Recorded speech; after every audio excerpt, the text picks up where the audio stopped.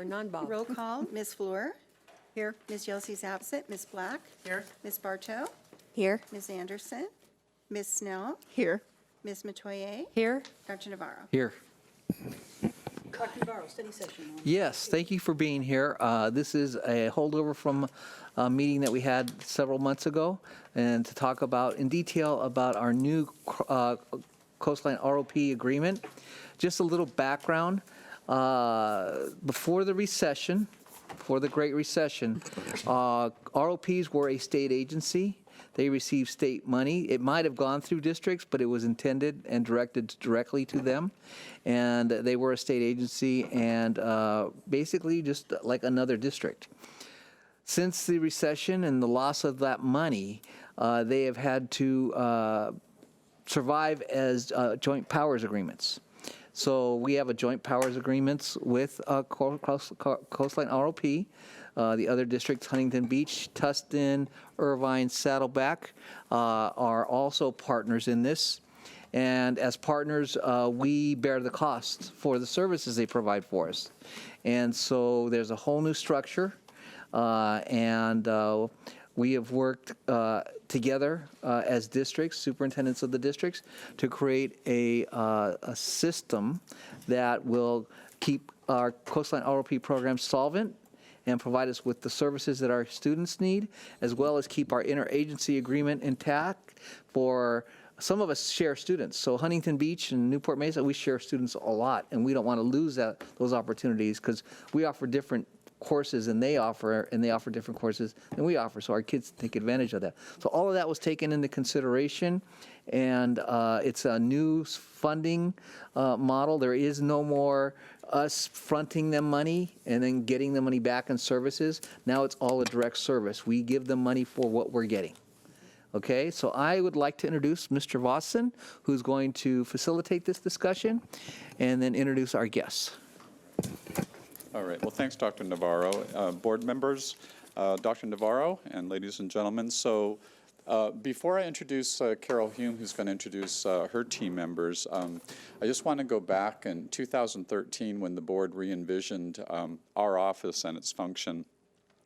And when we were looking forward to the types of partnerships that we wanted to forge and going ahead with some of the grants that we were going to apply to, in those partnerships, you're looking for advancing a lot of really important initiatives. And I'm just going to read off some of those initiatives of which CROP has really partnered with our district on. Industry certifications, internships, articulation with community colleges, concurrent and dual enrollment, course revisions, UC A to G approval, industry advisories, as well as grant applications. And just to read off of a few of them that some of you are familiar with over the years: Perkins, California Pathways Trust Grant, CTE Incentive Grant, and most recently, K-12 Strong Workforce. Those initiatives that I just read off are the initiatives that everybody's charged with. I mean, they're part of the NMUSD board vision, but they're also part of it's more of a macro picture, both with our consortiums in the county, as well as with the state. These are all initiatives that we're trying to achieve with our partnerships. So again, I just want to stress how important those partnerships are. Our partnership with Coastline ROP is integral to accomplishing these things, and as well as the partnership with our consortium members, of which are pretty much every district in the county who are working with us together on these initiatives as well. So with that, this presentation is going to be done by Coastline ROP regarding the new JPA. So without further ado, I'm going to call up Carol Hume. Carol. So it's going to magically appear there?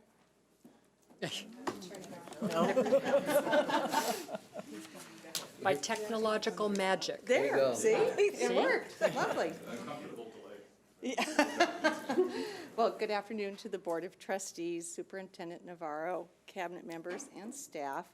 As you know, my name is Carol Hume, and I have the pleasure of serving as the superintendent for Coastline ROP. And joining me today are my directors of Ed Services, J.S. Koch, and my Director of Business Services, Cesar Morfin.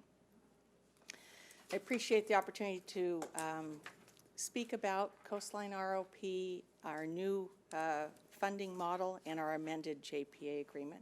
I'm going to take another step back in time.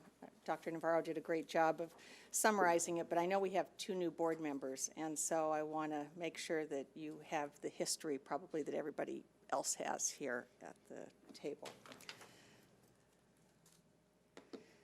So regional is a really key component to our program. And when ROPs were first established 50 years ago, it was determined that there are a lot of programs that have a high cost associated with them.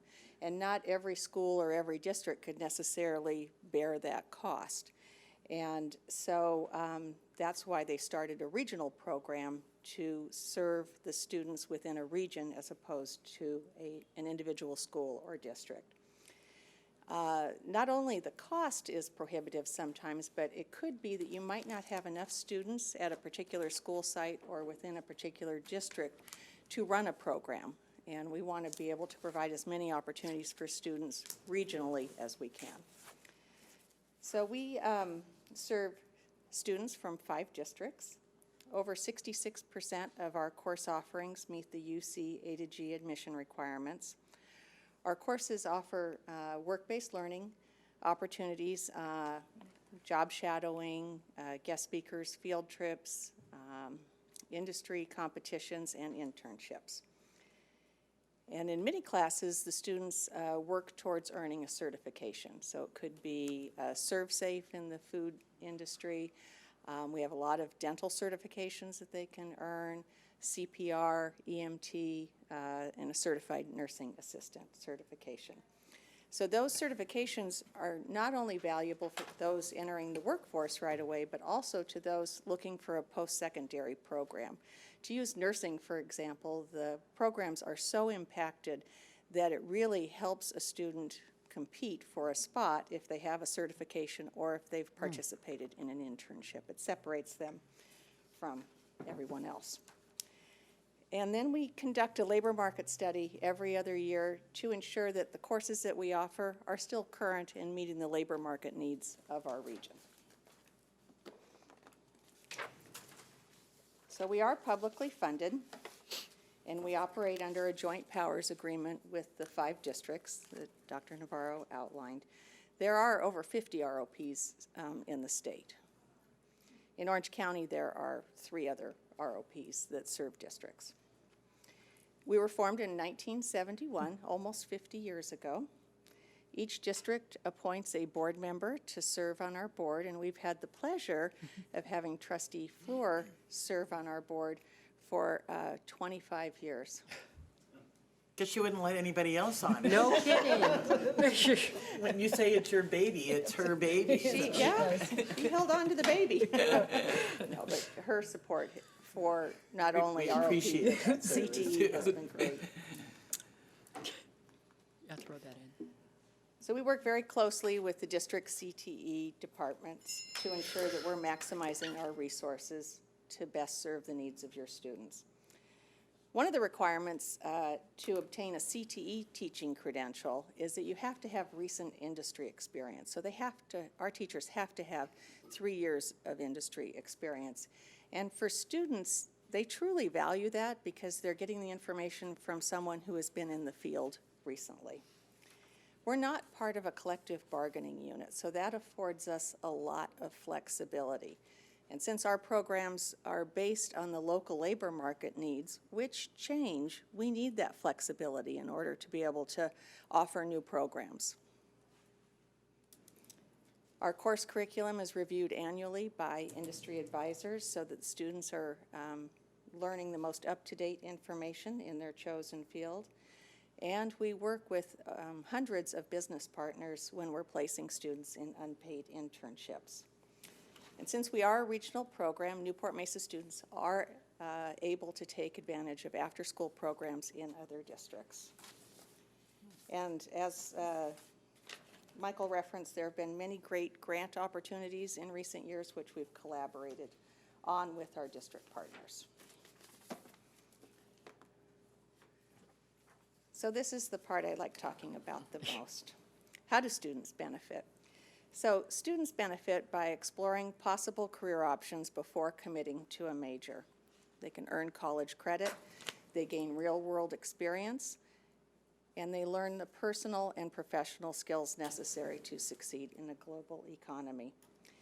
And there's so many challenges facing our students today, and there's an expectation that they decide what they want to do at an earlier and earlier age each year. And some of them do, but the vast majority of them don't know what they want to be when they grow up. So the state looks at success in CTE as if you complete a pathway. I personally believe, and I know your district believes too, that there's success in exploring as well, because you might find something that you don't want to be, and it's better to discover that before you spend a lot of money and time in your post-secondary education.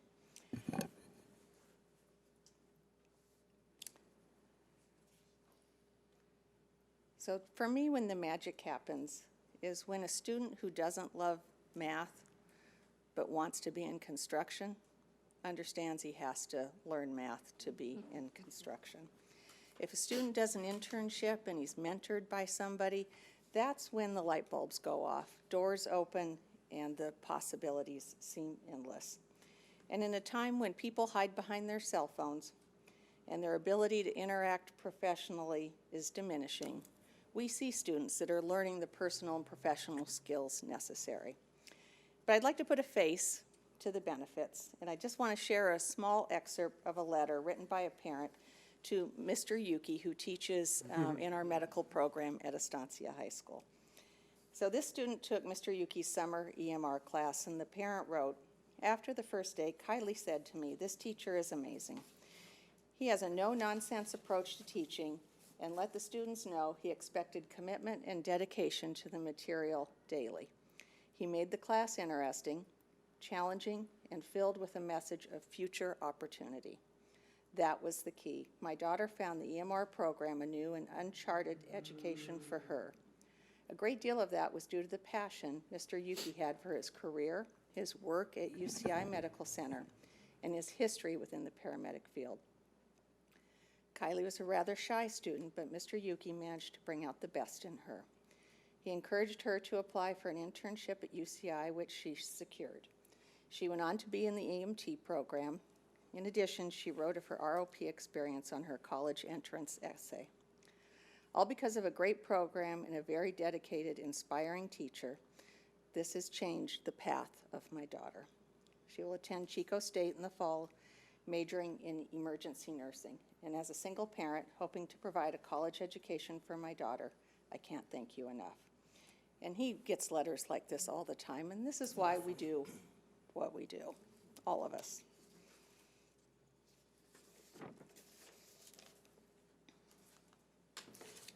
I want to spend a couple of minutes talking about our after-school program, and they're vital for a number of reasons. Students have a difficult time fitting everything they want to do in the Bell schedule. So they have to look for other options. Well, we have approximately 50 classes that we offer after school regionally to all students in the 5 districts. And about 40% of those offer an internship. I referenced earlier that some of the classes are very expensive to operate due to the equipment necessary in a given industry. Our dental program is an example of that.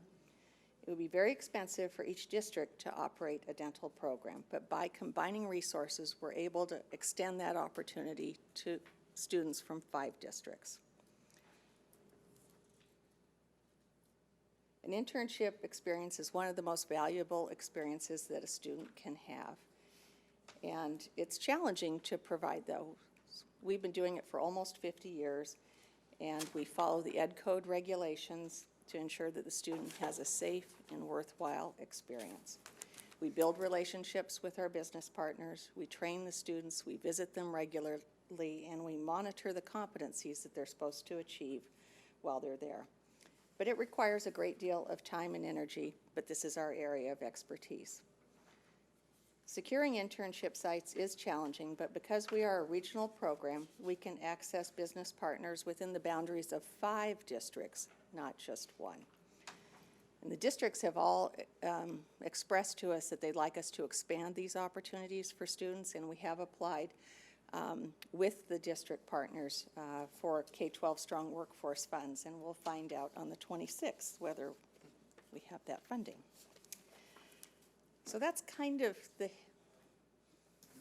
story of ROP, if you will, in a nutshell. But let's shift gears now and look at the new funding model and the amended joint powers agreement.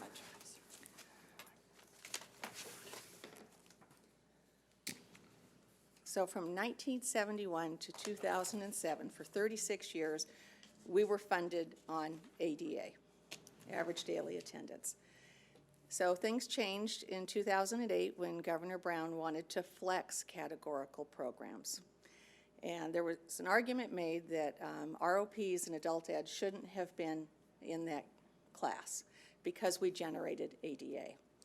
But nevertheless, we were still left in that tier, and the funding was flexed for all categorical programs. We were very fortunate due to the relationships with our district partners that they continued to pass through the funding to the ROPs for those 5 years.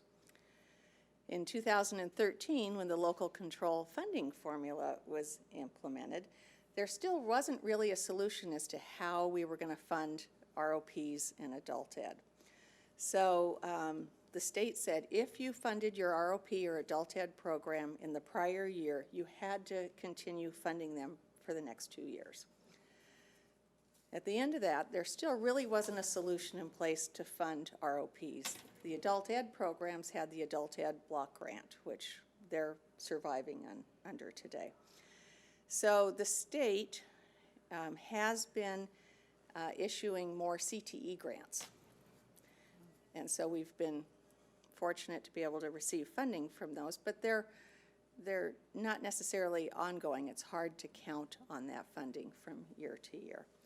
So in 2015, the prior superintendent for the ROP worked with the district SUPs and came up with an amended joint powers agreement, which stated each district would still pass through that same amount, which essentially was the same amount that we received in 2008.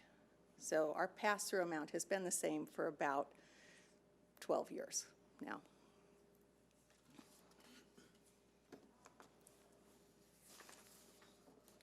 So while the prior funding model worked really well, prior to the local control funding formula, it no longer was serving the needs of the districts or the ROPs.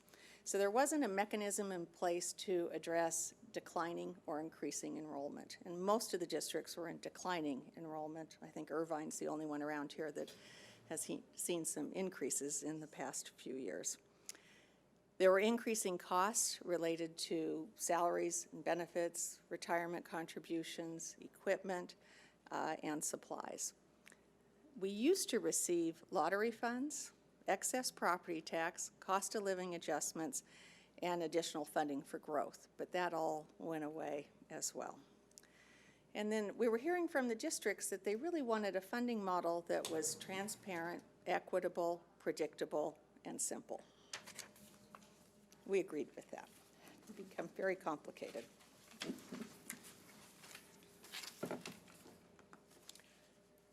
So in the past year and a half, we've been working with our Coastline ROP board members and our district partners to address the challenges with the old model. There are 4 bullets on the slide. They really don't do justice to the amount of time that was invested in this process.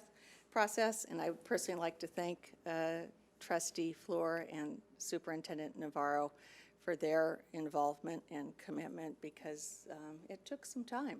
Wasn't necessarily easy.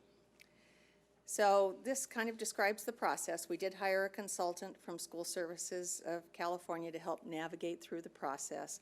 We met with district superintendents, CBOs, assistant SUPs of Ed Services, directors of Ed Services, and our board members. We identified areas of strength and growth for us, and we talked about possible funding models. Then we met with district superintendents on 5 different occasions to try to come up with a new agreement. So it became apparent we weren't going to have a new agreement in place for the year that we're currently in, 1920. So you may remember you passed something called a bridge agreement. So the bridge agreement had two main components. The first one had to do with our career specialists. And it basically stated that if a career specialist, in the year that we're currently in, opted to retire or resign, it was going to be up to each district if they wanted us to fill that position or not. So it gave them a little more flexibility. The other key portion of the bridge agreement had to do with contracted teachers, and this is where it gets kind of confusing. So we have two different types of teachers in the ROP. One are direct teachers for us. They're employed by the ROP. The other category we call contracted teachers, and those are actually teachers employed by you who teach maybe 1, maybe 5 ROP sections. So the districts were concerned that they were not only paying overhead on those contracted teachers within your district, but also paying our overhead on top of that. So the bridge agreement stated that we would not charge our overhead expenses on the contracted teachers for this year. Those were the two main points with the bridge agreement. So then we were able to come up with an amended joint powers agreement, which will go into effect July 1. And that was approved by the Coastline ROP Board of Trustees last October, and then by the other 5 district boards in November.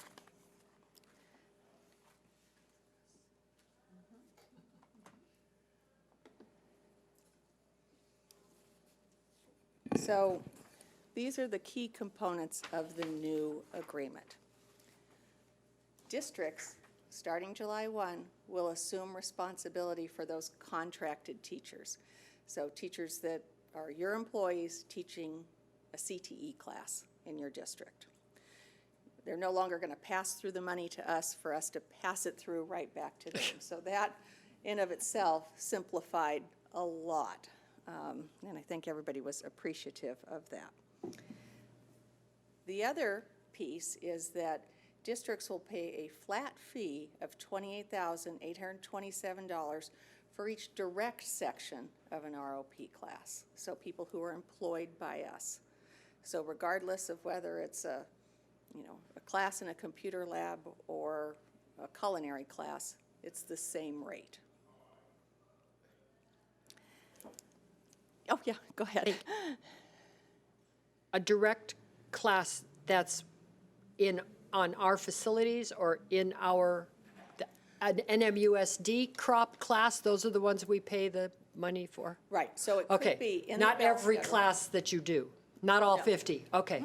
Well, so you're paying for anyone that teaches in your bell schedule, that's an Right, ROP direct right. employee. And then for any after-school classes that are held within your district boundaries. Okay, Okay, is everybody, is that clear? I got that one. That was, What is the 28,000 and what is that? Does that cover? That covers the Part salary of and the salary? benefits, supplies for each class, and then our overhead for our facility. And it's the same if there's one section with 10 classes and one section with 1 class? No, it's a section is a class. Yeah, Well, a section is a course, right? But if they're No. saying there's multiple, so each course, a year-long course is, so let's just say 180 hours for the full year. That one course, one section, we kind of use those, I think, interchangeably, is $28,827. But if she's, but, let's be real clear, if it's a culinary class and there are 2 sections offered, in other words, 2. One on Monday, one on period Tuesday, and yeah. period 2. Right. That's 28,000 per section. yeah. So it's, would be 56, it's per section of a course.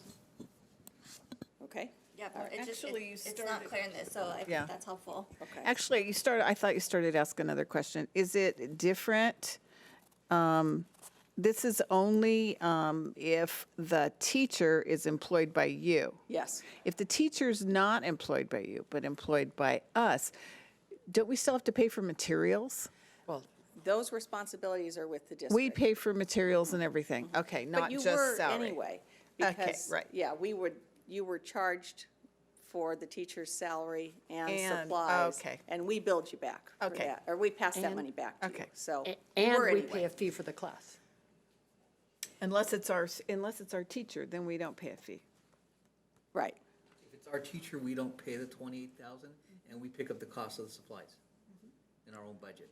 If it's our teacher, it's our teacher. Yes, if it's our teacher, it's our teacher. Got it. And the class is ours. The class Yes. is ours, yes. That's the most confusing part, and that's what, one of the issues was, is that it was confusing. So now it's going to be much cleaner. Especially after and the first year clearer. when we go, ah, yeah. But what if somebody from another district, or is, like somebody from Huntington Beach wants to take the class? Do our class? It's just, we're just figuring everybody's going to go to different, we're not going to worry about the one or two students. Right, so Yeah. we've been looking at all the after-school classes because they have Mm-hmm. the ability to go anywhere within the 5 districts. And we're working collaboratively with each district to make sure that we're offering the right classes at the right location. So we've decided that a lot of Newport Mesa students will go to an after-school class in Huntington and vice versa. So we want to be more cognitive of making sure that we're putting those classes in an area that is accessible by both. Got it. So we got to clear this up. Microphone, I Dr. can Navarro? explain. Usually in the Bell, oh, I'm sorry. Usually in the Bell classes are our students. Right. So, Yeah. and so typically it's defaulted to those $28,000 ones are the after-school classes. Right. So then if Huntington Beach is coming to Presidio for the animal health internship, they have 21 students based on, and by the way, this is great, thank you.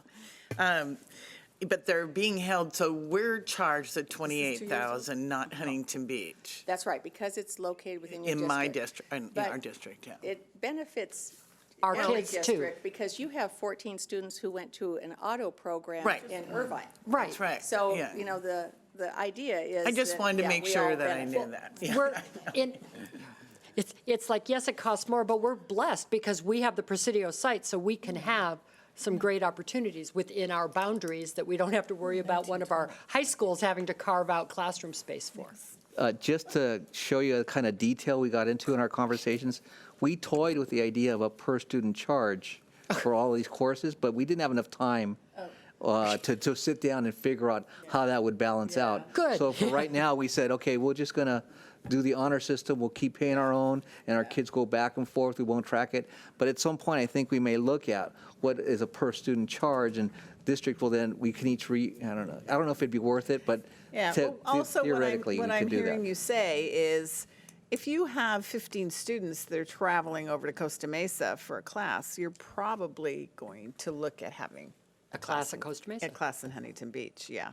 What did I say? Oh, no, you mean 15 Huntington Beach I'm students that sorry, come to yeah, Costa right, Mesa. yeah. I My played it over in my misunderstanding. head and it wasn't right. That's- Yeah, Or yeah. we'd move it to where it was more centrally located Yeah. between the Yeah. 2 districts, so.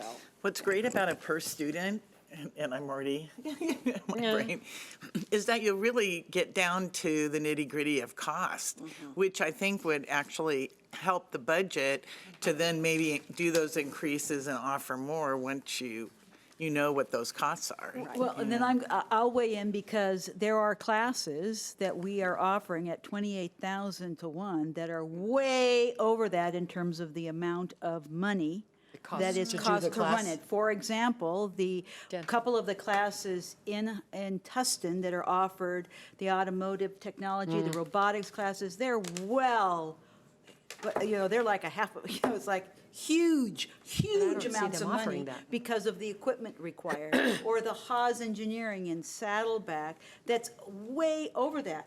And so the issue becomes, it's great to go to a per diem, but how do you assess, well, this class, a culinary class, for example, is, you know, it's materials and a teacher, Food. Do we include the cost of competitions? But in terms of equipment, stoves, Bunsen burners, microwaves, and then you compare that to Yuki's program at Estancia, where you're talking $120,000 just for some of the robotics and all of the babies. And Which is why we need ROP CPR. in the first place. Because with technology, the way it has Yeah. advanced, none of us as a normal high school district can afford to Can't do it. have everything that, Right. back in the day when we used to have, and because we hear Woodshop. that all the time, all the time. And I just smile and say, yeah, Gosh, it sounds like they were in the superintendent's meeting. can't do it. You get to do this 5 times too, huh? It's all right. But that's why we have been appreciative of the grant opportunities, and we do work collaboratively with all the districts to pool our resources, because that's the only way you can afford to buy these big ticket items anymore, so. So another key component of the amended joint powers agreement has to do with career specialists. So districts were looking for a little more flexibility with those positions. So if a district opts to reduce or eliminate those services, they have that ability going forward. They have to notice us, but they do have that ability. So What there do is they some- do? Why there are is they some different than, Counselor. this is in the counseling office, career are- specialists in the counseling. They these are work ours. for us, and so they're what we call career specialists. It would be, and I don't know what you have in your district. Do you have guidance techs? or No, No, something we like have that? counselors. We have counselors. We have Okay, so counselors. they don't have a PPS degree. They've been, they promote ROP classes, they do a lot of outreach, and in fact, they do a lot of different things on a campus based on the needs of that campus. Don't we So- have one at Estancia? We have them at all 4. We have it Yeah, all they're for at high all the schools. campuses, Okay, I yeah. know who you're talking So there's more That's about flexibility there. 46,000 She's one of our good ones. is what the cost, indirect cost based on the JUA that you were. They, their hourly rate isn't very high. It's benefits. Many of them work for benefits, to be honest. Right. No, we know. Is So- this something that's offered anywhere, speaking of woodshop and same class question we always get, is this offered anywhere at the junior high level In your district? in any district? Yeah, there have been movement down to the junior high level. However, our funding has been flat Right. for all these years. So if we were going to add classes at that level, it means we'd have to do it at, we'd have to sacrifice some classes Something, yeah. Totally. for juniors and seniors. So the funding hasn't lent itself to that. Years ago, ROPs were only allowed to serve juniors and seniors, but that changed. Yeah, And so yeah, we're- that was the essence of my So question. Your 'cause I age knew there limit used to be is limits. your age limit is to we don't birth have, to death, okay. we don't have one anymore. We're only limited by the funding. Right. Got it. Not by Yep. the age anymore, Well, which is great. as well as internships and work experience, because those are limited to kids that are 16 and over. 16, 16 right. and over. Yeah. But traditionally, it was really established as providing, Right. was for Yeah. juniors and seniors. Yeah, and I don't foresee us lowering that internship age because some of them are barely ready at 16, so, yeah. Okay, so more flexibility with the career specialists. And then beginning in the 21-22 school year, if a district receives a cost of living adjustment, they'll pass it on to us. Because that's the only way we're going to be able to grow and to give our folks increases if necessary.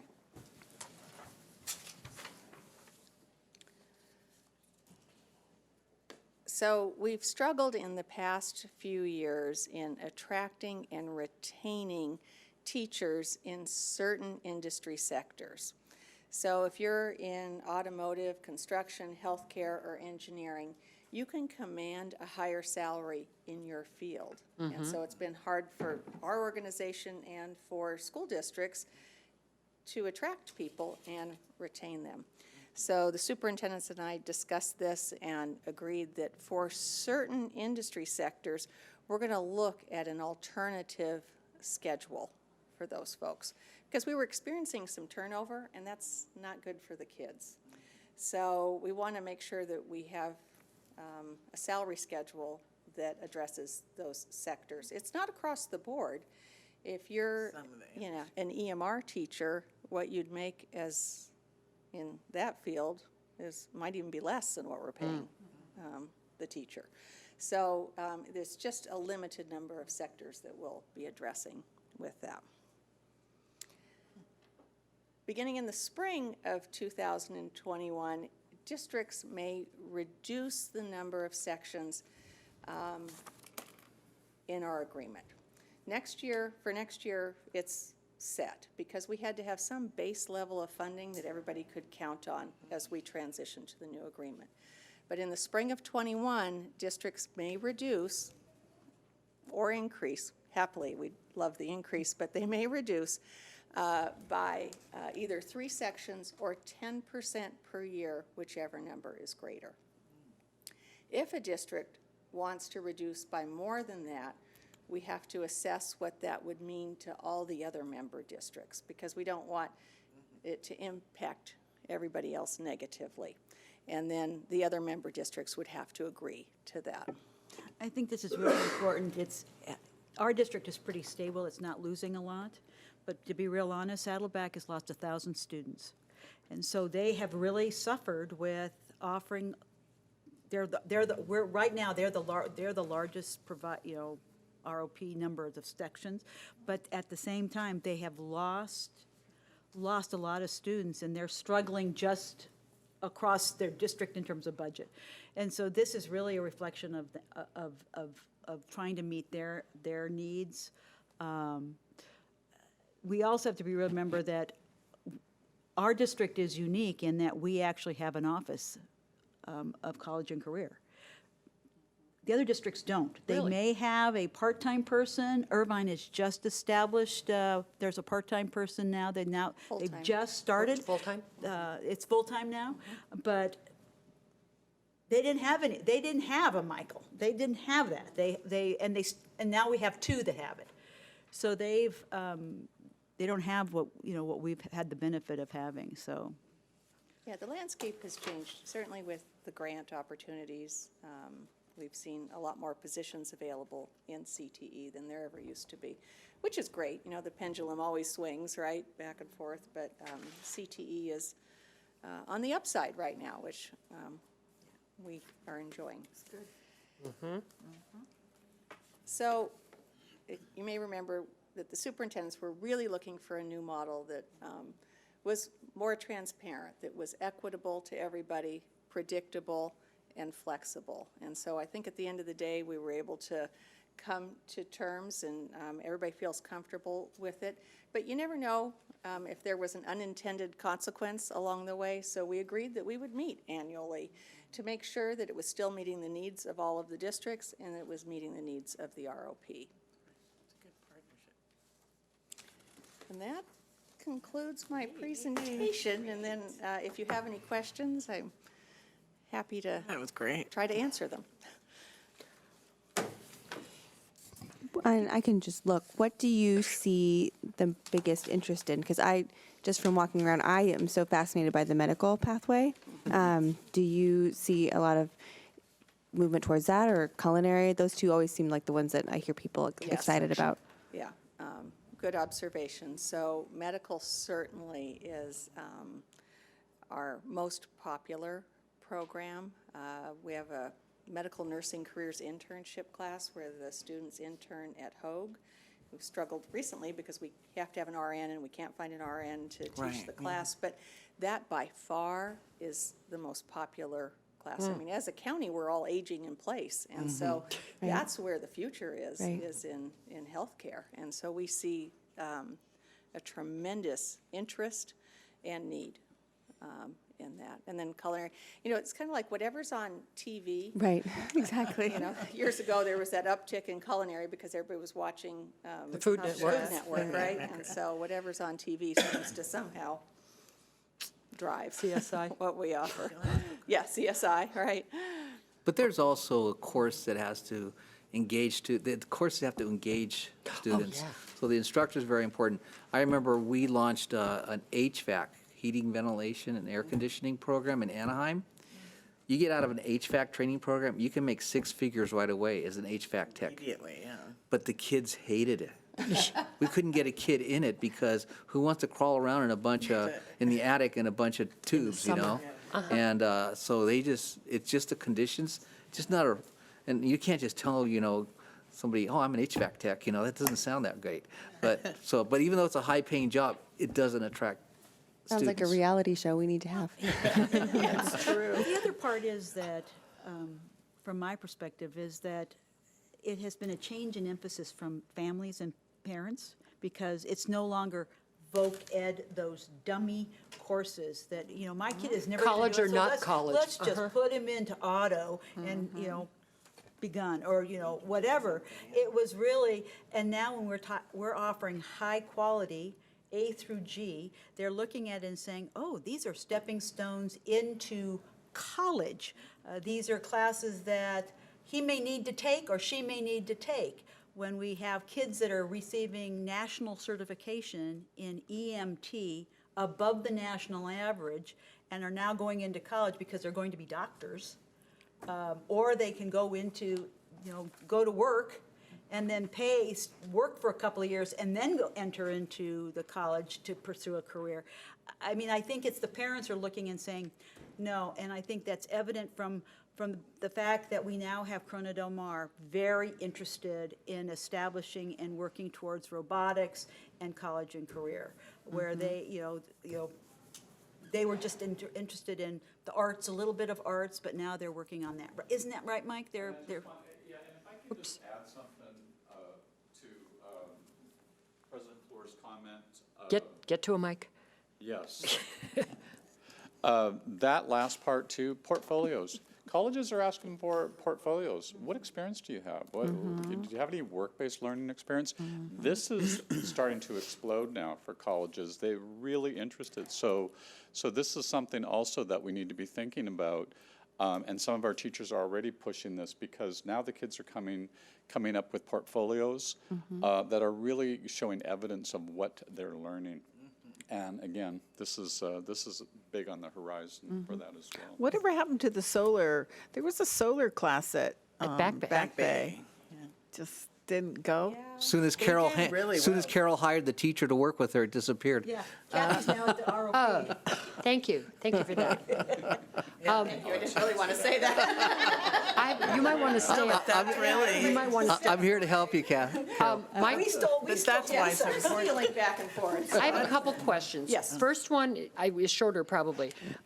I thought our culinary arts class at Newport Harbor was an ROP class. Is it no longer? Because it isn't listed on this. It's a mix. It's a mix. We have It's a mix. foods. One is an NMUSD class. The other classes are ROP. So to Dr. Navarro's point, we've got a bit of both. It just doesn't show up on the We have list. 3 teachers there. It just doesn't show up We on that. don't, No. Those are after bell. those are after bell. Oh, reading is such a yeah. good thing. Thank you. I saw that right there. I'm sorry. The other question is, do our counselors show to our students this whole list? Do they have the entire, our counselors in our classes, if we have our career techs, do they? That's what your career specialist is supposed to do, work with the counselors, and then they get the kids to recruit them for ROP. Not our counselors. They might say, oh, I've got this kid who's interested, they'll send them over to the career specialist. And it should be, and with. And then they show all of them. And we have a new counseling coordinator that we hired on, Lisa Snowden, with our Right. Office for K-12 Strong Workforce. That you mentioned right there That's- will be on her radar. Okay. In terms of working with the career specialists as well as the counselors at each of the site. And she's already started to do some amazing stuff. Thank you. So. Excellent. Those were mine. So I have a question about, I don't see computer science. Would that be in our regular bill? So do we have that? I mean, I know we have, the, You don't teach kids how to Computer. use them, they teach us. what is it? Programming, but do we actually have, because I've heard lots of parents asking and when I went to the, our different workforce people, they were saying that was huge in other districts, huge. Yeah, so is that And something? that's part, at Harbor, that's part of our systems and software development pathway. Oh, okay. Introduction to computers, computer programming, AP Comp Sci principles, so that's all part of that pathway. We don't, Prepare yourself, because it's probably going to go, they're going to want it in every high school. that would be one, like Bayside, yeah. DVMA Yeah. across 4 sites, that would probably and That's the other, engineering yeah. now at 4 of the sites, so, or 3 of And the sites. remember, rather. two Yeah. of the sites will remain nameless, who didn't want anything to do with it, and then they're up there barking and competing, and it's wonderful now. And that's, if I may too, because that starts also, that we've talked before, but Right. at the intermediate level, when intermediate school yeah. students are already embarking on some of those courses, Right. they come into 9th grade with some expectations to They do, continue yeah. that, and it's a. That's a really good point, because that's kind of what parents are asking about the computer science, but because they're mostly, I think their students are looking at gaming, or Well, and doing. plus, so many of them are programming in 6th grade during robotics. I know, So they come yeah. into 7th, 8th, 9th grade. I mean, sometimes I have my daughter code stuff for me because she's so good at it. I can just be like, I don't have time. The simple stuff I can know. send her way. And it's like, That's so frustrating when Kids your don't have to learn grandkids- computers, kids have to teach computers. I mean, Yeah. they know how to No, but I don't navigate. think, we're not going to stop it, yeah. I mean, it's not It's gonna something, be, it's sort of like if you've always had it, you're going to expect That's right. it at the high school level. That's right. But it's at every school. It's at every school in some format. It's all the way down to elementary. So there's a huge demand for folks in cybersecurity. Right. We've been to some meetings where schools have launched these programs, and the kids don't like the beginning part of it because they have to learn to program, and they don't like it. They all want to be, they all want to be, cybersecurity sleuths, but they don't necessarily want to do the 2 years that they have to do to get to that level. That's So- how it always Welcome to the real starts, world. Yeah. and incrementally, but it's very, I would think it's very costly too, because it's always, moving parts and. Always changing. Yeah. Yeah, but if I can add too to what Carol said earlier, they're also exploring, and that's not a bad thing. That's right. They have to find out the reality check with some of what they thought they might want to do and realize, that may be not for me. That's a good thing as well, so all of this adds up to a good thing. I know that we apply for CTE grants continually. Does CROP also apply on your own? We, most of those grants require Collaboration. ADA, Okay, and we no longer report ADA. So what we do is we apply on behalf of our 5 districts. They each allocate 10% of their ADA so that we can apply, and then we in turn use that funding back in those districts. Perfect. So, yeah, we're trying to maximize those resources. It's not that we don't have students. I mean, we have about 6,000 students, if you really count students, and ADA with the number. In crop. In Right. the number of students that are in classes. It's about 6,000, which is pretty fairly, but it's computed so weirdly because it's different hours, 500 and some odd hours. Right, yeah. Constitutes an ADA. But we're not even allowed to report it Yeah, anymore. can't so- report it. Right. So now how does, I've always wondered this, how does North Orange County, how are they funded? So when all of the funding changed, it's a little different wherever you go. And Right. so when we were looking at adopting a new funding model, we did some research. And some are funded in the way our new funding model is, on a per section. Some were based on student enrollment. And so those are probably the 2 primary Primaries, okay. models that are out there. That's great. But again, historically, Anaheim, Garden, let's see, Anaheim. Fullerton. Fullerton, Los Alamitos, is that? Yeah, Brea, Those are all the North Orange County. In way years past, majority of their ADA was generated by adults. right. And so, I mean, our model has always been kid-driven, very few adults. And their model was mostly adult-driven. So it was a different funding. And then when the new rules came down in 2007, then they had to That's right. switch. But they're a completely different because they're really dealing with mostly high school districts. There's couple of them are unified. but Fullerton is a high Union. school district. Anaheim. Anaheim's a high school district, Garden Grove, and then we actually have 4 because we have, the county runs a program, an ROP, that's Santa Ana, Garden Grove Garden and Grove, Orange. and Orange. Yeah. Oh, And then Just a bit Capistrano, populous. yeah, and Capistrano is own. 2 districts, and it's Laguna Beach and the Behemoth, Capo, Capo. and then ours is the 5. And they're all of them are funded completely different, and we're trying to get to a simpler model. We are, and I think And we I just have. have to make a comment, is that when we started this, we were hoping that, it would be, we'd have all this information. It became a discussion about us because we're presented, we're looking at this, we're saying, well, wait a minute, I'm hearing from my district that I can't get, we can't get enough classes, or, all of us were having conversations about what's going on. I'm having a conversation with Russell, and Russell's saying, well, we're paying way more than anybody else, and I'm going, well, how is that possible? And there were a lot of, to be real honest, in the 50 years that the ROP has been in existence and the Joint Powers Agreement, we have had a total of 4 superintendents, 4. And that's it. Carol is our second longest serving superintendent. Our first was Paul Snyder.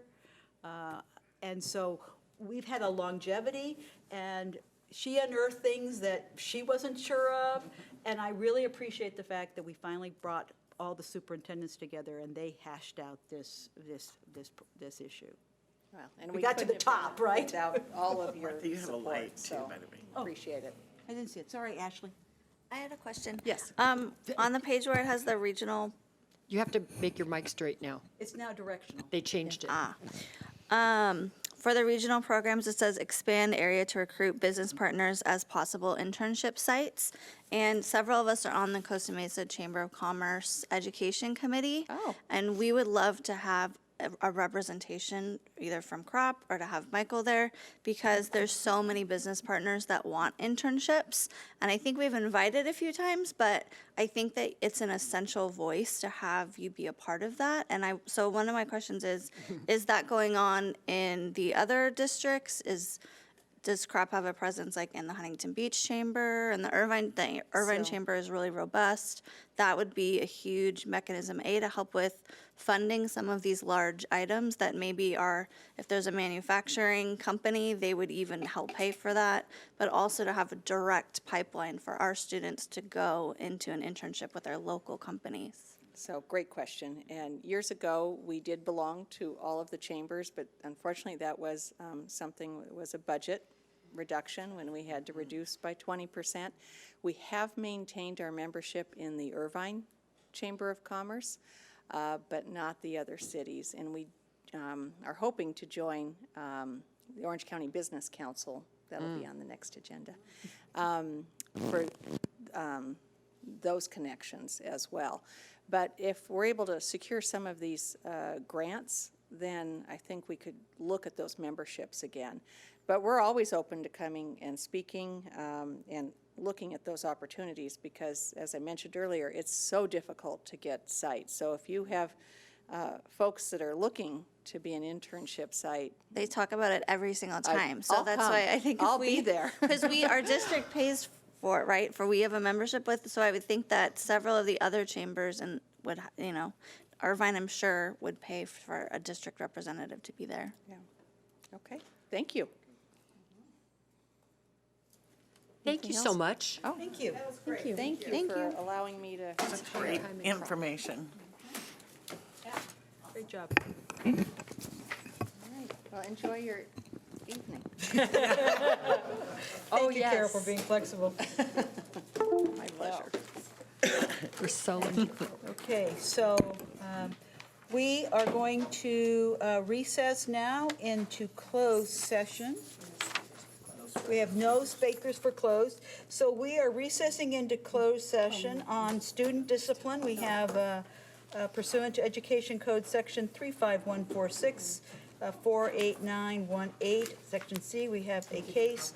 We are meeting with legal counsel, anticipated litigation, significant exposure to pursuant to 54956.9D2 regarding Resolution 071019, finding the Ensign Intermediate Security, school security / fencing project exempt from the California Environmental Quality and approving the filing and recordation of a notice of exemption. Item 4C is public employee discipline, dismissal, release, employment, number 202001HR, and public employee discipline, dismissal, release, employment pursuant, section, what is it, 54957 and Education Code 44954B. Those are the items that we'll be discussing in closed session. And there will be a report out, correct? Yes. Okay. So let's recess into closed session, please. Good evening. I'm gonna forget. Before we begin, I would like to read a statement. As many of you know, our school community has been deeply impacted by the tragic death which occurred on January 26th. In particular, Ensign Middle I School, don't think your mic's working. where 13-year-old Alyssa Atabelli was a student, and Harbor View Elementary, where Peyton Chester was a former student from kindergarten through 5th grade. I want to commend our students, our schools, and our district staff for the incredible crisis response to support students and staff through this difficult time. I'm sorry. Hold on, he's going to do it, Martha. It is, it's supposed to be. I am proud of the supports that our district has in place and the leaders in our schools that prioritize student and staff social and emotional needs, especially during these difficult times. Healing from such a horrific incident like this will take time, and we want to assure our communities that we are here for our students and their families. If you find that you are having issues continuing to deal with this for your student or your family, please reach out to the school staff and or student services for assistance. I would also like to especially thank Ensign Principal Dr. Michael Shaka for navigating a difficult situation with compassion and sensitivity. I know that Ensign has done a variety of things to help support students and staff, and while also recognizing a beautiful, intelligent, talented young student that was taken from us too soon. I know that our staff will share with you tonight a little more about our crisis response and specific actions taken by our school sites in response to this tragedy. For now, I ask you to join me in a 19-second moment of silence. Alyssa's jersey was number 5, and Peyton Chester's jersey was number 14. And please keep the families in your thoughts and prayers.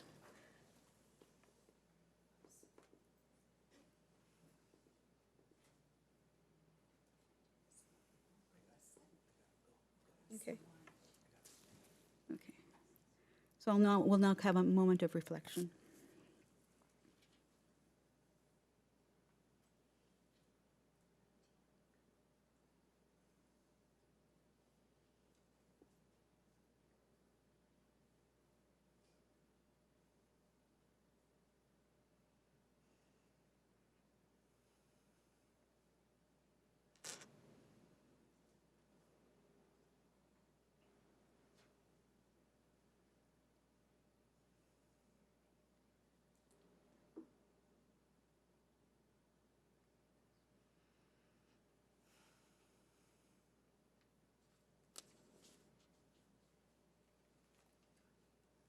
Thank you. And I would like to call Mike Shaka. Mike, I know that you're here, right? Mike, if you would like to come up and say a few words, please. And Dr. D'Agostino, if you have a few to talk about in terms of the district, that'd be great too. President Flour, Dr. Navarro, members of the board, cabinet, guests, and in particular, members of our Ensign family who are here today. The last few weeks have been very difficult for our Ensign community. And just to take you back, a little over 2 weeks ago, Sunday morning, I started to get phone calls related to the helicopter crash. Information was all over the map at that point in time. We were hearing one rumor and another, and it was very difficult to ascertain exactly what information was true and what was not. As the afternoon continued, I was in communication with Dr. Navarro, Executive Cabinet, and our members of our Leadership Crisis Response Team. As information began to solidify, we did realize at that point in time that one of our own ensign family members, Alyssa, was on the helicopter and had passed away along with her family and other members of our community. Monday morning was a very, very difficult time. We had spent the rest of Sunday contacting teachers of Alyssa to make sure that they were aware of what happened and that we had a planned response moving into Monday morning. Monday morning, our team met, set some bullet point talking points that each teacher was going to share with the students at the same time. We felt that a PA announcement was not the right way to go. We wanted them to hear from a trusted adult at the same point in time.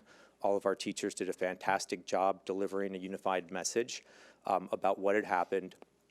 Myself and Angela Castellanos were in each classroom throughout the day of Alyssa. Each teacher handled that situation a little bit differently, which was extremely powerful, absolutely professional, and I couldn't have asked for a better response. Everything from leaving messages to Alyssa's desk, to talking as a group and really processing this information together. I think if there's one word that we tried to use as a staff and a community, it was together. We hurt together and we cried together. We remembered together, and we've spent this time starting to heal together. It's going to be a long, long process. We are not out of the woods by any means, but we have really moved through this journey together. We had an organized wraparound district crisis response team. We saw almost 200 students the first day with our grief counselors and our response team to talk through students who had a variety of emotions, and we really made it a point to normalize every emotion students were feeling. Middle school students responded in a variety of ways. Some were very outwardly sad, some were very inward and quiet, others were angry, some dealt with it with humor, and all of those were okay, but we spent a lot of time really talking to our students about all of the different things they were feeling were okay.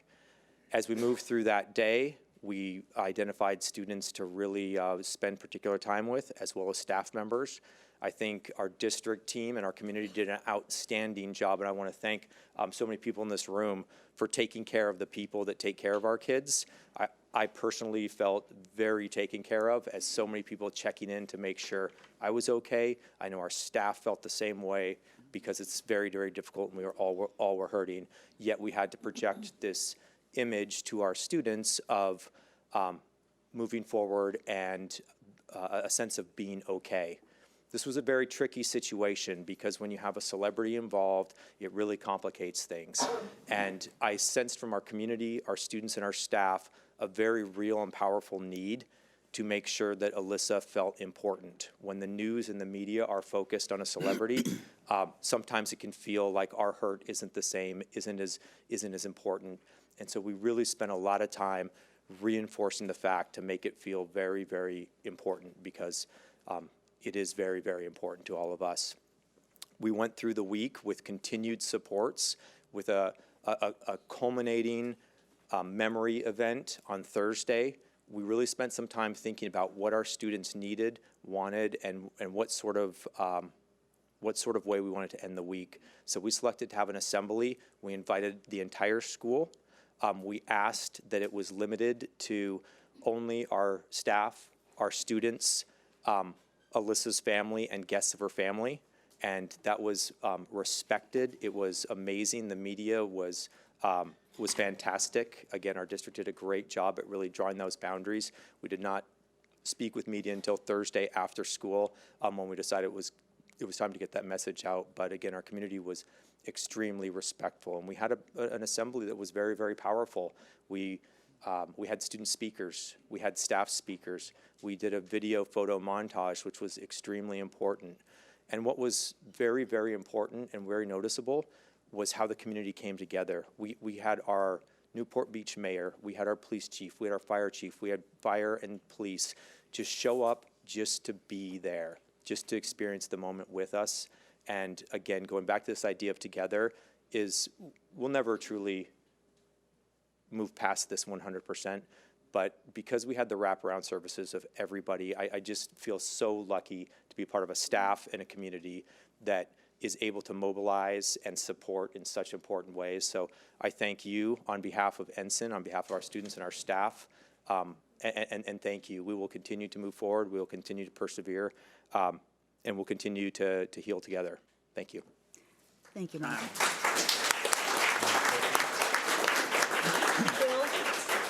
Bill, would you like to come up? Thank you. Dr. Navarro, Mrs. Fleur, members of the board, cabinet, and audience members, I'd be happy to go through a brief chronology, the behind-the-scenes situation that we dealt with operationally, just to give you some insights into how we've been handling these kinds of things. Unfortunately, we've gotten pretty efficient at managing crisis, in part thanks to your leadership and vision in creating a crisis response architecture. The helicopter crashed at about 10 a.m., just before 10 a.m. Within about 30 minutes, I was receiving texts, including texts from Mike and from Sean over at Newport Harbor. I was getting texts from friends of mine on the port streets in the community. You know, we're a very closely knit and well-connected community of educators and neighbors. And so the information was flowing very fast. We eventually realized about an hour into it that about 5 schools were impacted, 2 directly with the passing of Alyssa, and then 3 others tangentially, either because of employees that work there who knew them or what have you. For example, Alyssa's older brother's fiance is a psychologist in the district. So we immediately began to triage how we were going to respond. We mobilized 3 crisis response teams within the first 60 minutes, so we had people prepared. We ended up only needing to use a full team at Ensign. As Mike said, 200 people, individual students, were seen in the first day. Over 400 students were seen across 2 days. Angela Castellanos led that crisis response team. We had 16 overall crisis responders, including crisis response therapy dogs, that were brought in on the assembly day, and I think even the day before. There was a coordination of efforts that we have prepared for systemically that allowed us to get through this and mobilize. There's been a series of professional development trainings for our crisis responders. We have over 65 people trained in crisis response that helped us get through this. And we've built a refresher training system for our principals and for other individuals in our organization who are crisis response trained that has helped us get through this. So I was not directly involved. I was behind the scenes operationally, but I was able to observe the leadership and the courage of these people, and it was truly amazing. They are an amazing group of leaders, crisis responders, teachers, and I'm proud to be a part of this district and proud to be a part of this community. Thank you very much. Thank you. And again, because this is it's live, if you have any family member or, staff who are continuing, we're here to help you and help your families. Your kids are very important to us. I have Girl Scouts that are there that were impacted on this, and so I constantly am checking in on them and how are you doing? Because it will take time, and everybody responds to these types of tragedies, and it's unfortunate that we have 13 and 14-year-old children that have to experience death at such an early age. So again, thank you for all that you have done as a community. We are in this together, and we will continue to be together. So moving on to the agenda, I have a readout from closed session. In closed session, the Board of Education took action to approve the settlement agreement for number 202001HR The roll call vote was as follow: Ashley Anderson, yes; Michelle Bartow, yes; Dana Black, yes; Martha Fleur, yes; Charlene Matoya, yes; Vicky Snell, yes; Karen Yelsey was absent, so the total vote is 6 ayes and 1 absent.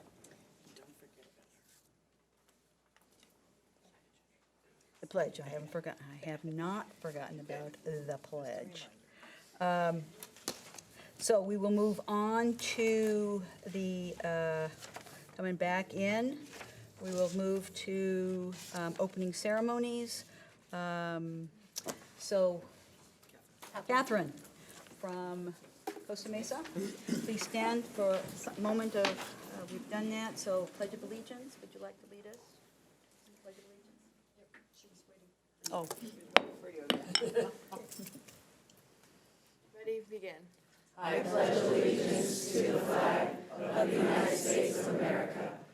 you.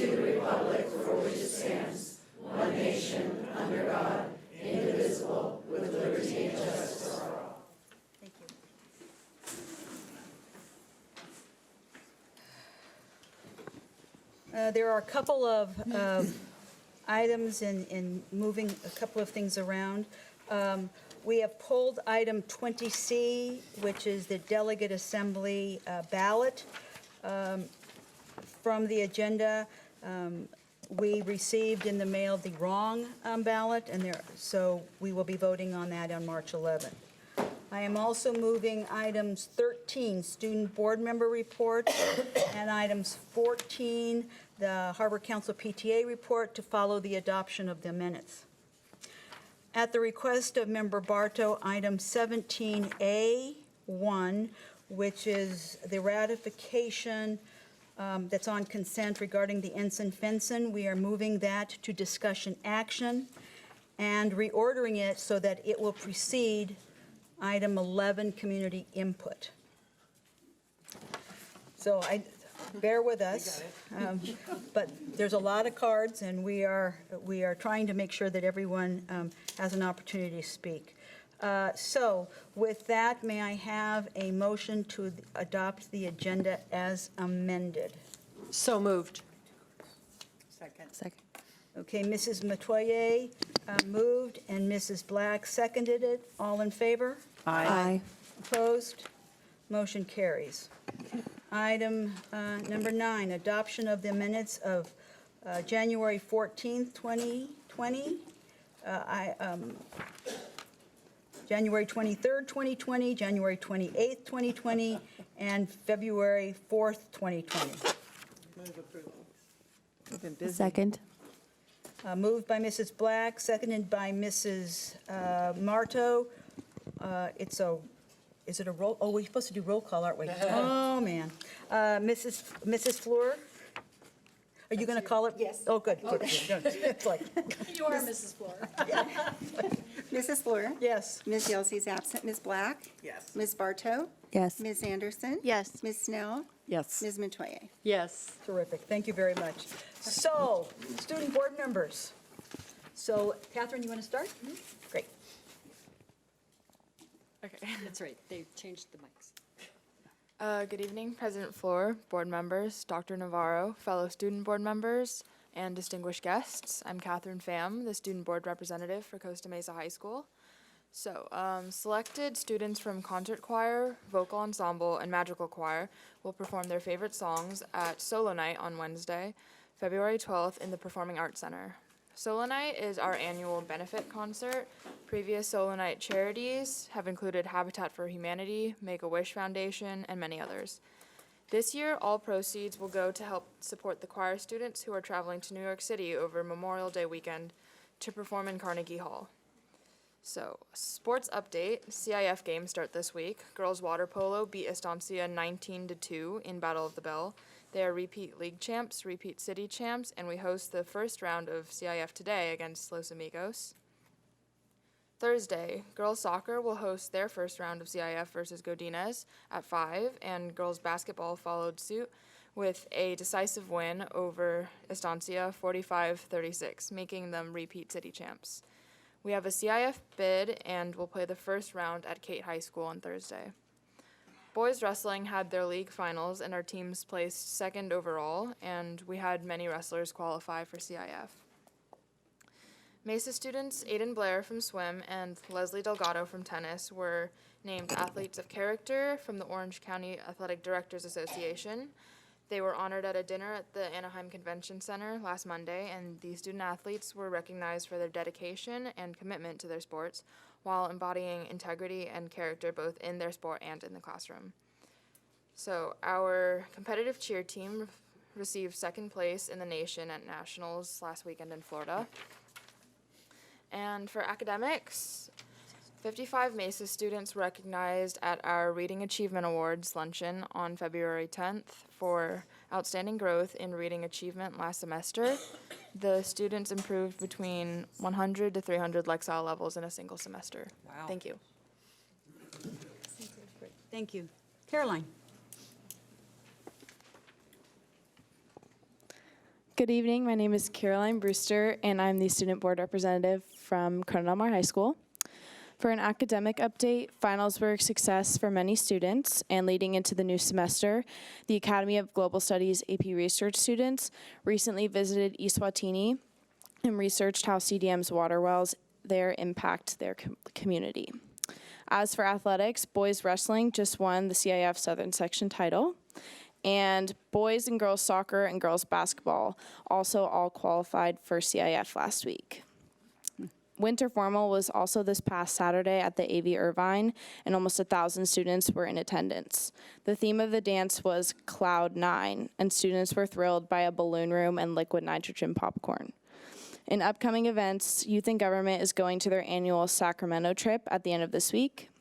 And in the spirit of Valentine's Day this Friday, ASB is selling grams and putting on break activities throughout the week. Also, on behalf of CDM students and CDM ASB, we want to thank the board for supporting the adoption of the collegiate calendar, as it will greatly relieve a significant amount of stress for both students and athletes. Thank you. Thank you, Caroline.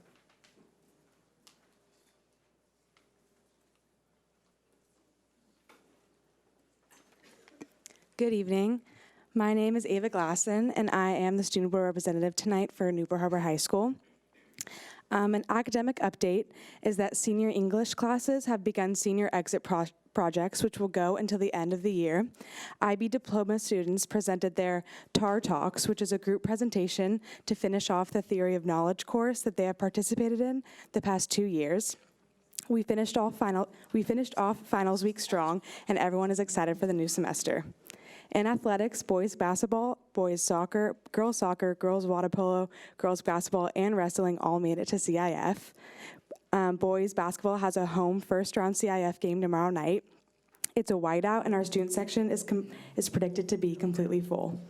In current events, drama just finished up a production of Peter and the Starcatcher, with shows playing the past 2 weekends. Winter Formal at Knott's Berry Farm was an amazing success and a great way to celebrate the end of finals. ASB is hosting Valentine's Day activities at the end of the week. We have Spread the Love posters all around campus and Valentine's grams being passed out on Friday. We also have a special dress-up day on Friday where students are encouraged to wear pink or red to show their Valentine's Day spirit. Some upcoming events include a group of students taking a trip to Japan over Ski Week to learn about Japanese culture in a hands-on environment, as well as vocal music classes taking a trip to New York City to perform in a Broadway musical. Thank you.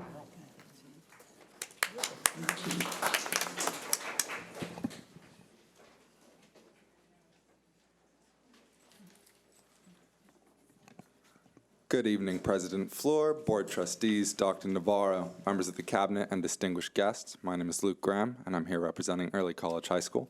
So let's jump right into it. All first semester grades have been tailed from our high school, college, and ROP courses taken by our students. We are proud to have achieved our highest rate of A's, B's, and C's earned by our students in the school's history, as this turned out to be over 95.3% of all grades earned. Winter Formal, held on February 1st at the Costa Mesa Country Club, was a huge success, as 118 students and guests attended our Northern Lights themed event. Keep in mind, that is over half our school. Last Friday, our 9th grade AVID students, along with our AVID 9 elective teachers, took part in the AVID Leadership Conference at Pomona College for the 2nd year straight. Also on that Friday, we welcomed veterans from the Living History program as they were presenters in our World History and U.S. History classes. Later this month, we have 2 opportunities occurring on campus for prospective ECHS applicants. On February 21st, we will be holding the first of 2 shadow days led by our ASB. The second day will occur in April. On February 27th, we'll be hosting our last ECHS information night for parents and students. This is our 3rd information session of the school year, and that occurs in our MPR from 6:30 to 7:30 p.m. The first 2 information nights thus far have been very well attended as applicants are being submitted. The early action deadline is March 13th, with the regular deadline being May 1st for the 2020-21 school year. That's hard to say. Lastly, we're excited that 5 of our seniors are being nominated for the 2020 Los Angeles Angels Scholarship Award, which will only be given to 20 graduating seniors from Orange and Long Beach counties this year. This is a 4-year full-ride scholarship awarded to students from Angeles Scholars Committee. Last year, we had 2 nominees, with one of them receiving the scholarship from the Angels Committee. Thank you. Thank you. Thank you. I don't think anybody, That's it. that's it. I don't think, Julie? Okay, good evening, President Fleur, board members, Dr. Navarro, cabinet, and guests. I'm very pleased to announce that Harbor Council has filled its slate of new officers for next year.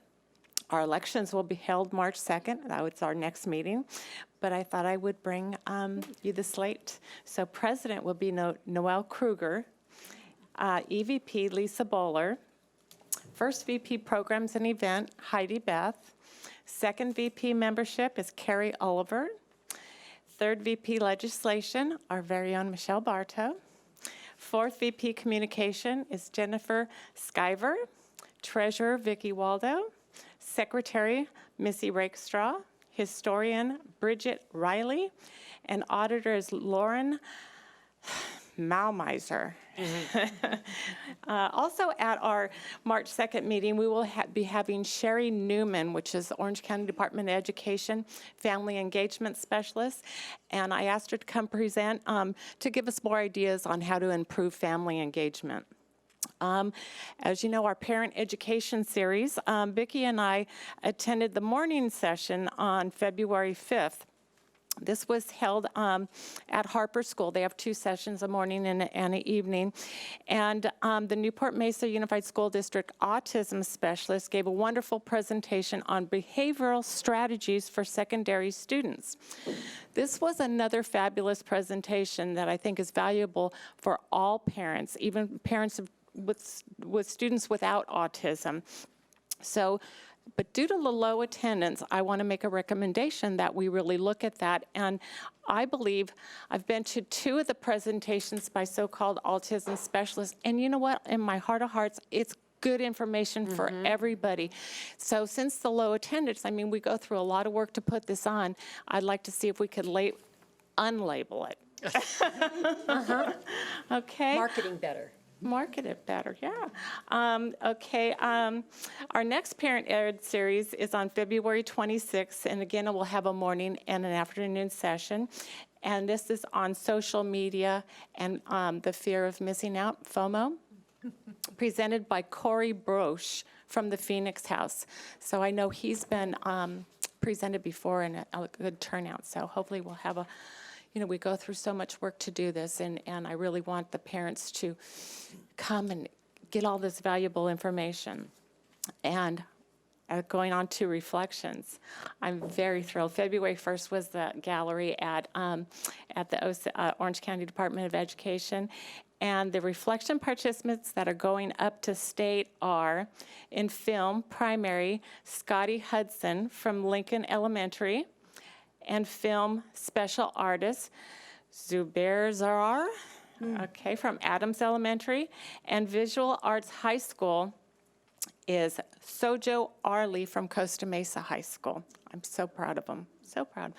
And lastly, I want to mention that our Harbor Council membership is on the rise. We have 6,664 members. So, and you know, Sac Safari is coming up, and we're going to have our own Michelle Bartow going, and 3 other people from Harbor Council. So it should be a very informative time. And I look And Vicki. And Vicki, yeah, going to. Yay! Moving with you. Not with me. I'm going to be in Italy. She's definitely rooming with you now. Okay, thank you. Thank you so much. I'll room with her in Italy. We're going to move on to item 17A1, and we have comment cards, so we will only be taking comments on 17A1 currently.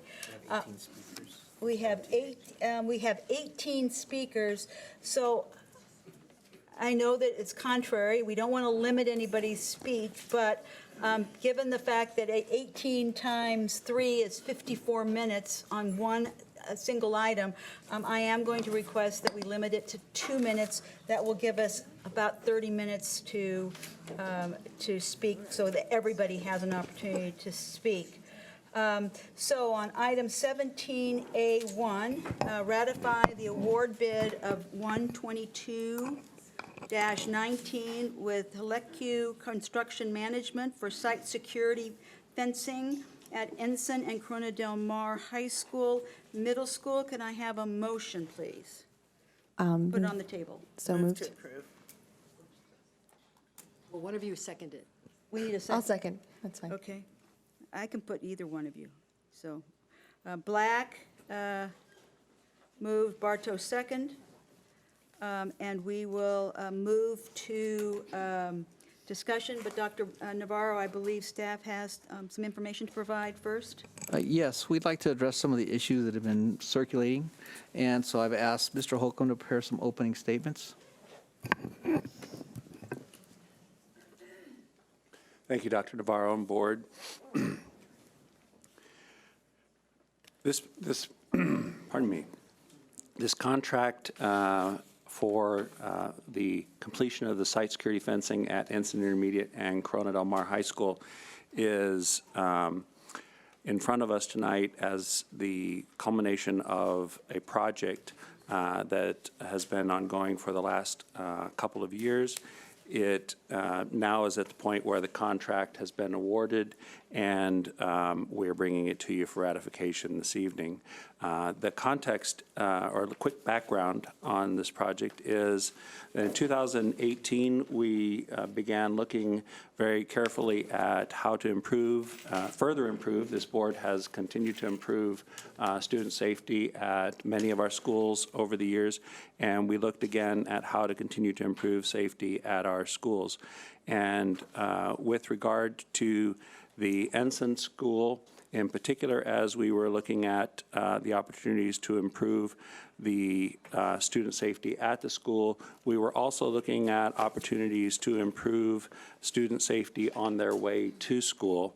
At that same time, the City of Newport Beach was completing a traffic study in the neighborhood, and we were looking at the same issues of how we, in the completion of this project, could enhance student safety by providing for an improved flow and better drop-off and safer opportunities for students as they approach school. One of the things that we were also looking at in this was the opportunity, because this is a large project with a significant appearance to the community, to be a good neighbor and to improve the appearance of our school, as well as to improve the neighborliness of the school with regard to things like parking, where we have had a small parking lot for this size school over the many years. So there were a number of things in laying out this new fencing program that were opportunities to make improvements. And so we began that. We looked at designs, and in late 2018, in December, we solidified a design for the school that included 2 new parking lots in addition to the existing parking lot, and the fencing project and landscaping improvements for the school. And we presented that. You gave us the go-ahead to continue into design, and we spent last year in the design of this project. Throughout that time, we continued to communicate with the City of Newport Beach's Traffic Engineering Department about their traffic studies and about the opportunities to improve the way to school. We also engaged, and I especially wish to thank Deputy Chief Jay Short for working with me to bring the right people to meetings to talk about how we could improve student safety. We had SROs, the deputy chief himself, and the traffic commander were involved in our meetings. As we completed the design at the end of last summer, we presented a public meeting at the school, and there were numerous meetings with staff and other folks as the design continued. After that public meeting, at your board meeting in October, we presented the request to proceed with the advertisement of this contract. And at that time, based on feedback from the community, you had asked that we add a pedestrian gate to the parking lot that is on Irvine Avenue. That was added and is part of the contract. We then went to bid, and all of this was with the goal of a very large project, completing it by the start of the next school year. And because of the size of the project, this is not a project that could just get done in the summertime. We knew all along that it would involve some work during the school year, and so we have been working on phasing plans with that, with Dr. Shaka, the principal of the school. And so as the contract came in, actually thankfully a little bit under the budget that we had set, which is a very good thing considering how the economy has been going and bids have been going lately. We were very pleased with that. The contract was awarded. The contractor is getting mobilized and ready to begin work. So in the next week, he's planning to put up his temporary fencing around the perimeter of the site. The existing parking lot area will not have temporary fence right now, but the best way to describe the construction sequence between now and August is that the work will really proceed in a clockwise direction from the corner of Coral and Irvine, which most folks know as the former bicycle lot. So that area from the area of Beacon up to Coral will be fenced in, and the initial work will begin there on that lot right now, which is something that we figured out with the principal could occur during the school session with the least amount of impact. Then the contractor will work, as I say, in a clockwise direction around, and then the major work of constructing the new drop-off lot on Cliff and the reconstruction of the existing lot and the entry will happen over the summertime. There will be some minor work that will be necessary in those locations as we prepare for it, but the major work will be happening in those areas this summer so that we can complete this a very important project by the next school year, and we're very excited about how it will both improve the look of the school and improve the security of our students as we go forward. Okay, so we'll move to receiving the public comments. So I'll call up we have 18, unless there's, nobody's turned any other cards. Okay. So Cindy Barnard, followed by Charles Colby and Keith Moore. Those are the first three. And if you'd please state your name and address for the record. Thank you. Cindy Barnard. I live on Tustin Avenue. I had 2 kids attend Ensign, and I'm going to be speaking. I think my husband was still on the roll call too, but he won't be speaking. No, I'm sure he's here, but. No, he had to leave. Oh, sorry. So Okay. you can take him off, but I'm also going to be referencing, he submitted a letter with some attachments. So I'm just going to highlight a couple of areas on that letter so that we can get that into record. Specifically, the concerns are around, on the last page, the visitor parking and how that is impacting the area for what the solution might be. And the points there are that, do we really need to dedicate that area to a visitor parking lot area when visitors are only there for a limited time? And the new teacher parking lot will be available for teachers, so we'll pull off some of that street parking. And more significantly, I think, is the impact to the area by taking out grass, mature trees, and then replacing it with asphalt. And that's really taking away some area for the kids to participate in during the school day. But even more significantly, we have concerns about moving that fencing right up against that breezeway and what that might do for school safety. And how will students, if there was an active shooter, they could be right up against that fence, and there's no way to escape there. So just want to highlight that, concerns around that. And then this is more from a personal interest, is the lockdown that, and I'm sure there's issues that are swirling around by comments that might not be true, but I do have concerns about, as a parent who raised their kids and had access to that field, that how can students access when school's not in session for the community. We don't have that many parks in the area because, oops, my time's up, sorry. Thank you. Thank you, Cindy. Cindy, if you want to make sure that the comments are turned in, we'll make sure that the board gets all of them. Yeah, we did. Thank you. Good evening, Madam President and members of the board. My name is Charles Klob. I'm a nearly 30-year resident of Newport Heights and president of the Newport Heights Improvement Association. The NHIA is the homeowners association for Newport Heights. Today I'm speaking on behalf of the association. Our membership area covers over 1,000 single-family homes and thousands of rental units. Today we ask you to delay awarding the contract for the Ensign Security Fence project. While there may have been outreach, it is clear from what residents are saying that it was not enough. The name of this project is misleading, as the drop-off and visitor parking component are the most concerning to residents.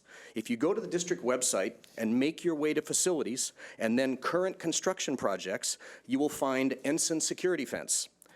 Clicking on that, you see the words, "Currently the district is working on design development for the Ensign Security Fencing project." Yet you are being asked tonight to approve a consent calendar contract for the entire project. Following a recent Newport Beach City Council meeting, it was clear that the city would like to be involved and possibly offer some right-of-way. It just seems that more eyes looking at this might yield a less expensive project that meets the needs for safety and preserves recreational space and trees. There seems to be little resistance to the teachers' parking lot component or the project at CDM. Perhaps you can move ahead with those while the rest is given more thought with citizen involvement. I believe that is what the residents want. Thank you for your time. I've had some luck lately with people who are unable to speak standing, and I'd like to ask that again. So those of you that agree with what I just said and aren't going to speak, please stand.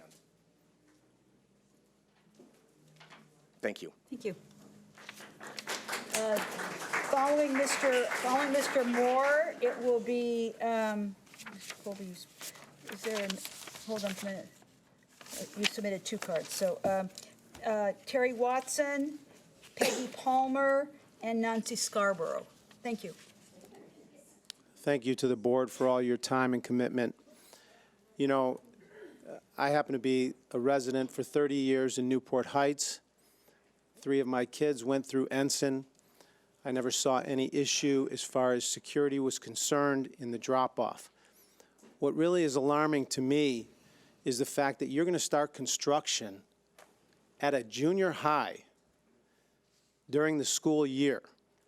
And while these kids are on those premises, there's going to be work going on. That's alarming. Now, I happen to be a lawyer, and I do personal injury cases, and I've had cases against various school districts.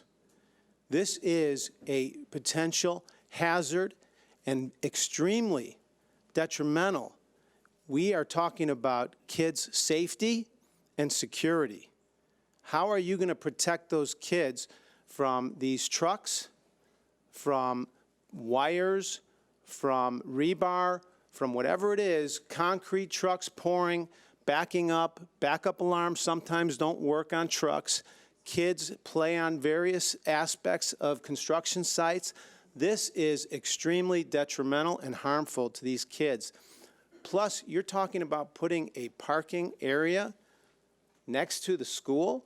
What happens when the fumes of those vehicles get into those classrooms? Then what? Whose safety are we really doing here? We're talking about absolute harm and detriment. I think that gentleman had a great point. You start at Corona Del Mar and you let the city and yourselves reconsider putting a parking lot right next to a classroom, especially with the fumes from cars going into those classrooms. Thank you so much. Thank you. Terry Watson. Terry. Well, those two are a hard act to follow. My name is Terry Watson. I've lived here in Newport Beach for 20 years. I live on Cliff Drive. I just want to start out and say I was in education, public schools for 29 years. My husband taught it and coached at OCC. My son's a math teacher. I'm pro for public schools and safety at public schools. Living just 5 houses down from Ensign, I really have not experienced a huge issue with drop-off and pickup. I know when to avoid Irvine Avenue. It's workable. It does not seem to be a problem, and it's kind of that theory of mine, don't fix what isn't broken. I personally have 2 grandchildren that do have their schools. They live in Florida, but they have what you're calling the banana access, the one way in, one way out. And it is fairly new with their schools, and it does not seem to be working. The younger one in elementary, it's a little easier because you've got the teachers that escort them right away out to school. They're kind of shepherded out to be right in the exact lines, so when the parents pull in. But the junior high, these kids are social animals, you know, and they are not ushered out there. So you've got parents lining up, they're in the queue 30 minutes early, and to beat the others. There's agitation, there's concerns, they've got appointments, and their kid doesn't show up, other people. Anyway, it has not been effective at the junior high level. They're with her school anyway, and I hear it from her and her parents, and I go back and I see it happening. I took some time today, I probably gonna run out of time, but I walked out just about 15 minutes before school was out, because that's where the parents park along there. And I just knocked on a couple of the doors on the cars and spoke to the moms picking up their kids. Just asked them what they felt about this. Anyway, they weren't in favor. Thank you. Peggy Palmer. Good evening, Superintendent, President, and board members. My name is Peggy Palmer, and I'm a board member of the Cliff Haven Community Association, in which Horace Ensign is located. Together, I heard the principal from Horace Ensign, together they hurt, together they heal. Sense of community, students wanted community. They wanted to come together. They came together with the mayor of Newport Beach and the city council people. They came together with the police. The children have put yellow ribbons around the trees, now only to have them removed. Each of those trees have a heart, just like the student at Horace Ensign. I've spoken to the Newport Beach city staff, and the feeling that they have been on the outside looking in along with this project. And just as the principal of Ensign previously stated, the students need to heal. They want to heal, and they want to have a sense of community to come together. Let's take this example of community and show the students how we can all have a collaborative effort and work together with the city of Newport Beach, work together with the police department, and not piecemeal this project. I thank you very much. Thank you, Peggy. We have Nancy Scarborough, then Nancy Barfield, Michelle Creason, and Kate Maloof. Good evening, Superintendent and President, board members. My name is Nancy Scarborough. I'm a 15-year resident of Newport Heights. I'm a commercial interior architect, and I've worked with building owners and contractors on a variety of commercial projects, including parking lots and site work, for over 36 years. Every project is defined and modified through contracts and change orders. And in my opinion, my professional opinion, it seems reasonable to me that this project could be approved with the ability to modify it through deductive change orders, possibly, to include the concerns and issues of all of the community, including the teachers and the students, to address the project trees and the student drop-off pull-through parking that seems to be of great concern. Thank you. Thank you. Nancy Barfield? Good evening, all. I'm Nancy Barfield. I live in Cliff Haven, two homes from Cliff Drive and Ensign. I'm the neighborhood watch captain. I'm on the HOA board for Cliff Haven, and I've been involved in this, trying to get this project changed a bit. I had a full speech. Everyone's already, I'd be repeating myself. One of my concerns is none of us saw the project. We were supposed to be able to hang it up on the end of the school so we could all see the renderings. This didn't happen. I was told we were going to have some community outreach to the community since none of us got the invitations to come to these meetings. Even though there's a list, I can't find anyone that got the invitation. I don't know if any of you have gone out in the street when the kids are coming and leaving school. I walk it every single day. I know what goes on. I've watched parents let their children out of the car, and the last leg's not even out of the car, and they're driving off. And I'm going, So if we have a banana parking lot and kids are walking down the sidewalk, are the parents going to stop when they pull in? Are they going to stop when they pull out? I don't think so, because half the kids are walking down the street looking at their phones, not paying attention. So please stop this and let's change it and do something different. We can't do this in our neighborhood. It's awful. Thank you. Thank you, Nancy. Michelle Creason? Hello, everyone. Good evening. My name is Michelle Creason. I taught for Newport Mesa at Harborview for 23 years. Same amount of time I've been living up in the Heights. I live directly across from the lockers, so I see what's going on all the time. I think there's been a problem with communication and between the three entities is the city, the police, and the district. Went to the city meeting, and we said, well, why, for the safety of the kids, why don't we have a crossing guard there? Well, that's the police. So I think, having some extra time to be able to communicate together would be extremely helpful. Now that I'm retired, 2 years, I do see the children out there working on sunny, pleasant days in small groups and really enjoying being outside and being able to work like that, which I think is a great team building experience for kids, especially in junior high. And I'm like, oh, it's so neat when I see them out there doing that. So I think, taking the trees away, having all more concrete, it's disturbing to me, and I am worried for the children's safety as well. So thank you for your time. Thank you. Following Kate Maloof will be Brett Eccles, Mary Domenico, and Carol Ann Drew or Dre? Drew. Hi, good evening. My name is Kate Maloof, and I am currently an Ensign parent and 13-year resident of Newport Heights. I am here this evening to respectfully ask this board to hold off on awarding any contract to any vendor regarding fencing and/or parking lots at Ensign Middle School. I would like to propose a 60-day grace period so that the parent community, residents, and taxpayers can properly understand the scope of this proposed project. I can tell you with great confidence, from the students to the teachers to the administration to the parents to the residents to even the City of Newport Beach Police Department, none of these groups are in agreement on any level with what we believe is being proposed for your approval this evening. As you know, NMUSD is a basic aid school district, which means it's funded by our property taxes. That means the residents of Newport Mesa would be paying for whatever project gets approved, and our kids, the ones attending the school.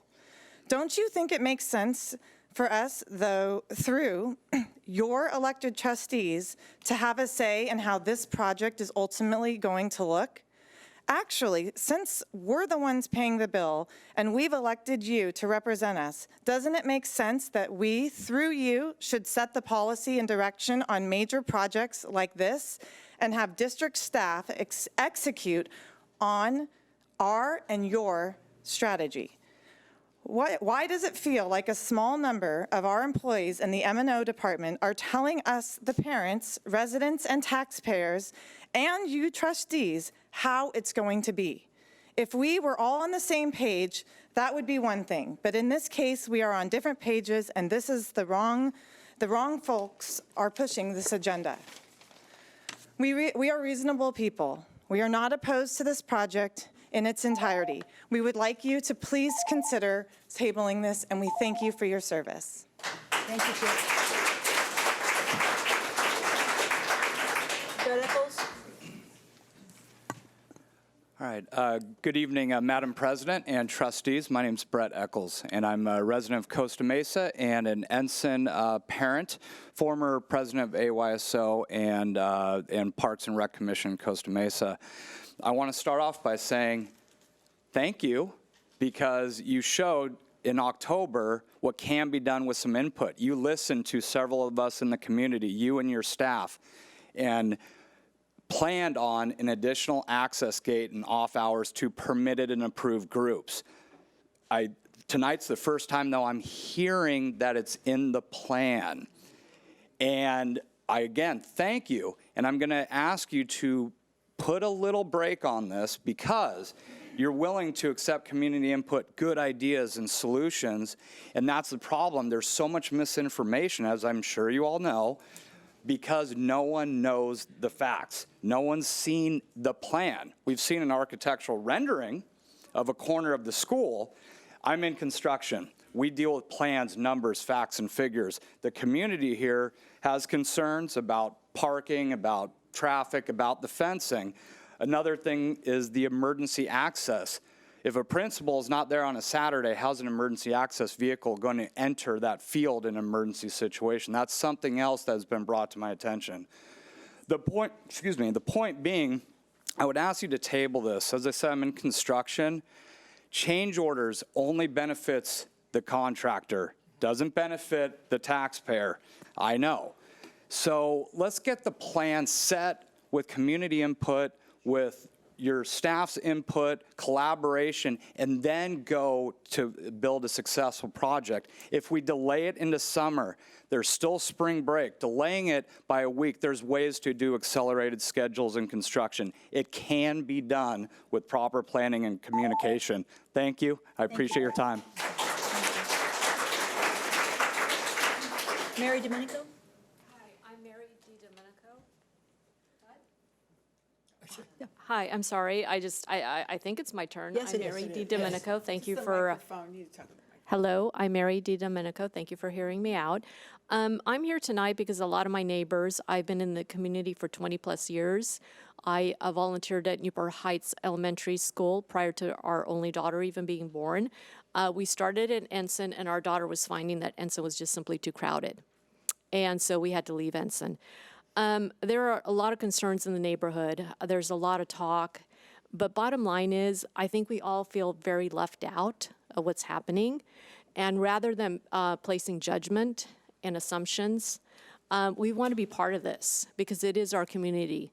And we're saddened to see our community change. We're saddened to see these trees coming down, quite frankly.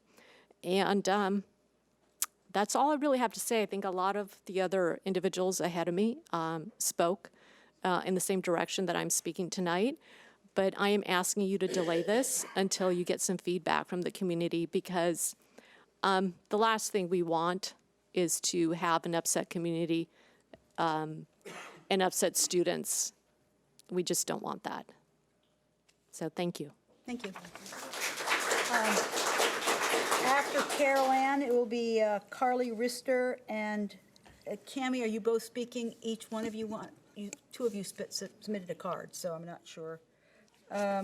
And Michael Vass, V-A-S-S, Vesible, and Maddox Yarnall. I think that's great. Thank you. Hello, my name is Carol Andrew. I am a 38-year resident of Kings Road. And what I'm going to say is purely emotional, just so you know. That project looks remarkably like a penitentiary. Remarkably.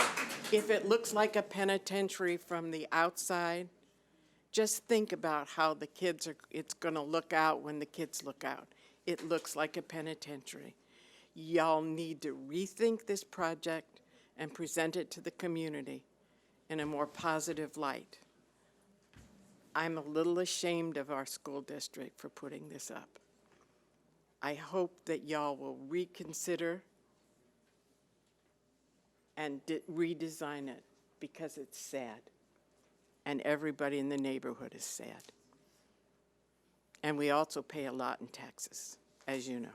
Thank you very much for your consideration, and I'll look forward to hearing from you in a positive light.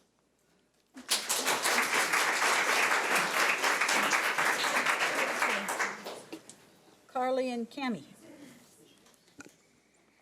Hi, my name's Cammie Malice. And I'm Carly Reister. We are from the Ensign ASB class of 2020, and we are passionate about keeping the trees on our campus. First, we want to start off by talking about how we pass these trees every day walking to our classes. As well as we pass these trees every day, I know multiple students have sat outside under those trees while doing work. These trees are in perfectly good condition, and it would be cruel to cut them down while we do construction. Cutting down more trees is a big loss for our planet's carbon dioxide. Trees are like the lungs of the planet.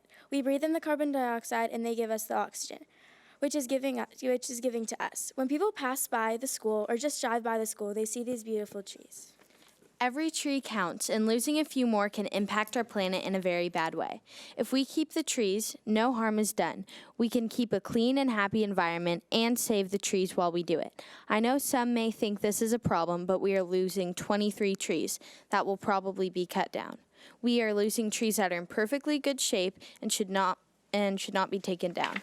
I do know these trees are still in bloom with flowers on top of them. If the case were the trees were dying, this would be different.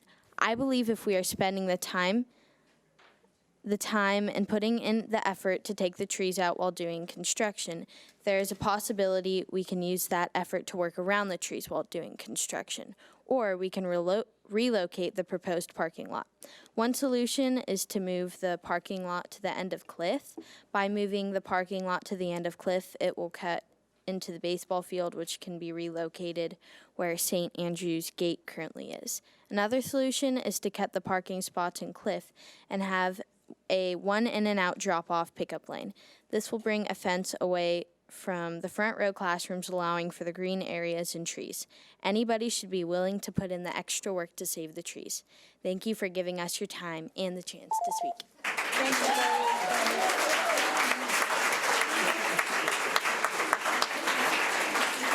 Michael. Okay. Hi. For the people that don't know my name is Michael Vasilov, and I'm a 7th grade student of Ensign Intermediate. Today, I would like to inform you of the decision that was made to plow down these trees so a parking lot could be built. This isn't going to solve anything. Not only will this decision be affecting our students' education, but this will affect our planet in the years to come. I mean, why are schools encouraging students to help the environment when at the same time they are hurting the environment or allowing the environment to be destroyed for purposes that don't seem important at all? I would like to put this into perspective for you. There are at least 23 innocent trees that will be plowed down to be made into an area of concrete where cars park. But why should we care if some trees are plowed down? I mean, it happens every day. I would like to inform everyone that we should be the ones to care because trees are the plants that will benefit us all in the long run. Us 7th graders have been learning about the carbon cycle and how we humans have been contributing too much carbon, causing the earth to get warmer. But we are being taught that a plant that helps us clean the air is, you guessed it, trees. These trees are absorbing the carbon dioxide that we produce in the first place, and they are turning into oxygen so we can breathe. Without these trees, global warming will progressively get worse and worse. A better option would be that we can move the parking lot away from the trees. We would like to suggest that we move the parking lot to the end of Cliff, and even though cut through the baseball diamond, we have a solution to fix that. Since the road to St. Andrew's Gate is no longer needed because the gate won't exist, we will be able to relocate the lost space of the baseball diamond. I know I'm just one student, but if you aren't going to listen to what the staff and community have to say, then at least listen to the students who care for these trees. We are here because we care, and I know it seems easier for you to make these decisions by yourself, but please listen to the community who care about this school and their day-to-day lives. Thank you for your Maddox? Oh, you can hand it to us, but hand it to this gentleman right here, and he will get it. And then our final speaker is Stella Bolton.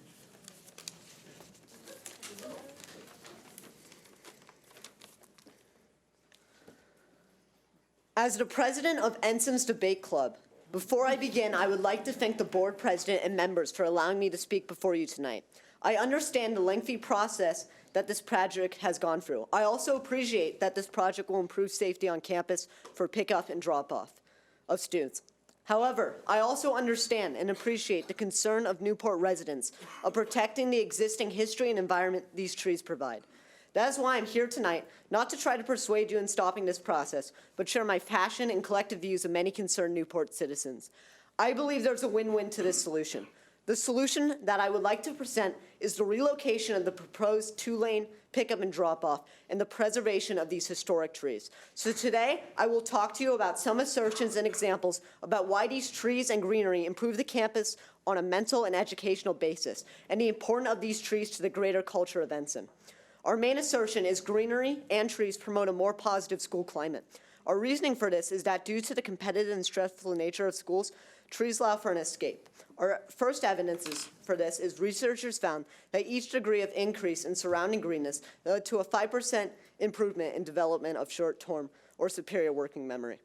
Our second piece of evidence is a study conducted by UCLA states that schools that have recreational lawn areas, gardens, trees, and other flora reflect a commitment to providing students, staff, in the neighborhood with attractive and nurturing spaces. Such spaces can be used to provide enriched academic, social, and emotional learning opportunities to help relieve stress. These trees have been on campus for up to 80 years. These trees have seen a man walking on the moon, endured the bitterness of the Vietnam War, and comforted students during 9/11. It is evident that these trees serve a vital role in telling our unique school's history. I would like to conclude with saying trees and broader greenery increase memorization and lessen stress in students. Removing these trees from our campus are not removing the trees, but furthermore, 80 years of school history and culture. What seems like a trunk of wood with some leaves to others is to us more than that. It is a monument to this school's great history and culture. We've instilled students with core values such as kindness, respect, and perseverance. So why can we not pass it forward to the trees? Thank you. Thank you.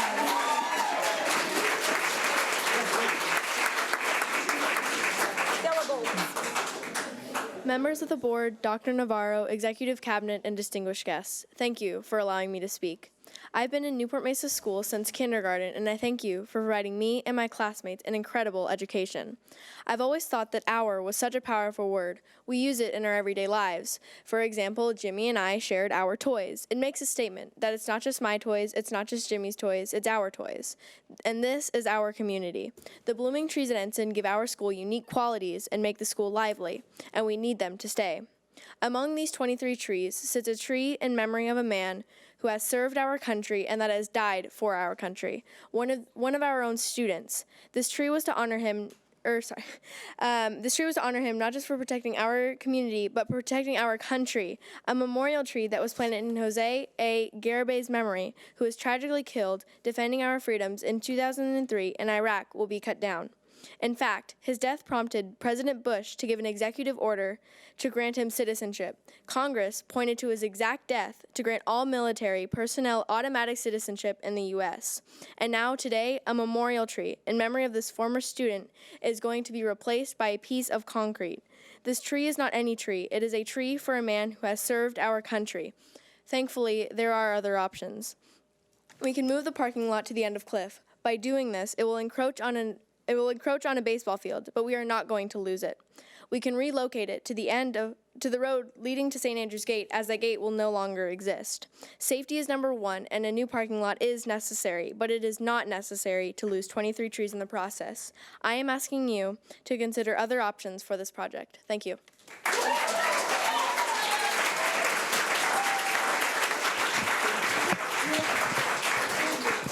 Thank you all, and especially thank you to our fabulous students at Ensign Middle School for their impassioned plea. Moving on, Dr. Navarro, I know we have some questions here from the board. Yeah, may I respond to some of the comments that were made, Absolutely. please? So first of all, this is not about getting into an argument with anyone. This is really about what's behind the motivation of this project. And I learned from our site staff that between Cliff and Coral is a dangerous place for our students. Okay? Last year I was told that 9 students were knocked down by cars in that area. This is about safety. So when we learned about this issue, and I understand from that staff that we may be on track to exceed the Lavender hit the number that came in contact with cars last year. So this is about safety. This isn't about trying to create issues regarding global warming or adding complete. This is about making sure our students are safe on their way to school and on their away from school. You heard our assistant superintendent tell you that our plan complements or coincides with the traffic study conducted by the city of Newport Beach, which calls for a drop-off on Cliff. Additionally, we have had communication with the city staff. We started communication with them in October of 2018 about this project. We had their traffic engineer. Mr. Holcomb spoke with the deputy chief of the police department, who brought his lieutenant for traffic, as well his SROs to meetings when we discussed these issues. So we have been speaking with staff. And the lens that we're looking at is how are we going to protect our students? Luckily, none of those 9 last year were hurt seriously, but we can't guarantee that. And so what we have to do is engineer a way for our students to arrive to school safely, hopefully to get our parents to be able to drop off in a location where kids don't have to cross the street. And we've all seen them. Some of them double park and let their kids cross 2 streets, cross against 2 lanes. We see that. And it's a great community. A lot of kids ride their bikes to school, and we have to protect them too. So this is not about anything but creating safety for our students, and I want to make sure we're focused on that. And we are communicating with our city counterparts. So as we move forward here, there's. And I thought Mr. Eccles said it right. When there's something we can do and we can adjust, we'll do that. But we have to work with those experts that we brought on board because the board said we need to protect our kids, who say this is the safest way to do this. This is the safest way to get traffic, and this might alleviate the problems on Irvine. So that's what's moving all of this. This has nothing to do with wanting to get anybody angry about aesthetics or trying to create more concrete space. This is about creating a safe environment for students to get to our school. I don't want to have my staff tell me that we're going to exceed the number of students who have been met by a car on the way to school and been knocked down this year. So that's what's driving this. I'm going to move out of order. I know that Mrs. Bartow, you don't have your light on, but because you asked asked for it to be placed on discussion item, I'm going to allow you the opportunity to begin the discussion. And then I have Mrs. Snell and Mrs. Metoyer. Okay. So there's been some confusion among our board about what the aesthetics and trees and all of that will be as well. Would you be able to clarify what we can expect? Yes. So one of the things, as we knew that this was going to be a significant impact on the appearance of the school, we looked at every opportunity to improve the appearance of the school and the landscaping of the school. So, for example, next to the existing parking lot at the corner of Cliff, there are areas there where we're going to be adding a number of trees, not the big spread umbrella types of trees, but trees that help to add green, add a much more pleasant environment in that area. In addition, there will be trees planted around both of the parking lots and new trees at the main entry.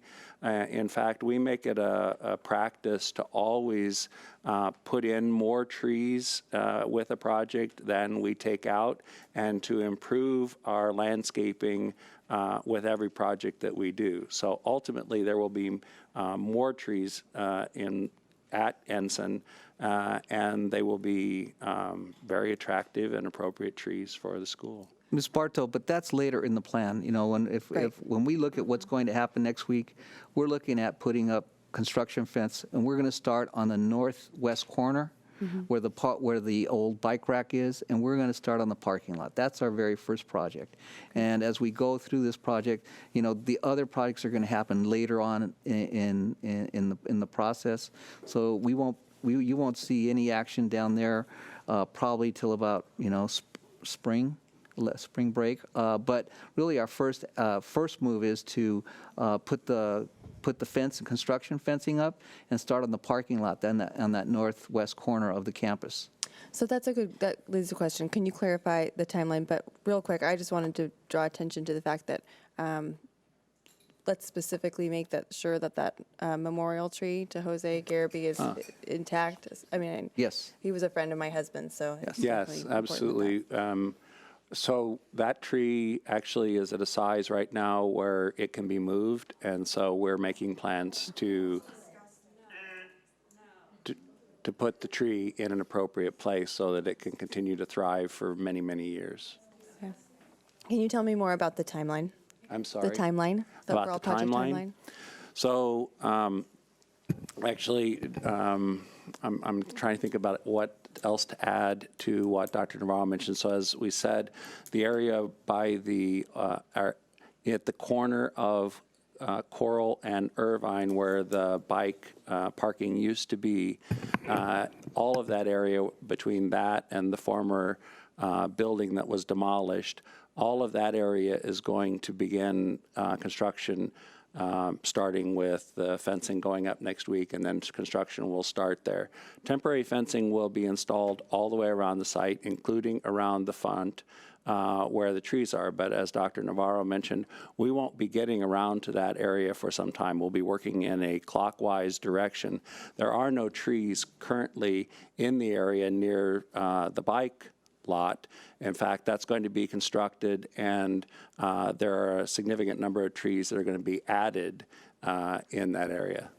So student safety shouldn't be impacted by what we have planned, is what I what I need to know? No, our facilities department has worked very closely with Dr. Shaka on a plan, knowing that this was such a large project that we couldn't get it done in summer, that we would need to work throughout the school year. They have worked through a very detailed plan for the sequencing of all of this work so that it can happen during the school year safely for students and also without disrupting their classes and their regular schoolwork. I have more questions. Did anyone else want to jump in before? Let's go to Mrs. Snell.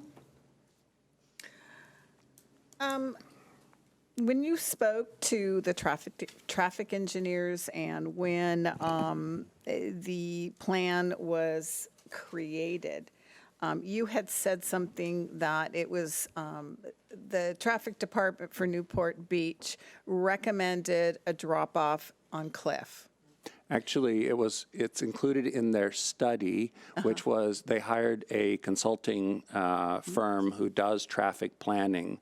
So exactly how it came to be in the study, I wasn't around, I wasn't involved, but it's in their traffic study as one of the conclusions regarding Ensign Intermediate School. And when they reviewed our plan, they thought that was a good idea. My question is actually, does it make a difference whether the drop-off is along the curb and that that parking lot is, or the grassy area is preserved as our fence would come on the other side?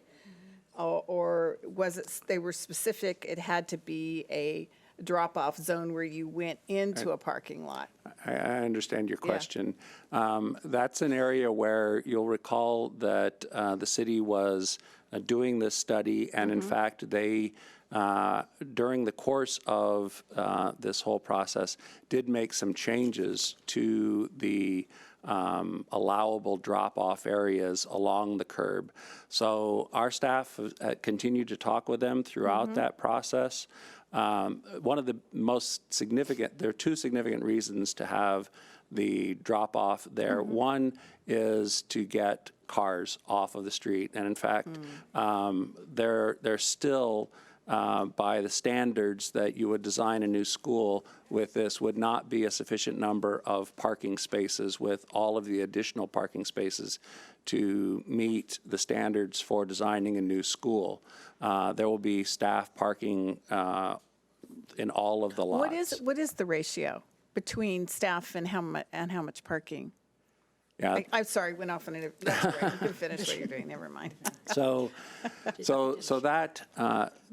getting parking onto our property was something that we, it's typical when you design a new school. It's considered neighborly to the neighborhood. And as those changes were made on these, the painting of the curbs, no stopping and things, we started to get more complaints from the neighbors about parking along the street, and that there, some people were not being as polite about the parking, or they might have extended the hood of their car, the trunk of their car into a driveway. And so we would receive those calls, sometimes not knowing whose car it was that was doing that. And the city had changed the curb. And so, even the presumption that it had to do with the school, we understand. Folks were just calling, looking for improvement in the situation. And that's one of the things that we understood from the beginning of this project was a consequence of having this number of staff and parents dropping off in a community like this could have. And this is designed to improve that situation. Okay.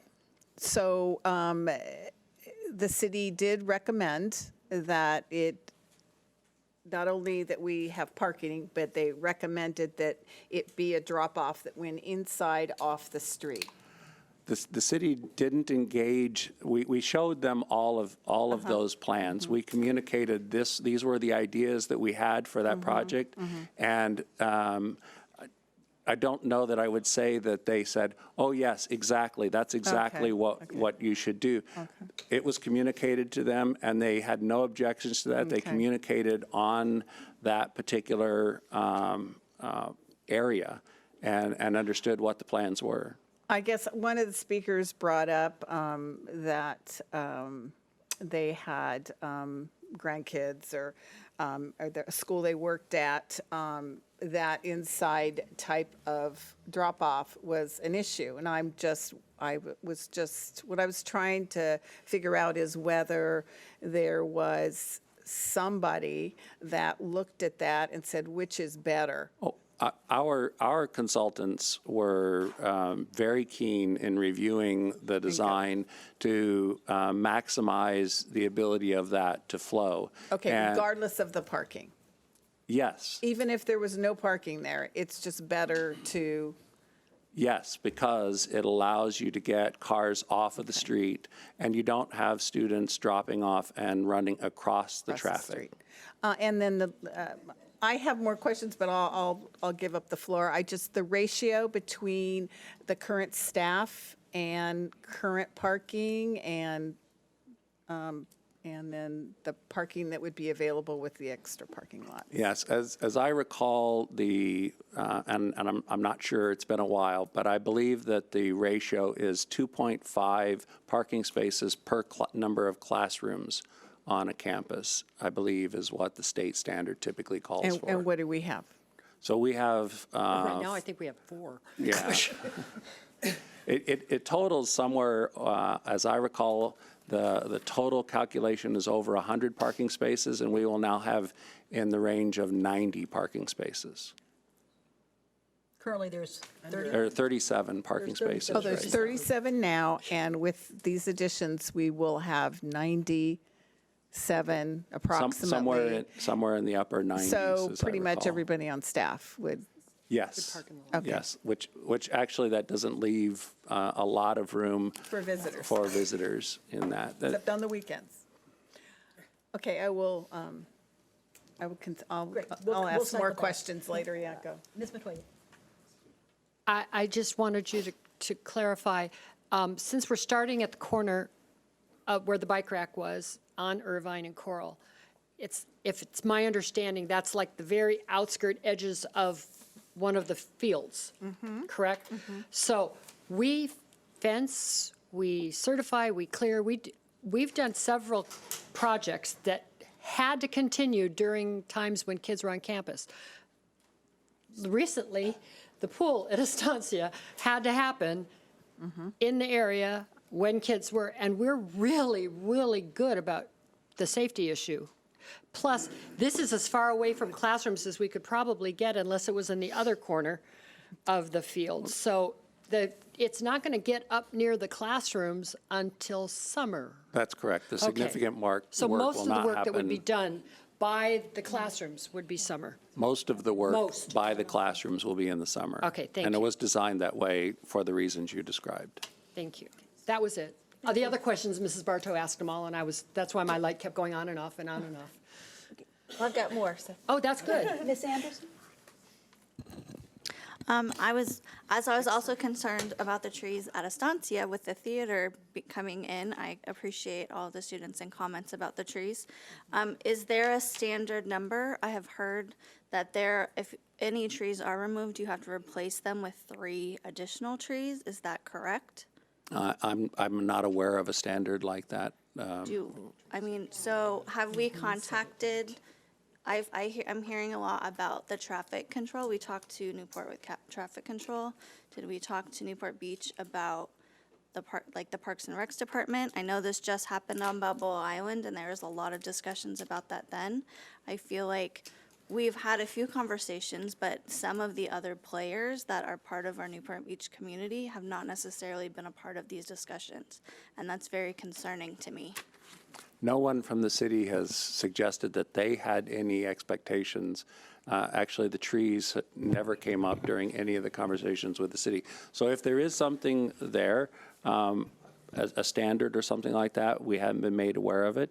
I can certainly look into it, but I'm not aware of any other standards. We have a standard of improving our campuses and planting new trees. We like trees. We like planting new trees on our campuses. We like making our campuses beautiful. So we typically always make sure to at least plant one for every tree that's removed, and most times it's many more trees than the amount. But we don't have a specific number such as 3 to 1. Can we please look into that? Because my understanding is that is the regular practice for city and large entities that are doing, if it does go to that process and any trees need to be removed, that we are replacing them with adequate trees. Yeah, what we can do is look into that, and as well as give you the count of how many new trees are going to be entered in because of this project. So you'll have all of the information.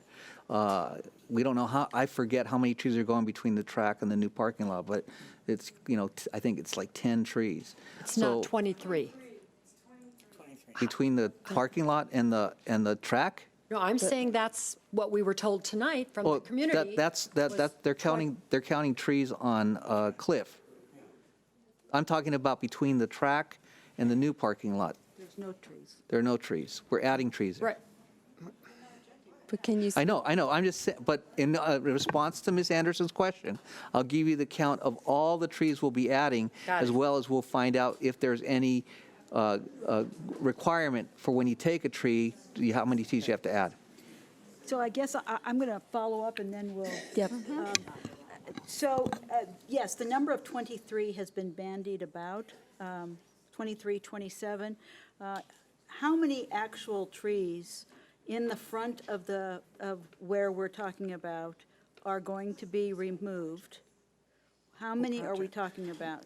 I'm sorry, I don't have an accurate number. I would have to. So are there 27 trees in the front of that property? I don't believe that there are 27 trees to be removed, probably in the entire project, let alone on the area on Cliff.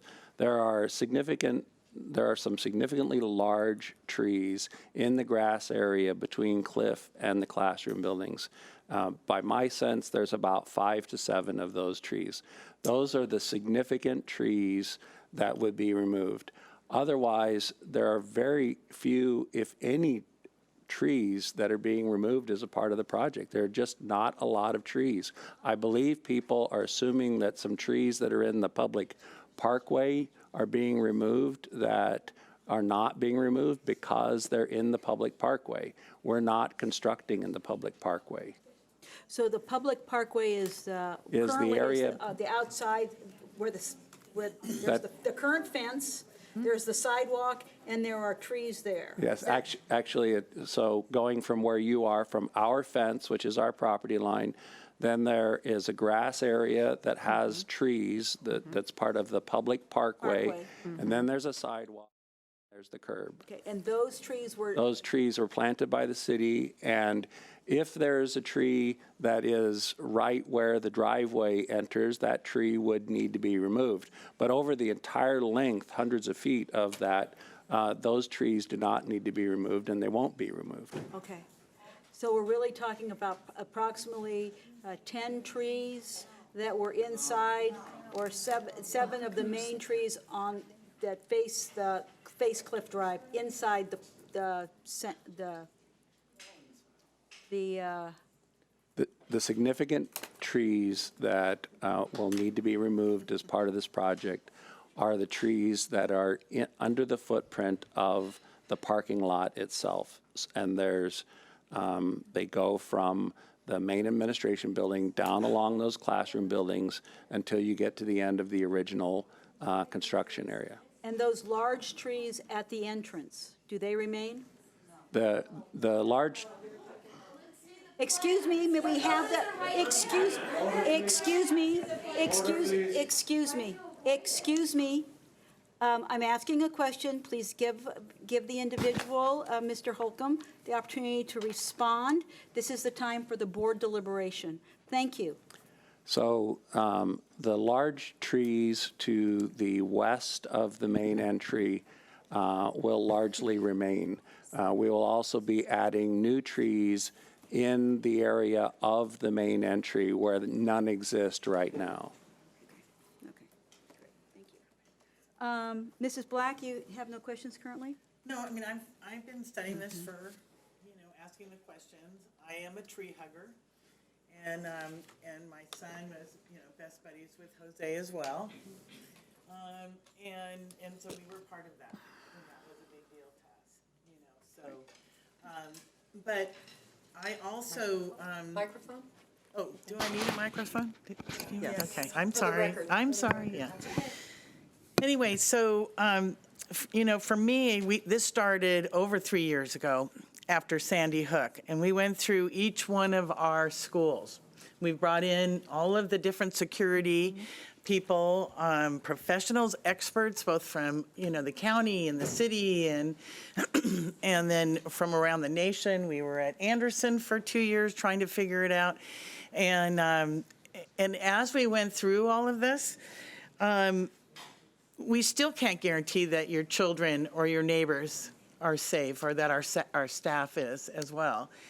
But we've worked really hard on this, many hours, many years. Unfortunately, it's taken it. So this really actually started with, protecting our kids while we're in school. That's where it started. And so I've been studying this and receiving information and working in groups and for quite a long time. And for me, that's why I moved forward. I think that change orders can happen.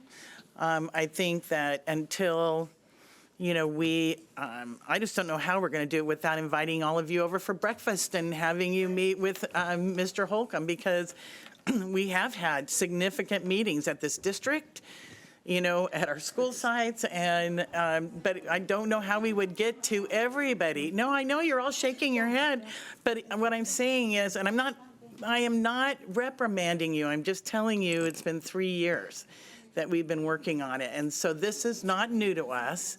We're not, this is not, we understand, and we're willing to work with you like we said we would. So, but I think in order to move forward, we need to move this forward. And we're happy to meet and have another community meeting. Our staff is not adverse to that. So you pick the date when you all can come, and we'll pick a place that will accommodate whoever wants to come. I mean, we're all committed to that. We want you to fully understand it.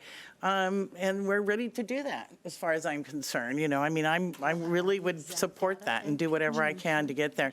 And as far as the picture goes, Mrs. Bartow and I, and I'm going to throw her under the bus, Mrs. Barfield, because she actually kept me on task, who then I kept, Dr.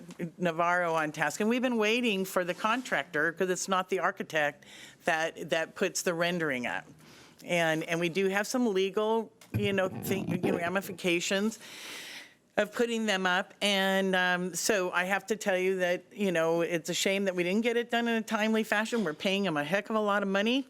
And so there should have been 3 of them put up, as far as I'm concerned, in a timely fashion, but that hasn't happened, and I've been assured it will happen. So that's meeting in December? Yes, the 13th.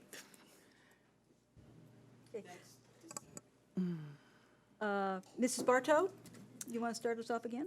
Second round? So one thing that we talked about is the signage, websites. That's been feedback from the community too, getting that information out to the community and doing another community meeting. Briefly, we discussed what we would do, but can you explain that a little bit more? We had a pretty thorough discussion, and we're willing to sit down and share plans. I did show Brett the design for the gate as soon as I could get it from the architect, and I think we had lunch together over that. But I just showed him where it was. So if there are modifications that we can make, absolutely. I just want to make sure that everybody understands we're going to approach this from making sure we're doing the best to keep our kids safe and to create a traffic flow that won't put our kids at danger. If we can meet that goal, then I'm sure we can accommodate ideas and go along. Ms. Anderson had a really good idea, I thought, and I really would like the board to support this.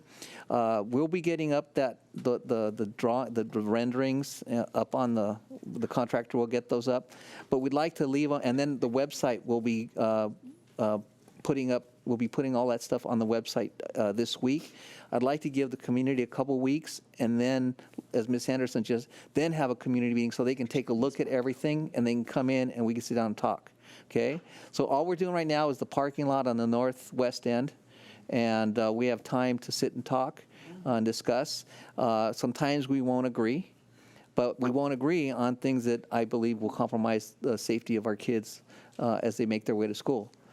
And since we're in the business of education, we need to learn from this and be more proactive and not wait until we have a bunch of angry community members before we follow through with things that I know we've asked for. I mean, I will be the first to tell you, Mrs. Black has been asking for the rendering sign and everything for at least a year and a half to go up. And we need to be better at that. We were just So- waiting for Michelle to get elected. Oh, that was So it? if Oh. that would have happened just a little So sooner. you can share. But bottom line is, I hear you. I want to put our faith in this because Mrs. Snell and I have had concerns about other projects in the past. We learned from it. We got better at it. And it's like, this is one of those things where, oops, we had a little dip. Now we've got to go back Well, up again. I think those board members that were here for the Anderson, for Oh, the yeah. CDM, and for the Adams project, as well as the Victoria project, no, we're not afraid of meeting. We're not afraid of getting together. We had plenty of meetings with those neighbors about this, and we're not afraid of meeting and explaining where we're going. And if there are other ways to achieve what we need to achieve, then we'll consider those. And we will have more with this community too. Yeah. So, There we go. So to that end, Ms. Metoyer, I think that because we are a board that governs by policy, I will request that the policy task force get together and take a look at our policies in terms of notification of Excellent. District Projects. policies. We did at one point, we did change the policy notification from 300 feet, which was our standard policy, to 500 feet. We need to have maybe we need to have some conversations exactly, timeline of number of, at least, 2, maybe 3 community meetings, and put some information that way so going forward, we have some expectations and notifications. So I can assure you that we'll call the policy committee Thank you. together on that. Going to Ms. Ms. Snell. Mr. Holcomb, so were we to table this and the construction company that we've hired wouldn't start until spring break instead of President's Week, what would that cost us? Generally, roughly, yeah. What would be the cost to the district, to the taxpayers? What would be the cost? To the students. We're treading on a closed session item, potential Well- litigation, so we have to be really cautious about this. Oh, okay. Okay. Mrs. Fleur was kind of reading my mind. These types of things, this is a change. That would be a change. The contractor would then have a legal right to try to address the impact of that change with us. The process of The start date be changed. sorting out what the impact is. He's hired all these people already to There- come. It becomes a discussion that hopefully doesn't become an argument, that hopefully doesn't become litigation. But it's typically not something that, it's not in the district's best interest to talk about it here when the contractor Okay. would. Okay. My suggestion, and it's sort of been voiced a little bit, is there doesn't seem to be any disagreement on the parking lot on Irvine. That is where you're starting, other than putting a fence around the whole thing.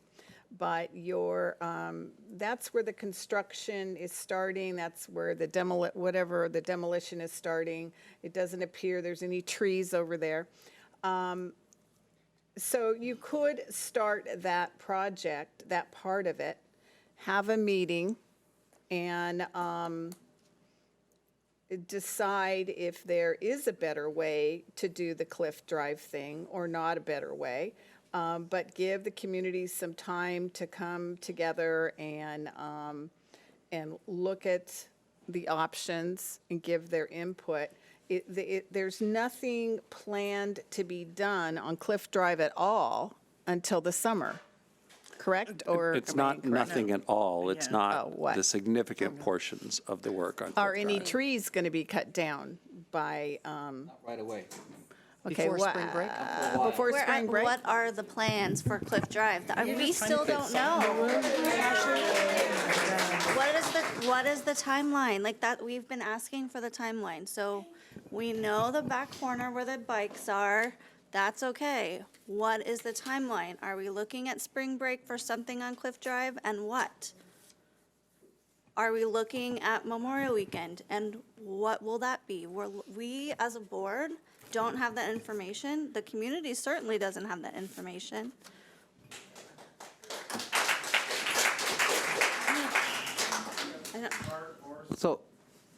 So as I explained to you earlier, the project starts on the northwest corner, and then it rotates around. We won't be getting to anywhere near the front to touch anything, really, until the spring break. So we have time between now and to put up the plans, to give you the timeline that I promised we'd give you earlier, and to have a community meeting before that ever happens. Would, as Maybe a part of couple that, okay, it's already February, so does that mean that if we change something, we would be behind the ball again about? Could be. Yeah. It could be. Because, any changes that we make have to be, they don't get approved by the city, they get approved by the state. I know, but So- I thought this was a non-CEQA project. No, well, that doesn't take away the responsibility to get your plans approved by the state.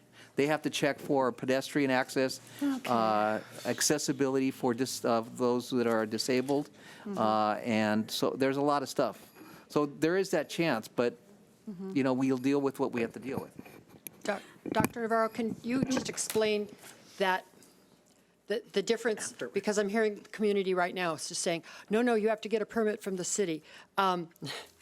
So would you explain why we don't have to get a permit from the city? So there are, We don't get. okay, so there are state agencies. We do work with the cities. We have we do have to work with the cities on certain issues, but state agencies are under different rules for permit approval. Years ago, long time ago, districts did go to cities for permits, but then something went awry in the state, and the state decided that all school districts had to be approved by the Department of the State Architect. Yeah. So that's our burden, is that whatever changes we make, we have to go to the Department of State Architect. Even if the city agrees and wants to do it, we still have to get approval by the Department of the State Architect. And what often happens with the Department of the State Architect are accessibility issues. So when we, for example, that gate that we've added to the parking lot, it has to make sure that there's no slant that's steeper than what a wheelchair is supposed to be on. So we have to make sure there's a path of access for that. So those are the things that kind of complicate it. It's out of our control. But again, that's not the first time we've made changes. As you remember with Adams Fence and Anderson Fence, we made changes. And bottom line, I think this whole board, I can speak for this whole board, that we are committed to fencing in, as much as I know a lot of people don't like that, fencing in all our schools for the protection of our students. And each school we go to, when we do it, it's really hard for the neighborhood. I live 2 doors down from Adams Elementary, and it was really difficult for the neighborhood to accept it, especially because I don't know how many of you, because you're all from Newport Heights, but there's a park, and then there's the field of the school, and it was all connected. So to fence it off was really difficult. And most of the people in the neighborhood, their kids went to that school, and there was no fence, and everybody was safe. But it's a new world. But I still believe we can figure out a way, because the only part that seems to be a problem is Cliff.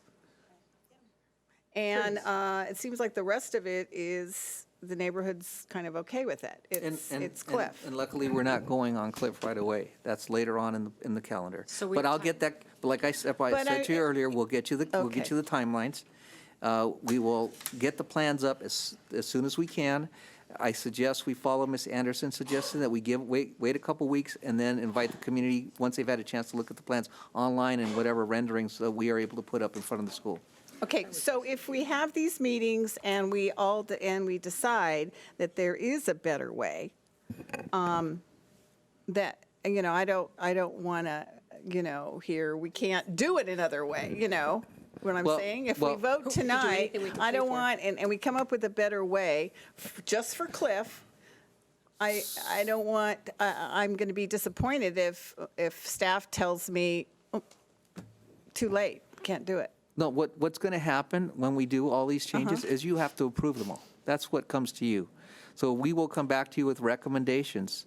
Again, the only compromise we're not going to make is what's not going to be safe for kids with regarding to trafficking, okay? The fence is not an issue. We just want to keep people out during the time our kids are there. That's not that big an issue. But like all changes, we come to you after we've identified a possible alteration, and you'll have to approve that. What? We better get on it. Okay, so let me recap to make sure that we all are on the same page.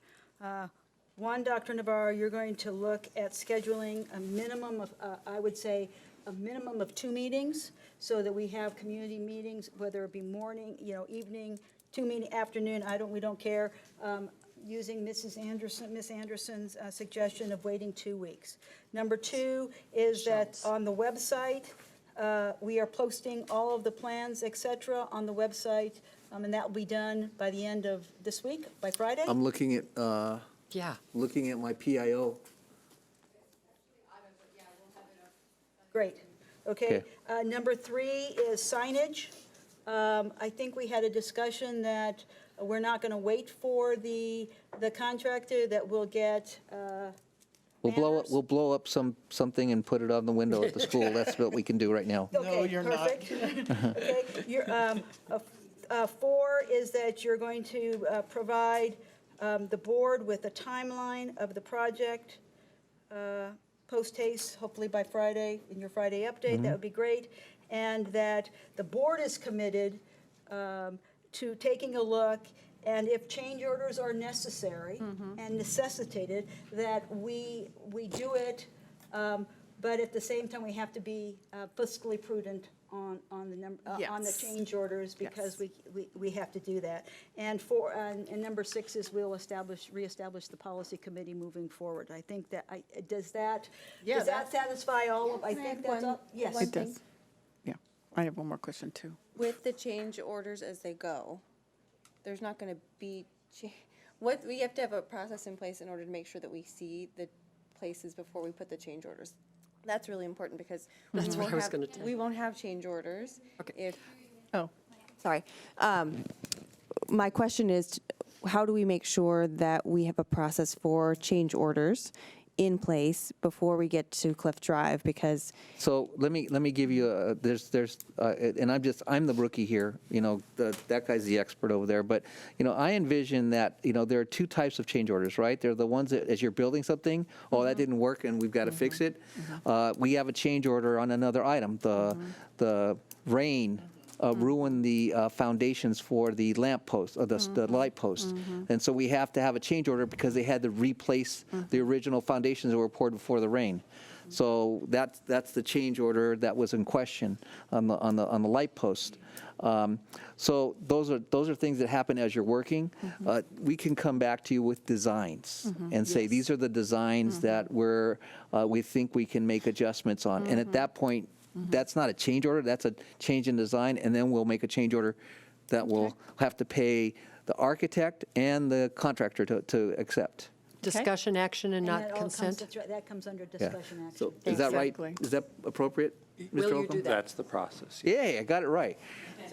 Yes, so again, I mean, when we're talking about this project, it's really taking a look, one, at design, and possible changing the design, and if that's. Community if that's- input, it's yeah. Community input, Yeah. and the other is to move forward. Very similar to the process we use at Adams, because we changed that fence a couple of times. We did. But we And came it back was to the board. still- It was still the wrong color, but everybody liked it. Yeah. So even when we make a mistake. But my point is, we came back and asked the board to approve the design before we move forward. Exactly. Okay. I have one more question. Could I ask Mr. Shotka to come up? Is he still here?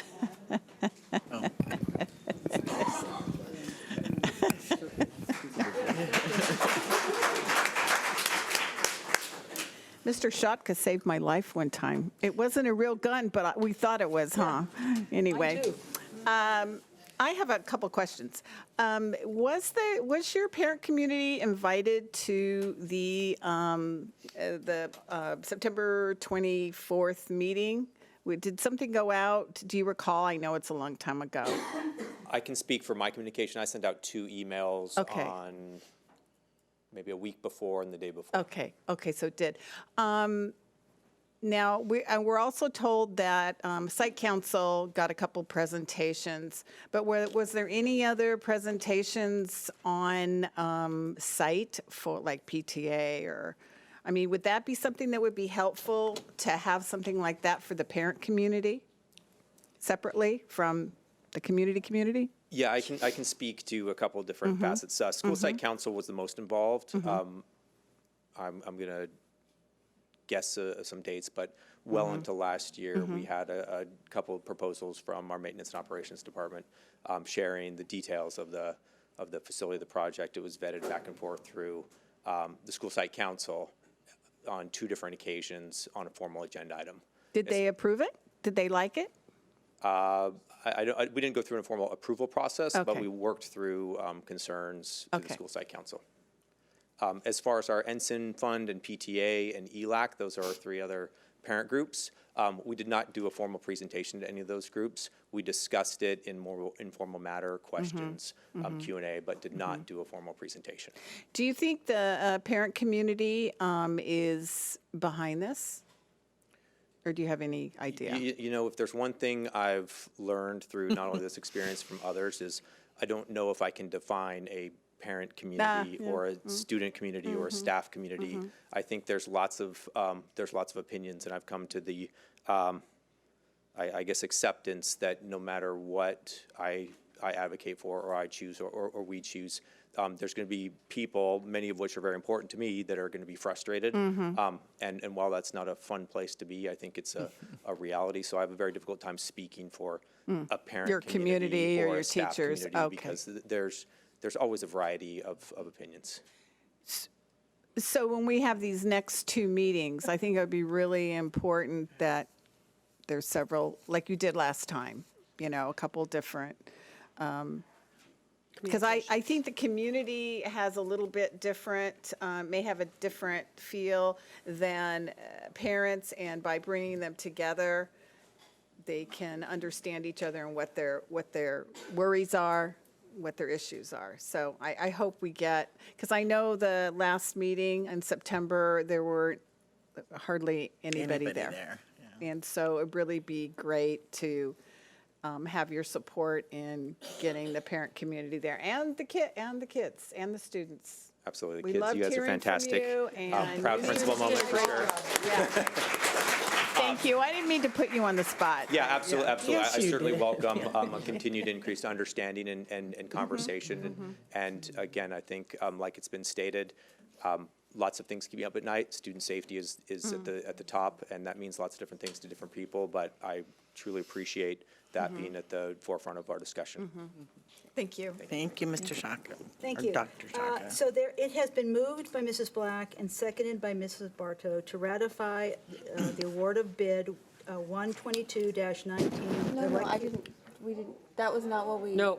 We ratified the movement of the agenda item. Move the agenda. We haven't brought up the, It was moved and No, we were seconded. moving You the moved? agenda. Move the agenda item.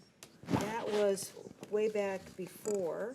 I actually, could we rewind the tape? You I did. actually thought that you put it out and you seconded it, even though you said I'll second it. It Yeah. wasn't about moving. It was to get it out on the table for discussion. Exactly. Right, Yeah. yeah. So that but was, not the vote. I'm not voting for it. that was Okay.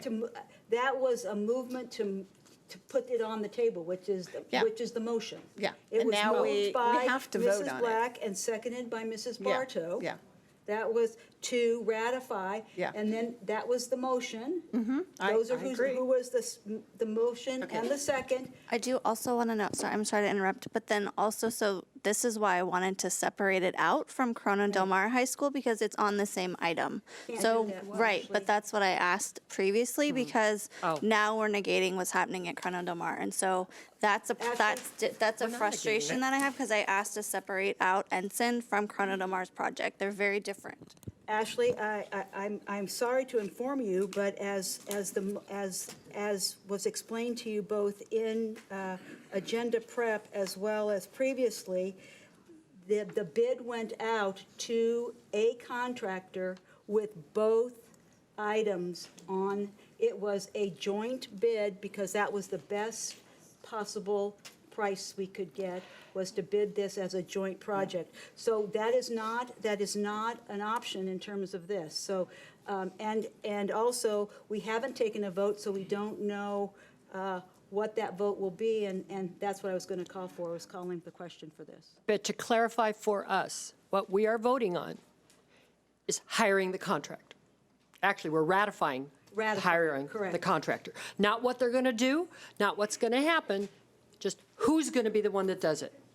That is correct. This Okay. is why we moved it up. I should clarify. Yeah. Clarify. Then clarify that It is a construction contract for them to complete all of the work that's included on the plans that were approved by the Division of the State Architect. But again, with these. change orders. With these items that are going to be included, there's going to be, they're talking about Well the then. meetings, correct? And if there's any necessary change orders, those will occur. We So- will And they will bring- design changes to the board. Exactly. You- So- they don't need to say. So with that said, again, it's been moved by Mrs. Black and seconded by Mrs. Bartow to ratify award of But I'm bid. not moving to ratify the bid. I'm moving to move it on the agenda. I'm not voting, it's not a yes vote for me. Okay. We haven't called for Okay, the vote okay. yet. We have not called for the vote. So this is what was moved. It was moved by Mrs. Black, seconded by Mrs. Bartow, to ratify award of bid 122-19 with Telecu Construction Management for site security fencing at Ensign and Corona Del Mar High School, Middle School. All in favor? Aye. It's Oh, it's a roll call, sorry. Ms. Fleur? Yes. Ms. Yelsey is absent. Ms. Black? Yes. Ms. Bartow? No. Ms. Anderson? No. Ms. Snell? Don't look at me. I've got my own vote.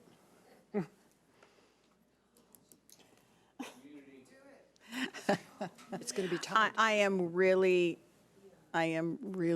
conflicted because I've had some assurances that we will listen to the community and we could make some change orders. And I really, if this doesn't go through and we don't start some work during President's Week, we will lose a lot of money. And so by voting Yes, we yes are. doesn't mean that I am voting against hearing what you have to say. No, it doesn't. Oh, God. I'm sorry. Yes. Yes. Okay, so, and Ms. Metoyer? Oh, yes, okay, so it's 4 for ayes and 2 noes. Motion carries. We will take we'll convene back at 8:15. We need a break and continue on.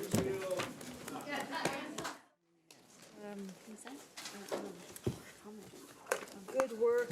We are now moving on to Yeah, where are you? Item number 11, community input. Mrs. Black. This is an opportunity for the public to address the board on items within the subject matter jurisdiction of the board per policy, Board Policy 9323. Each individual speaker will have 3 minutes, and speakers may not cede unused minutes to other speakers.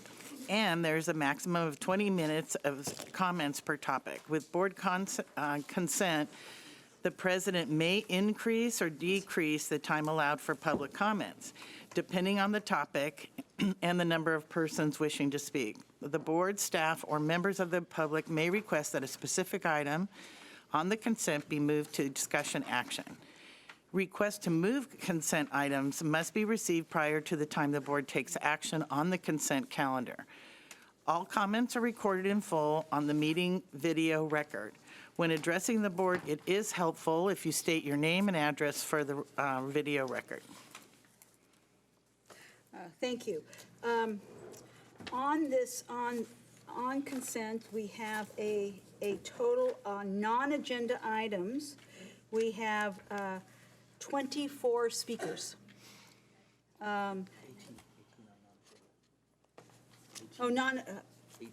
Sorry, 18 on non-agenda items and 7 on consent. So I'm going to take the non-agenda items first, and again, I'm going to limit it to 2 minutes. That'll give us 48 minutes, and we are already at 8:30, and we are on item number 11.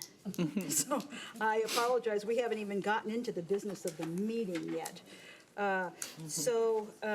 With that, I again would urge you that if somebody's already said something, please come up, state your name, address for the record, and say, I agree with the previous speakers, and maybe we can cut it down a little bit. So I will do the same thing. I will call 3 individuals at a time. We have Ruth Kobayashi Sanchez, number 1, Christy Smith, number 2, and Hannah Bartasi, or Hernan Botasi. Thank you. Good evening. My name is Ruth Sanchez Kobayashi. Christy Smith had to leave. I'm a former PTA board member and currently facilitate the Challenge Success Book Club at Corona Del Mar High School, where we seek to partner with the school for a well-balanced environment for the students. And I'm going to share with you something that I said to you several months ago, but I want to start off by saying thank you for all the work that you've done on the collegiate calendar, which is part of the new contract. Our school district has demonstrated its commitment to student well-being by putting its money where its mouth is. Investments have been made through the Stanford-based Challenge Success Program, increased hiring of mental health professionals, support of One on Campus, and professional development that focuses on caring relationships between students and teachers. Our district has also prioritized student well-being by supporting a collegiate calendar for our school. Being able to have final exams completed before the holidays is consistent with the current best practices in student well-being and the principles in the Challenge Success Program. Yes, summer will end a little earlier, but AP work will not need to be done over the summer. Kids will be able to compete for summer jobs with the rest of the county, and graduating seniors will be able to go to college for orientation with the rest of the country. Only in Huntington Beach, Fountain Valley, and Newport Mesa do schools hold on to an outdated school calendar.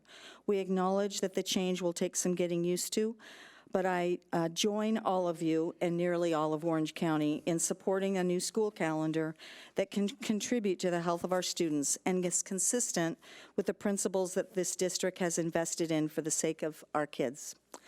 Thank you to our teachers for voting in favor of their new contract, and we look forward to the future with the district. Thank you. Thank you. Thank you. Hernan Botasi, is he still here? As you know, Mrs. Yelsey is not here. She had surgery, so wish her well, but she asked me that if any of are there any students who wish to speak? She asked me to make sure that I go, please take them ahead of time. So I beg your forgiveness, but I'm going to call any student who wants to speak, because I know you need to get back home and do homework. Right there. Okay, so I've got two, right? Great. So The next two in line? why don't you come on up and tell me your name so I can pull your cards? Hello, everyone. My name is Luca, and I am a student at Costa Mesa High School. I'm a junior, and I personally just recently heard about the collegiate calendar changes, and I will say that I really appreciate the consideration because it means a lot in regard to stress and in regards to studying for students such as myself who decide to enroll in challenging AP courses and decide to really achieve for high scores on the tests like SAT and ACT. And the AP schedule, as some of you may know, is way too crammed for the time we get in class. And with this new calendar, there will be an earlier starting point for the school, and that will provide more time for the AP classes to get more of their curriculum over with before the tests begin. And that also allows students to prepare further for the SAT and ACT because the curriculum in even regular classes and honors classes, such as math, for example, is a little questionable, I will say, because by the time the math classes cover all the curriculum that is needed to get a good score on the SAT or ACT, already like 4 dates are gone of the test. I have them actually listed here. The September 14th, October 26th, December 14th, and February 8th dates of the ACT were gone by the time I, for example, took my ACT test this upcoming or the previous Saturday. And I kind of had trouble with it personally because I didn't have enough time to prepare for the math section because there's a lot of curriculum that wasn't addressed in the class. So I really appreciate the changes and thank you for your consideration. Thank you for coming. Thank you, Luca. And then we have another one, let's get back there.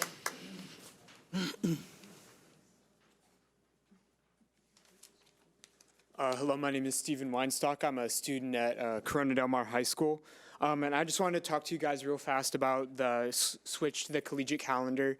I'm going to try and make this brief because I'm sure you've all been hearing this for months on end, the back and forth. So I know there are a bunch more students that actually had to leave, so I collected some of their thoughts and stuff, and I'm just going to talk real briefly about some of the key points that a lot of students who support the movement are very excited about for the shift. One of the largest reasons is that the semester will be ending at winter break. That's super valuable because really the month of January that we just come through is kids over winter break. We're all just taking a break and relaxing. And it's really hard because January is just going to be a crunch month where you're trying to review everything that you learned in September, October, and November. You've had Thanksgiving break and things are just going to get more and more pushed back. And the farther you push out finals, the farther it's going to be until you actually can't remember everything. So the push forward is actually going to help improve test scores, I feel, and it's going to be just really valuable. And I know people are talking about how well it's going to help get rid of summer work, and I really don't know if that would exactly be the case or if that would be even as important.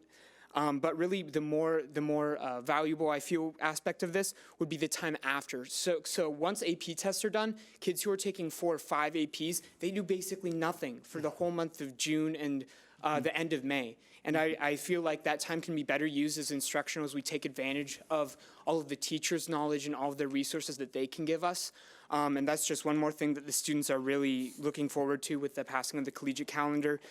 Finally, I think that if it would be a delay of the inevitable for it not to pass, it would still be a continued topic talked about on the school, and it's not like it would just be gone away.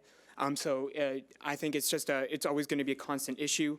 Yeah, and that's pretty much it. I just think, I guess I'm up, but yeah, thank you. Thank you. Thanks for coming and staying. Thank you. I don't believe, is Chris Manning here? Is he? He had to leave. Okay, and Kate Allen, did he? She left. She left too. and Will Little, and Max Burnt, right? Thank you. Thank you. And I apologize to those students, and hopefully we can get their input. Okay, so going back is Hernan He wasn't here before. Botassi. Okay, he's not here. Tamara Fairbanks, Tad Ricard, and Joanne Kopp. Can I make a suggestion? We go back to giving them 3 minutes? With since that so many people leaving? have Let's see, left. we've got 1, 2, How many do you have? Yeah. 3, 4, 5, 6, 7, 8, 9. We have 16 still. Never mind. Never mind. Okay. Good try. Good evening. My name is Tamara Fairbanks with Newport Mesa Federation of Teachers. I'm up here just to make some highlights about our unfair labor practice against the district regarding benefits. In 2002, Paul Reed testified that he had a closed-door meeting with Jeff Trader to not follow our contract, and that was 3 months after our funding for our benefits were ratified. And during this time, there was also a time where we had interest-based bargaining, and we were the most collaborative, or at least perceived of, to have the most collaborative relationship.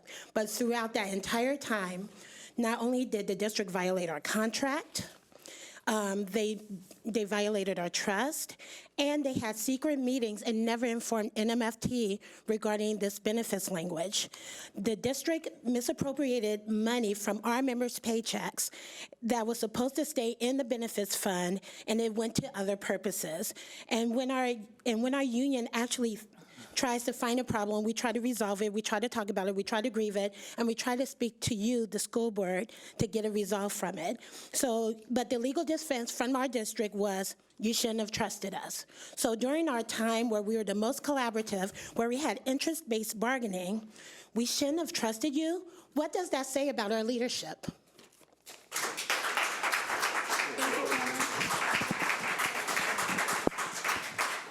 Just so you know, this is in a PERB hearing right now, so we're not able to respond to any of it. Okay. My name is Thad Richards. Yesterday, my 8-year-old son asked me what your purpose was, and I tried to tell him it was to support and make decisions that are in the best interest of the students, the staff, and this community. I work with a purpose in mind. I deliver a curriculum, and I care deeply for my students in our community every day. Sites have had to manage and navigate rodent issues, unhealthy environmental conditions. We balance larger class sizes every year that are being populated more and more by students with emotional and special needs. I witness SIA specialists juggle huge loads of student IEP schedules. We continue to engage and listen to those students who need mental health support, knowing the district is not hiring more mental health experts. Why? Because we have a purpose, and our purpose is to serve and support the students, the staff, and our community to the best of our ability. I have to change this because of the time. Your record illustrates a lack of purpose. You supported the implementation and continuation of SWUN. You failed to listen to teacher suggestions, but finally conceded to parents. You continue to give the superintendent a vote of confidence and increase wages regardless of how the employees or the community feel about his leadership. When your job is done here, what will your legacy be? Will you be able to say to yourself that you did the best with the students, teachers, and community in mind? You need to re-examine your motivations and your purposes. If you're not for the students and the teachers and the community, then who are you for? You have helped create a climate of apathy in our schools and our community, and if apathy is your purpose, you've succeeded. And ultimately, this apathy you have contributed will have a long-lasting negative effect on our community and our district. Get your purpose right. Visit us. Talk to us. Listen to us, include us, help us. It's not too late. We know our purpose, and we do our best at it every single day. And those high school students, I don't think they're aware of that their semester is cut short next year. So their study time is even less, and that's a crime that they don't know that.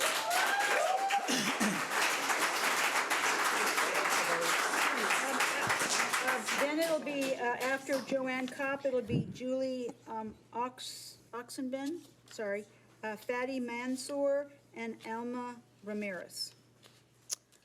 Good evening, President Fleur, Board, Dr. Navarro, and your staff and the people. I am Joanne Kopp. I was a 27-year teacher here in the district. I was on the negotiating team for over 15 years. I was part of some of the horrible hostile environment that we had when I first came into it. And then we got interest-based bargaining.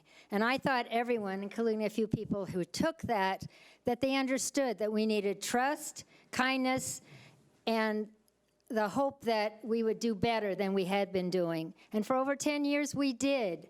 I just heard the other day that 13.2, which I sat in as part of the negotiating team, hadn't even been put into effect because someone who we trusted had decided that they didn't want to do that for whatever reason. Though we all sat there using interest-based bargaining, knowing what we needed to do. I am so disheartened. I couldn't believe it. That's why I'm here today. I know what interest-based bargaining can do, and I know that it is only helpful if everybody in the group believes in it and everybody in the group stands by those principles that we had when we were there. And I just came to say I'm ashamed and I'm sorry, and I just can't believe this has happened.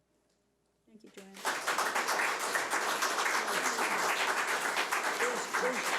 Is Julie, is she here? Who? What's her name? Julie Oxenben?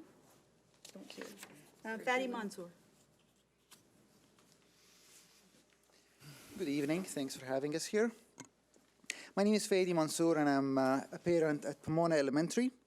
Pomona is a great school with excellent teacher. There are 3 issues I want to address. I'm going to try to speak fast here. Parking is a mess.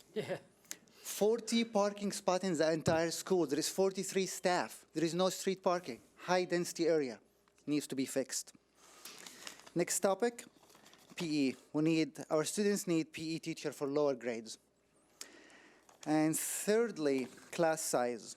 While class sizes across the school district is reasonable and actually good, kinder through 3rd.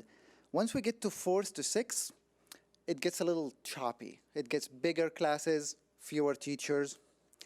Let's take a look at some statistics from the school accountability report cards. Including total enrollment, we're going to look at the socioeconomically disadvantages. At Adams, there is 73% of students are socioeconomically disadvantaged. Kelly Brook, 63%. East Bluff, 18%. Mariners, 15%. And come back to Pomona, 91% of the students are economically disadvantaged. Next, we'd look at percentage of English learners. Pellerino, 40%. California, 11%. Lincoln, 9%. Newport Elementary, 2%. Pomona, 67% of the students are English learners. This is a huge difference. And based on that, we are asking for smaller class sizes so these kids can get the attention they need from their teachers. We need, for the remainder of this year, we're asking you urgently to provide extra funding for 5th grade teacher. And starting next year, we want the class size to be down to 22, maximum 26 for 4th to 6th. Thank you very much for your time. Mr. Drake, would you speak with our parent and make sure he's communicated with our principal about these issues? Thank you. Thank you. We have Alma Ramirez. Hello. My name is Alma Ramirez, and I'm a mother of 2 students attending Pomona and 1 at Tewinkle. I'm here tonight to express my concerns regarding class sizing, impacting on students' academic. You want to put your mic? I'm sorry to interrupt your. There you go. Thank you. And I say this because I'm going through this with my 5th grader who's attending Pomona.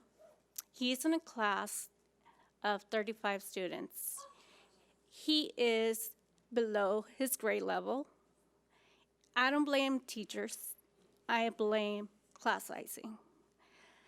We're going, since last year, through a hard process due to class sizings, going into behavior issues, and this affects their learning a lot. I am at a point where this is my last option right now as to what I'm going to be doing for next year. Even, not even next year, in about 2 weeks. Because I am frustrated as a parent. I feel hopeless because I can't figure out what to do. I've reached to the principal, and from my understanding from the principal, there's nothing she can do. I went to the teacher. There's nothing she can do. So now I ask you guys for help. I have a first grader at Pomona. He's in a class of 22 students, which is lower, but he's still behind. So I'm really, really sorry. Mr. Drake will meet with both of you, okay? Jessica Mansour?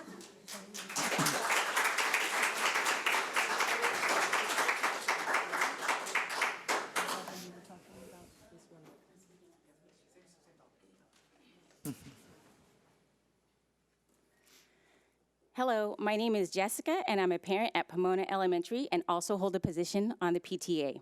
I believe the class size of our 4th through 6th grade classes need to be much lower. We are requesting an additional 5th grade teacher for the remainder of the year. Immediate change. Starting next year, a class size of 22 and 26 maximum for 4th through 6th grade. We are asking this as additional funding from the school district and without reducing existing supports. We also need the behavioral staff hours to be extended from part-time to full-time. Right now, the classes are, I think for 5th grade, like you heard, 35 and 33, 29 for 2 classes, 4th grade, 34 and 32. There are so many challenges that our staff faces with the student population at our school, and I think class sizes need to be taken out of the list of challenges. There are multiple families looking to go to Isaac Charter School. The district actively told us, all the families in the district, to protest the charter from joining our school district and warned us from enrollment due to lack of credentials and systems in place. Pomona families are now grateful that there is another option for our children because we are desperate for our children not to fall behind. What the district so forcibly discouraged is now the only option that we have. Lowering class size will allow for greater student success. Teachers would be able to identify learning styles and give attention to each child. In many cases, our students have parents that do not speak English. Can you imagine how parents feel when they don't speak the language of their teachers? You would hope that your child's teacher would be able to keep a close watch on your child's progress. Lowering class sizes are good for our students. They're good. These class sizes are not good. Every teacher I spoke to, in and out of the district, on my Facebook page, they all said this class size was unacceptable. Thank you for making a change.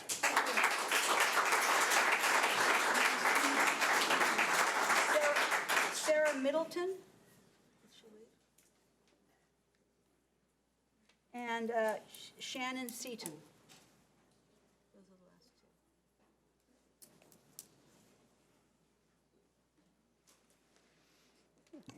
Hi, I'm one of the board members of Newport Mesa Federation of Teachers, and I'm also a Your name? teacher at Ensign. Your name? So, pardon? Shannon Seaton. Thanks, Shannon. And I'm really proud of our debate team for coming here today. They bravely came forward and expressed concerns about the construction plans that the staff at Ensign has been expressing pretty much since we were told about it. We have concerns the fact that there's one gate at the front office during school. So in the event that a shooter does come in, the first place they're going to go is through the front doors. They're going to shoot all the people with keys to those gates. So now we have 1,200 kids fenced in with no way out. Teachers have suggested push gates like they have at Estancia to leave the building, keys for the gates, something in case of an emergency where we can go and let kids out to safety. But we were told that that's not possible, that the gates have to remain locked all day. So I look forward to when you have a meeting. I would like to tell all our staff and parents to come and bring any questions and concerns they have and share at that time. Thank you. Thank you. Okay, we will now move to consent items on community input, and there are 7 of them. So, You want me to read this, or do we need to read this? you want to go ahead and read it, Jan? Yeah. All items listed under the consent calendar are considered by the board to be routine and will be enacted by the board in one motion. This includes the consent calendars for business, education services, human resources, student support services, and superintendent. There will be no discussion on these items prior to the time the board votes on the motion unless members of the board, staff, or the public request specific items to be discussed and or removed from the consent calendar. Public requests of items to be discussed and or removed should be submitted in writing prior to the board's consideration of the consent calendar. Okay, so I have To move and approve before the community, or do we need to move and approve before the community? Or Well, she just I read always get about consent, confused. but we have community input, so she doesn't have to read on this. This is all under community input. Right. But they are on consent items, so. Okay, so in we can fact- move and approve after the community If input. in fact Okay, we fine. want to pull these items or just for off the item. It was then we just have- procedural, Yeah. just checking. Okay. So Cynthia Blackwell, it appears that I've got 2.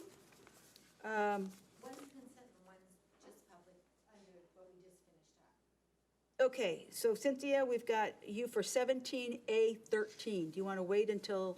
Yeah, but can I do my other one? Let's see, hold on. You have 2. I only have 1, Cynthia, so. Oh, next time fill out 2 papers, it helps us. I know. Okay, so you want to do community input? Okay, fine, works for me. My 2-minute time. 2-minute time. 2 minutes for this one, yeah. Community input. All right, so really quickly, hello, everyone. I was very shocked to hear last night at this little gathering I was at that PTAs and PFOs are being asked to pay for the curriculum that was recommended by the Human Resources Task Force. I don't know if you're aware of that. If that is the case, I was asked, like I would know, shouldn't that be coming out of curriculum? I thought, well, I would think so. It was something that was recommended. So you might want to chat with some of the principals and find out, because I can't imagine that you're expecting the PFO and PTAs to buy the literature or whatever was supposed to be read to the kids or whatever it was.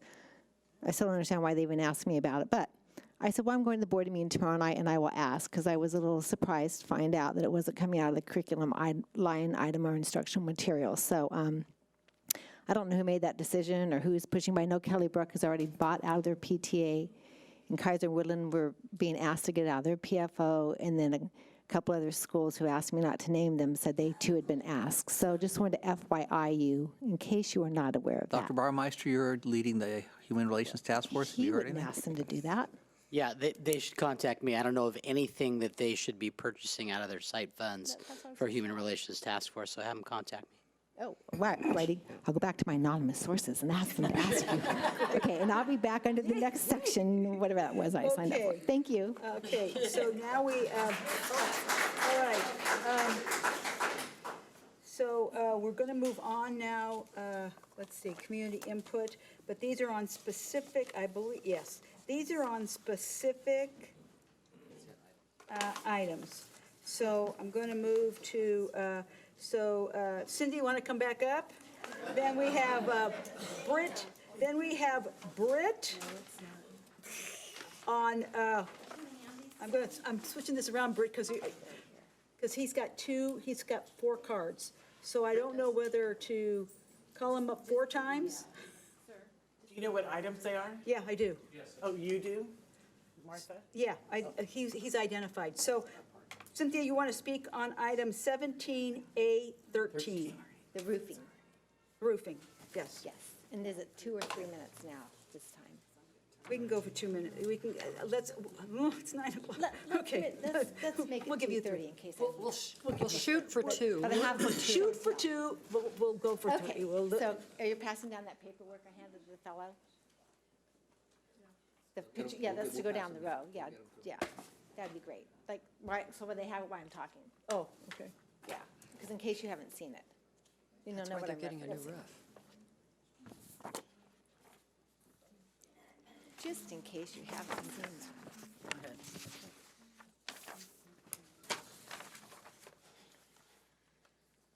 No, you guys have to share. Okay, so you're looking at that picture and you're thinking, I know Cynthia travels a lot. What third world country was that picture taken in? It was taken not in a third world country. It was taken right here at the Costa Mesa High School Counseling Office. I know. And I was absolutely floored when I saw that picture because I thought, we are better than this. This is something my husband would rig up in the backyard for a temporary fix until the roofer guy got out there, which would be the very next day, if not the same day. But I was like shocked. I go, what is going on here? Apparently this issue started a year ago, February, that there was a little leak. And then it was reported, and then reported again, and reported again. Apparently there's been at least 4 reports made on that leak, which has now involved a tarp, a hose, a trash can, and moldy carpeting. So over a copier machine. So my thought is, well, we're in this great district. You guys, it's not your job to run to every school site and micromanage. However, over to your right, you have a lot of people being paid a lot of money that should be looking into these things. And this is not acceptable maintenance of our schools. Someone's going to get electrocuted, be it a student or a counselor or a teacher, or something bad's going to happen. Then that personal attorney guy will be in here, like he mentioned earlier. So it makes me sad when I see that kind of stuff, because you guys don't have the time to run around to these schools. You're expecting your staff to do their job. If they get a work order, if there's a roof leak, get out there and fix it. It took a lot of time to put up that tarp, trash can, hose thing. So they really could have maybe got up on the roof. Do they need the name of a roofing contractor? Jeff Daly, whose kids all went to our school, he's a roofing contractor. I just don't know what happened here. But if you guys could look into that issue and maybe get that roof fixed before somebody gets hurt or electrocuted, that would be great. Thank you. Thank you.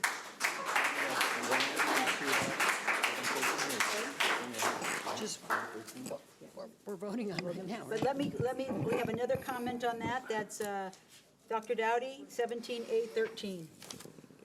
So first is a process question. So if we're making comments on consent item, are you allowed to discuss it, ask questions of staff, or does it need to go to, do I need to ask that these be moved to discussion calendar It can before there be be, comments? that would be the preference, is that if you'd like it to be removed to discussion Okay, action. so I'm going to request 4 items be moved to discussion, just so Okay. there can be a little bit of Q&A if needed. Okay. 17A13, 17A21, 17A22, 17B3. These are the same that I submitted cards. Okay, great, thank you. Will do. So so the request has been made to remove 17A13, 17A21, 17A22, and 17B3. Great, thank you so much. And we will do that. Are there more? Melissa, you have 17A22, so we'll hold that until discussion action. That works for us. Okay, moving on. This is a little quicker. B3, that's you, Britt. Mr. Jarek, Matt, I think it's Murthan, on school safety. No, Jarek? Nobody here. Nobody here, okay. All right. Okay, let me get my cheat sheet out here. So in addition to that, the board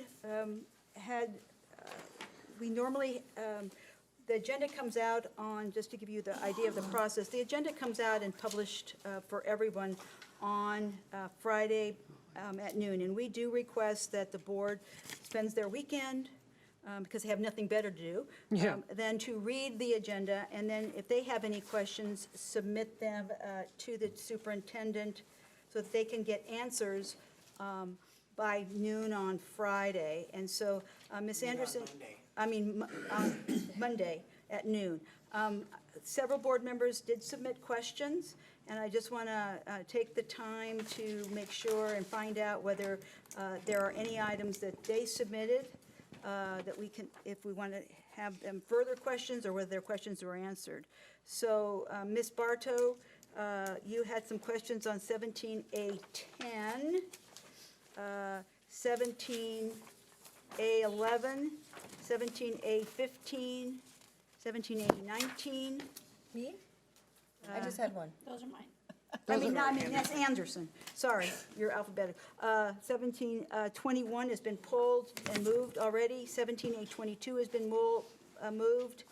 17A24, 17A25, 17B4 has been moved already. 17D6, 18A, 18B, and 20B. Are any of those items, have all your questions been addressed, or do you need to ask further questions and have them pulled? First of all, I just want to say thank you so much for asking if my questions have been answered. I really appreciate that. For the most part, they have. I think there's some that I still, for 17A10, we still, I think across the board would like a list as to the process for when things will be fixed. I was told it's objective and there is a system. I would like to see that it's based on severity. A10, yes, thank you, I got some information. And I think we have A13 that we'll be talking about. For 17A21 and 22. My question and something that I would like to see is. We're going to discuss those two. Okay. Those are Sure. discussion. How about 17A24. Okay. A lot of that process was done before I got on the board, and so my question that still did not get answered was the height of the poles. And can that be addressed? 80 feet, really 70 quick? feet. Can I say that? Okay, it's 80 feet on the biggest field and 70 feet on the smaller field. Actually, they're the same side field, Because one guess with a what? track. Mrs. Metoyer had that same question. Oh, So it was asking, okay. no, I didn't. All right. and Long time ago I did, yes. A lot. my other question that did not get fully answered is 18B. We can wait till then, or, because it is a different item, it's resolution consent. Okay, perfect. All right, those are resolution consent. All right. Ms. Metoyer, you had one on 17A2. My questions both, I had two questions and they were both answered sufficiently by staff. Okay, great. All right, so, and Ms. Bartow, yours is on 18B. Again, that is a discussion, resolution consent, so we'll move on to those. Okay, so may I have a motion to approve the agenda as amended? This item, the consent calendar as amended. So moved. Mrs. Metoyer moved. Is there a second? Second. Thank you, so we can vote on? I'll second it. No, Mrs. Snell. Mrs. Snell seconded Mrs. it. Snell? I'm sorry, second. Okay. All in favor? Aye. Oh, Roll call. sorry, roll call. Changing the rules. Ms. Fleur? Here? Ms. Yelsey is absent. Ms. Black? Here. Is it a yes? We're voting. Yes. Okay. Ms. Bartow? Yes. Ms. Anderson? Yes. Ms. Snell? Yes. Ms. Metoyer? Yes, and to answer Mrs. Black, we were at the training, and the training said to err on the side of caution would be a good idea to roll call vote everything. So we are now roll call voting everything. But I didn't know, when did we decide to do that? Well, we did that on the advice of council at the speaking. So. At the last board meeting we At the did. last board meeting. Okay, so moving on to, good. Separate superintendent's report. Did she just skip the So- report again? I'm sorry. I just wanted to, confirm with you that really appreciated the study session on progress monitoring, and that we did K3 on that one. I believe Mr. Drake's team and the teachers were incredibly informative, and that what we'll be doing is coming back to you to see if you want maybe a fourth through sixth, okay? And I don't know, Mr. Drake, how well are we on middle school as far as progress monitoring? Would that be something we could ask to consider? Okay. So let me talk with some of our TOSAs and. Okay, all right. So the question is going to be for you, and I'll put it in the Friday note.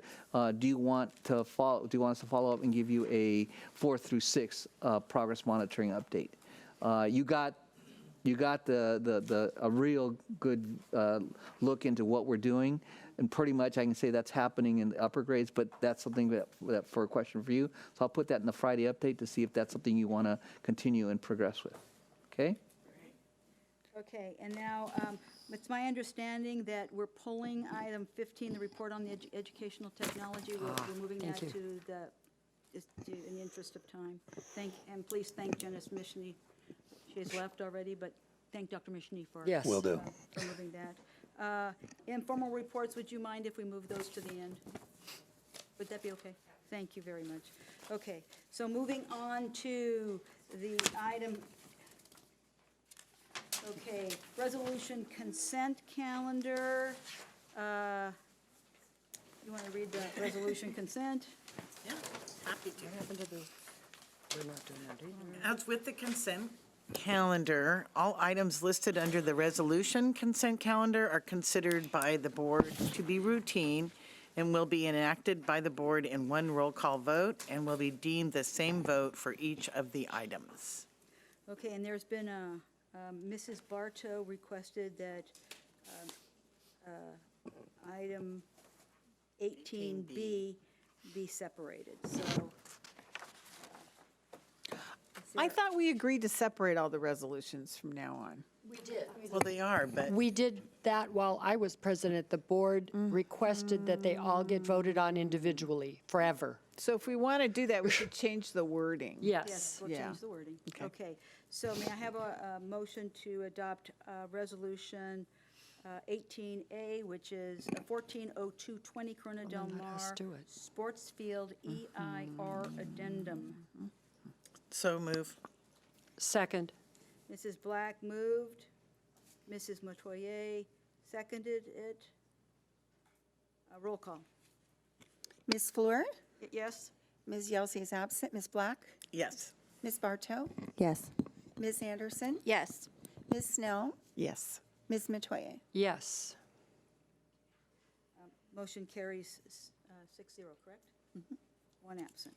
Okay, in 18B, it's adopt a resolution 150220, authorization to establish a section 115, other post-employment benefit trust fund.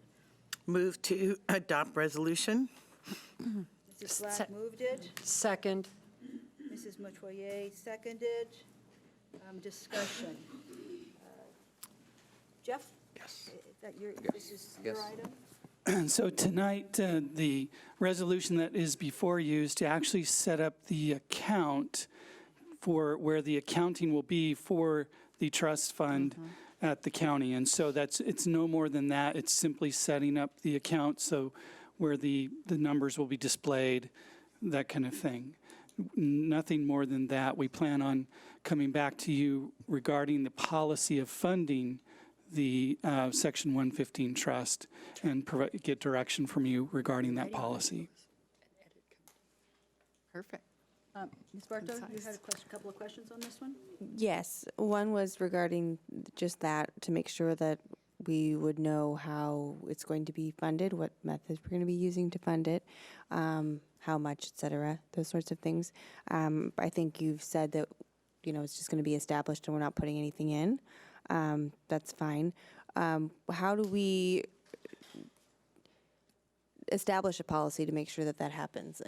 What's the process around that? I think we've established funds before when I wasn't on the board, and specifically with this one, since it exists to separate it from the county, how does that policy look to make sure that we're overseeing it?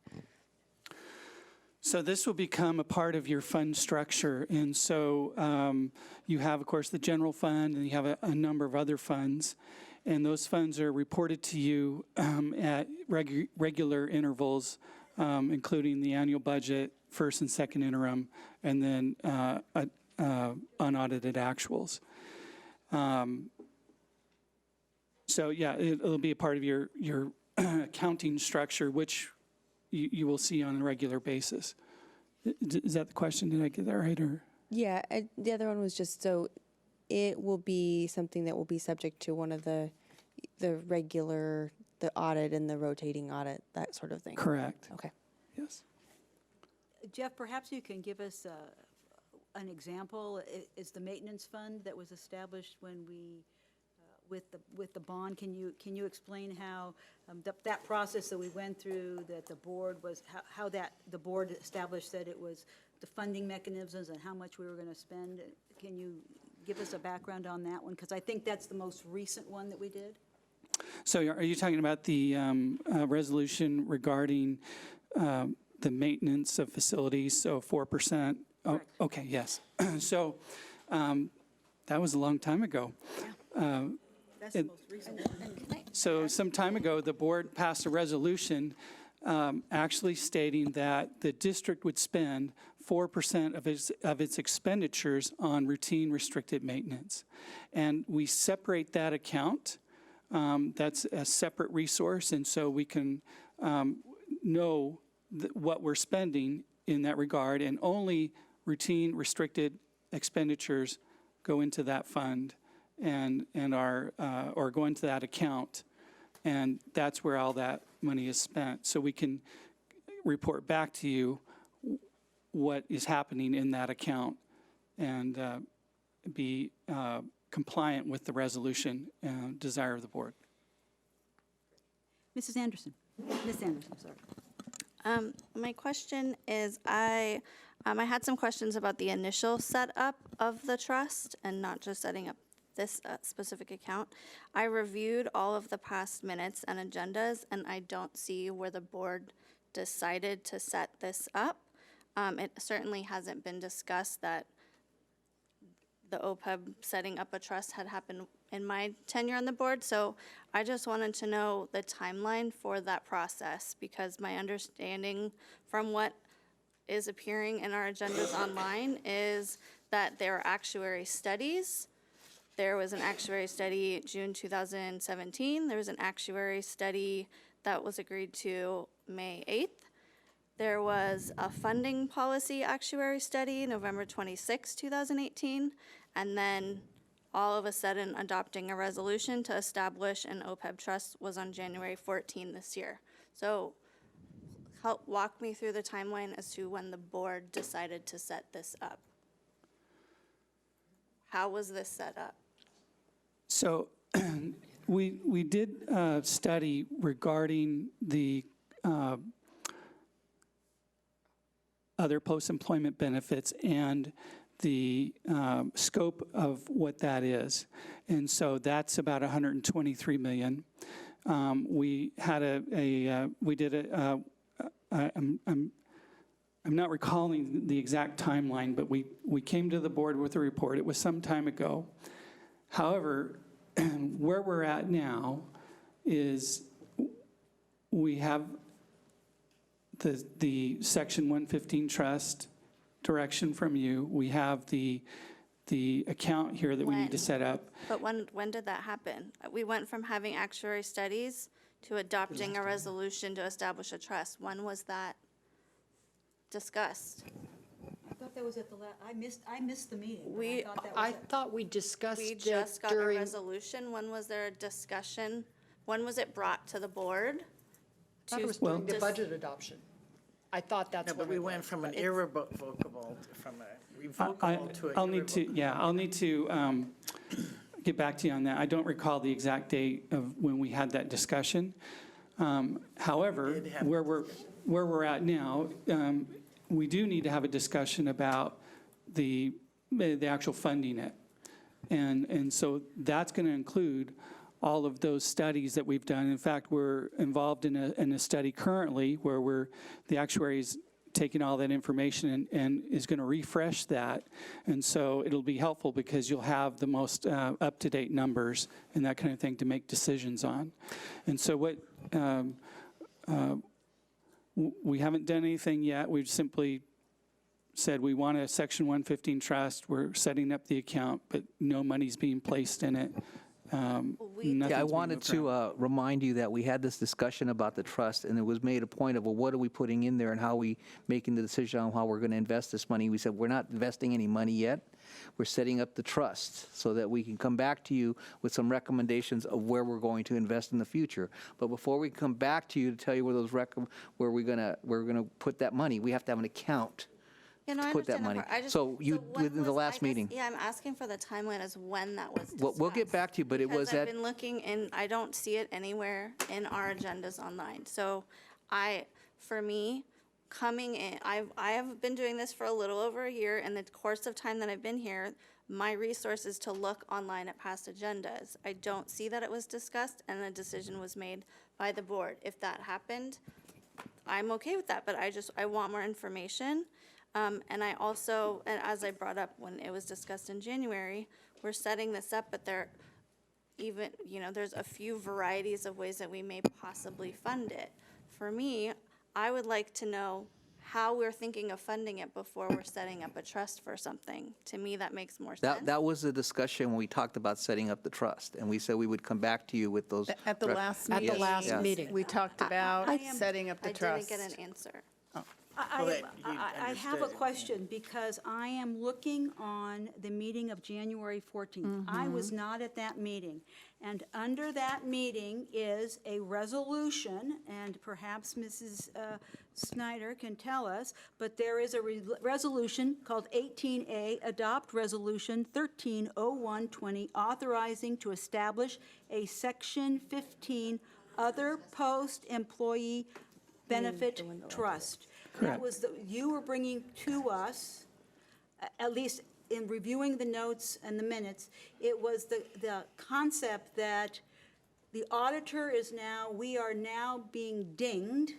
I think you brought it up at the last meeting also. We are being dinged because we don't have the structure, and it's going against our. Good job. Our assets. It's a liability. As a liability. Correct. And we don't have a mechanism to book that right now. That's correct. think the question We have is, a huge debt. We do. I believe that what the process that happened was not that the board directed Mr. Trader to set up a resolution to do this. We didn't do that. You are right in not finding that the board directed Mr. Trader to write a resolution and do this. However, he took his cues from the auditors and the fact that we have to have this money, so he brought the resolution to us that before we can vote to put the money anywhere, we have to have someplace to put it. So while we would have to have money before we went to the bank must make, this accounting has us, we have to set up the trust. Then we'll all discuss about how much goes in there. But it's pretty much a law that because our district has chosen to provide this fabulous opportunity to our people who retire before they're 65, we have to set up a different mechanism than we have in the past because we're getting dinged on it. Am I correct? That's correct. Okay, so And I think I'm glad that we're doing that. My questions are about the process, as I think I keep, we just got a resolution brought to us. There was never a discussion, or was there a discussion after these 3 reports? Because it's not in the minutes. How am I, that's what I'm at, so. I believe had that 3 our expert interpreted the audit and talked with the auditors way more than we did, and way more than I did as president. So it came to us that this is the process we should be doing if we're putting money aside. So it's more transparent, so that everyone knows exactly where it is. We have it separate. It can be audited separately. And so we're doing what we should be doing to be more transparent, but we didn't make the direction it came to us to have a resolution. And that was when the discussion was. And Not- I believe yeah. you voted against it anyway. Well, yeah, because there was no discussion. So that was why I felt like So we were this is our getting a discussion. resolution. There was no one had any concept or any questions, any comments or any questions. So that's why I felt like I was missing a part of the conversation. So no one had any questions about it. So is that standard process? I mean, to me. Well, we did have questions. We did talk about that it wasn't. We did talk a lot about We it. did talk about it, and we did take a vote. It was 5-1-1. We had one person absent. So we did approve the trust. Now, Mr. Trader's telling you there's a second mechanism, which is setting up the account. We still don't know where the money's coming from or how you want us to invest it. And we said we would come back to you with a lot of details, and we'd probably have the financial advisors here. But the vote was 5-1-1 to establish the trust. Now you have to, what we're asking for is establishing the account. Okay, so And again, that mechanism, my understanding is from reading this documentation, is that the county, the OCDE is requiring us to establish a fund and name it, which is Fund Number 71. We are naming it specifically this. Correct. All it Got is. it. It's just so that there's a fund established, like we have the TIC fund, which is, whatever number that is. This is the Fund 71. Yes. Yes, and I recognize there's a number of questions, and so you will get a full report, and we'll talk about this extensively, about the policy and that kind of thing to answer all your questions before we do anything regarding this. I think the question, Got it. where my question, it's not so much a question. The stuff I heard in agenda prep was maybe a little bit more clarifying. I don't know if we have to rewind the tapes to go all the way back to that day, but what you had mentioned was simply what Mrs. Flores said. The auditors and Department of Education said, here's what the process is going forward that everyone should do. That's what the requirement is. Can you elaborate on that? So what happens is we offer our employees who retire from the district between eligible employees between the ages 55 and 65, we offer them health and welfare benefits. As a result of that obligation, there's a dollar attached to that. So the district has made an obligation, made a promise to employees that they're going to cover that cost between whatever it is, 55 and 65. And so recently, with changes in the Governmental Accounting Standards Board, they've set standard indicating that we now have to book that liability on our financial statements. As a result, that's a $123 million liability. And so people that look at this, namely the Wall Street, whom we borrow money from, and who sets our credit rating, they look at that. And so it's important for us to be proactive in managing that liability and do so in a way that's prudent and how you say, helps the district financially speaking, and also then provides our employees with assurance that their district's going to be able to fulfill its promise to them. And so with that, then we issued a study. We did come to the board with that study. I'll get that date for you. And that's where we got the direction really to say, hey, let's move forward in setting up a Section 115 trust.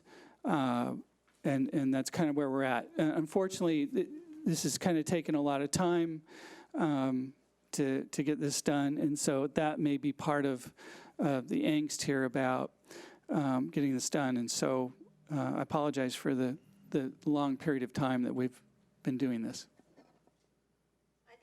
I mean, I want to be communicated with, so if I'm making a decision about setting up a trust, which is something that I think is important and it's a big deal, for us coming in relatively new, if it has been going on a long time, we're coming in with zero information. This is a big deal. This has a lot of financial impact, and so I would just like to see, rather than something just show up, it was explained, we get something, the agenda's on Friday afternoon. I would like more information as to what I am saying, voting yes or no on, for something as large as this that has been ongoing. That's my. Well, the key is you're simply voting on to set up the account. The account could stay empty for years and years in perpetuity if you don't take any further action. And so that's what we're looking at coming with you next time is a full report. We'll explain everything, and then you'll be able to weigh in on and provide us direction regarding the policy of funding the account, the trust. Okay, so. Call for the vote. So we have. Good. My light's on. Oh, I'm sorry, Mrs. That's Black, okay. I You want to didn't move see your it. iced teas so we can, I can do that. I'm kidding. It's her left-handedness. It's empty, it's left-handedness. Mrs. Black, I Yeah, okay, apologize. so I think it would behoove, because I was able to read the actuarial report and the recommendations. And we also talked about it at CSBA because there is some opportunities for the district from changing the different types of trust, going from a revocable to irrevocable will also give us, more opportunity to, expand our accounts for future, and then we'll have less liability. And so an actuarial report, if, you offer it, because I got to read it, so I think, it would be great, to pass that down, and that was before they were on the board, so it would be nice to. Well, we're coming up with the updated actuarial, and so we'll pass actually That would both be of those great, down yeah. once. Because it was really helpful, So and it was easy to understand. in terms of discussion, I think this is going to take a little longer than just, having a 15-minute conversation at a board meeting, that we really. Separate it and have a conversation that's specifically targeted to this, whether it be that we devote, an hour and a half before the board meeting or whatever, that we have some time to have that conversation, including having the audit, whoever is, we're talking about eventually hiring an investment advisor. Right, exactly. Right now, all we're doing is establishing the name. Thank We're you. just- Correct. It's Fund 71, and this is the name of the Fund 71, per Yes. OCDE. That's right. All of the others, how we're funded, I think the positive thing is looking at the opportunities that afford us to fund this in a way that, A, it's irrevocable, so it assures our employees that it can't be touched for anything other than post-employee benefits. That's it. If it becomes irrevocable, you can't use it for anything else other than what it's irrevocable. Correct.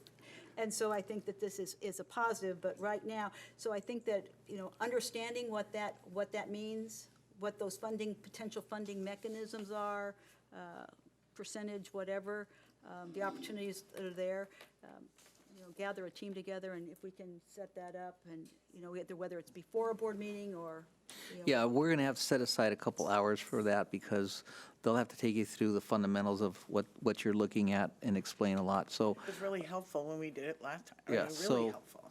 so we will, that one will not be a short conversation. I call for the question. I was, she's got a question. and mine was call for the question. Okay. That's what my light was on So for. there has been a motion and a second. Oh, can you tell me who did this so that did I write it down? I'm so I seconded it. Yeah, here it is. Mrs. Black moved, Mrs. Metoyer seconded Resolution 150220, authorization to establish a Section 115 Other Post-Employee Benefit Trust Fund, i.e. Fund 70. Dream about it. 171. Fund 71. Ms. Fleur? Yes. Ms. Yelsey is absent. Ms. Black? Yes. Ms. Bartow? Yes. Ms. Anderson? Yes. Ms. Snell? Yes. Ms. Metoyer? Yes. Terrific. 6-0. Moving on to public hearing action calendar. How exciting is this? Congratulations. I'm going to turn this over to Mrs. Olson and Jeff Trader, correct? Yes, thank you. We are going to share this item. So as you open this item up for public hearing, I want to share with you that we are very pleased to bring forward tonight the tentative agreement that we reached with NMFT actually on January 10th. I certainly want to thank both negotiation teams for the dedication and the efforts to reach an agreement. This went much longer than it usually does. We hit some rocky points, but we came out through the end with some assistance, and I just really appreciate the work that went in from both teams to continue to work towards an agreement, and I think that that's really important to acknowledge. Some of the highlights of the agreement that I want to share with you and the public is that there was an ongoing 3.5% salary increase, and that's actually an 8.5% over the past 3 years, which brings us in the top of the county. There's also an ongoing increase to health and welfare to the district contribution to the premier cost, which is equivalent to a 1.27% salary increase. And again, that's ongoing. So this is the 4th year in a row where there has been no increase in health and welfare benefits to employees. There's also, of course, the implementation of the collegiate calendar, which is the earlier start. And to assist with that, in the agreement, the work year for 2020-21 is shortened by 2 days for unit members. So for example, for teachers, it is 186 versus the 188. And so the payment there is for 188, yet they are working 186. And so that will help a little bit with the shortened summer. In this particular year, I'm sure you recall, is that making the shift this year does minimize the impact to the length of the summer for both our teachers as well as our students. So for teachers, with that adjustment of 2 days, the summer is 3 days shorter than on a typical year. So that will help with the transition all around. And it's also equivalent to a 1% salary off schedule. So with that, I'm going to turn it over to Mr. Trader, who will walk through the purpose of the public hearing. So there's 2 purposes for the public hearing, and that is, 1, to call out the total cost of the agreement, which happens to be $6,805,637.90. And the other purpose is to indicate that you can afford this agreement. And so those are the 2 purposes for this public hearing. So do I have to open this public hearing? Okay, so we're opening the public hearing, and I have several cards on this item. Dr. Dowdy?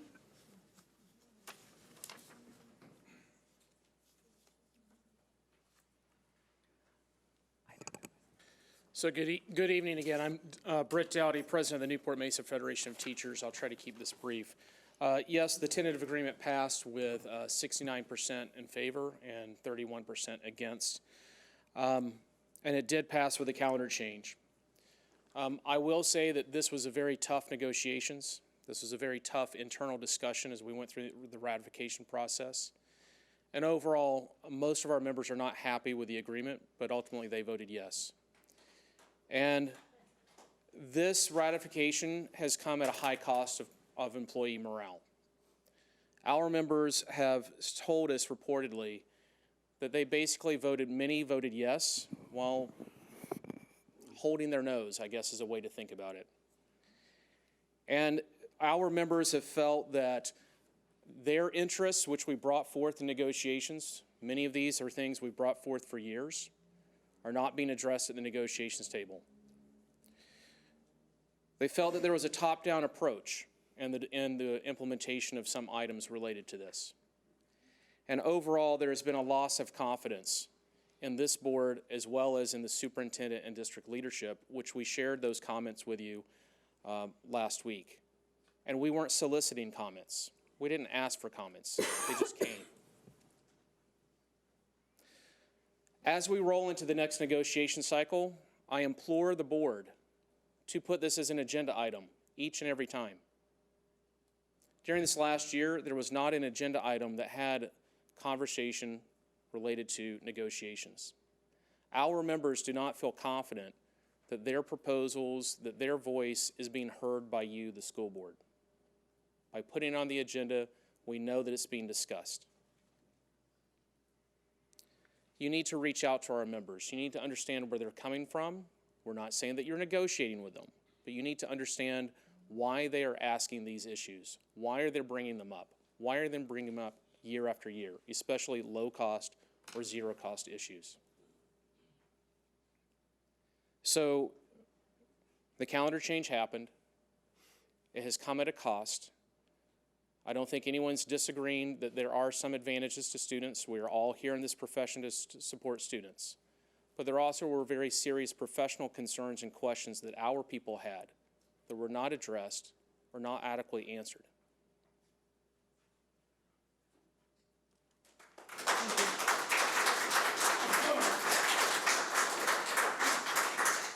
Patricia Montez and Betsy Fisher. Good evening. Well, this is my first time here. My name is Patricia Montes. I am a former Newport Mesa Unified student. I'm currently a parent of 2 children, and my youngest is at Paularino. And the only reason some of the parents at Paularino know about the collegiate calendar is because I've been talking to parents and saying, do you know this is what's going on starting August? And the parents have no idea what's going on. I had to go through my emails and look for one email that I got in 2017 saying, hey, by the way, this is gonna happen. I didn't get any anything after that saying, we need to meet, let's have a conversation. None of the parents at Paularino knew what was going on. Like I mentioned, I have an elementary student. I would like to know what the benefits are for the elementary students. How is it gonna help them? I know you're gonna say, well, they're gonna go into high school soon. But my son is a first grader. He's not gonna be going into high school for another 6-7 years. Also, last year I worked in the after-school program, and we started in September, and for the first hour and a half of the after-school program, we are not allowed to go into the classrooms for access for the kids to be, they have to be on the playground. If we start in August, in the middle of summer, in the heat, they're gonna be outside in the heat till about 4:30 when they're able to go inside to do their homework. I'm just very sad and upset because I was outside hearing through the whole process. I got here at 6:30, and there was one council member that said that she was very torn about voting for something, but she went ahead and voted for that. I understand you guys have so many things to oversee and so many things to hear about, but it is good that one of the parents mentioned at Pomona, they have parents that don't speak the language, don't speak English. Maybe if you are sending out surveys, like somebody said, well, they have to be in multiple languages. I know we are in America, we speak English, but some of our students come from a second language, be it Spanish, be it French, be it any other language. Have access to the parents. Some parents don't have emails, don't have computers that they can access, but their students do. Sending a survey through an email is not reaching the parents. Having paper surveys to help, having somebody reach out to the parents and say, this is what's happening. Thank you for your time. Thank you.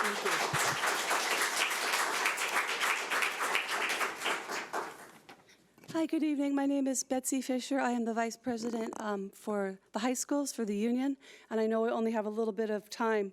I represent all of the teachers in high school, and we did vote yes on the contract, but people were not happy about it. My members, the high school teachers, have asked me to come forward and ask you some questions. Does the board feel that every student will have the same opportunity to learn and earn their best grade when one semester class will be at a manageable pace and the other will be grossly abbreviated? Does the board consider this to be an equal opportunity for all students? With a majority of our students not enrolled in AP classes, is it right to structure the semester in a way that clearly is biased in favor of high-achieving students, without considering most of our excellent non-Ivy bound kids who are going to be taking classes that are unequal? With this said, the question is about unequal semesters. Is there a plan in place to stop parents from rightfully wanting their students to take semester classes in the spring so their kids will have an advantage over students who take the classes in the fall? I feel those kids are going to be cheated, and I wonder if the vocal parents will get their kids in the spring classes and the non-vocal, unrepresented kids are going to be stuck in the fall getting less. The other question I had is there something in process to stop this? Will there be more semester classes in the spring? This is a foreseeable problem for us. The fourth thing I wanted to say, is there a plan in place, or has the board considered how the new calendar will impact secondary teachers who are typically writing college letters of recommendation over Christmas and through the month of December? Was there any consideration that grading 180 final exams, planning for a new semester, and writing letters for colleges are all supposed to be done between September 18th and then I'm going to be decorating my Christmas tree and grading things by that deadline? Will the grading deadline be moved? Will we get more time? How is that going to work? One of the other questions was, since the so-called prep day that falls on Fridays at the end of the semesters, which is really not prep time, has anyone thought about the fact that we're going to need more time to meet those deadlines in order to get grades in?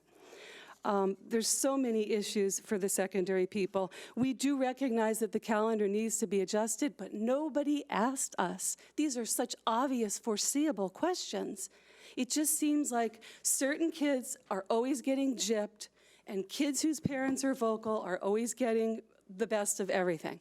They're getting the AP classes, they're going to get the spring classes, and it is not true that in my AP classes we did nothing in May. That is not true.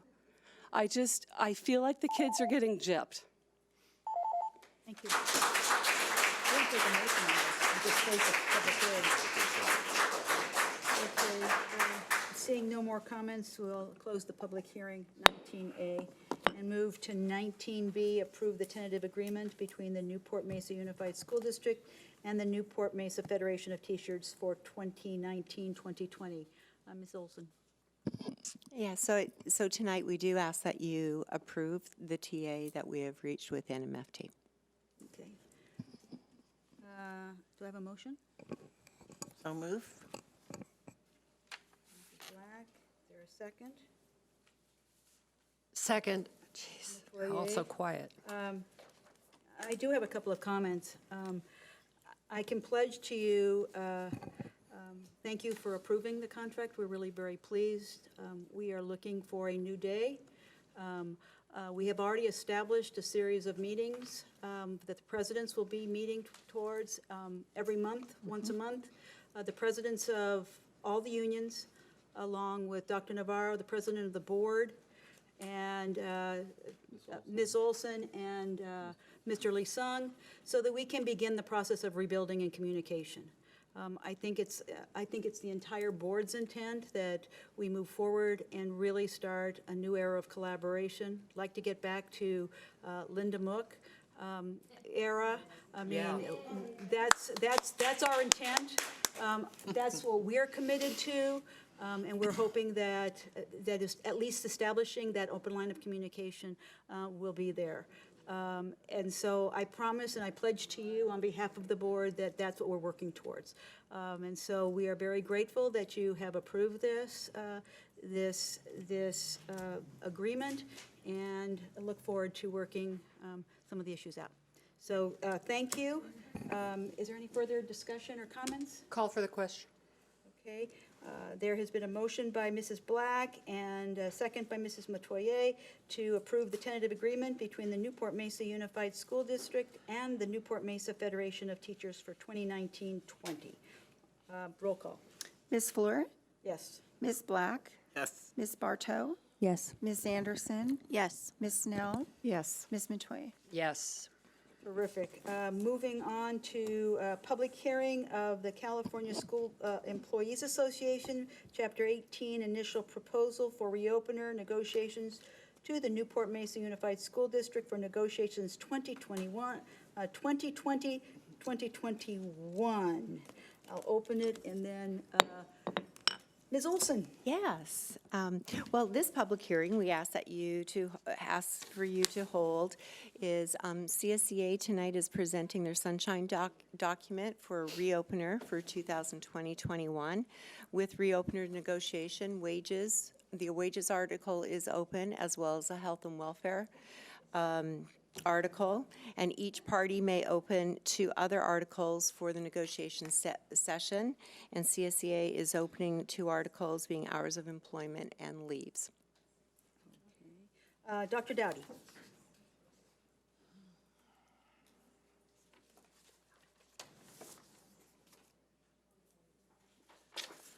So while in Newport Mesa, I do not represent classified staff, in California I do, because I am a vice president with CFT, and we represent a lot of classified employees in other districts, both in K-12 and community college.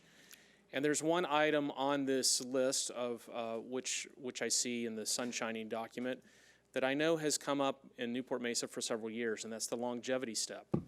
And I know specifically with my sisters and brothers throughout California, this is a primary concern for classified workers. And so just knowing kind of what the fiscal impact is for this district for something like that is less than some of the change orders that we are probably going to be approving tonight.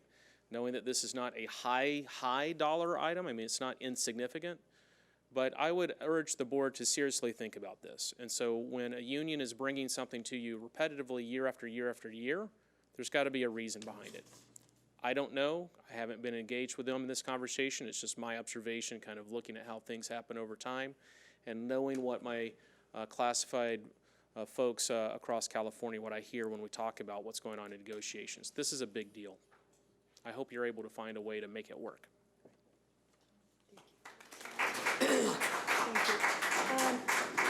Jane, is Jane Hartley still here?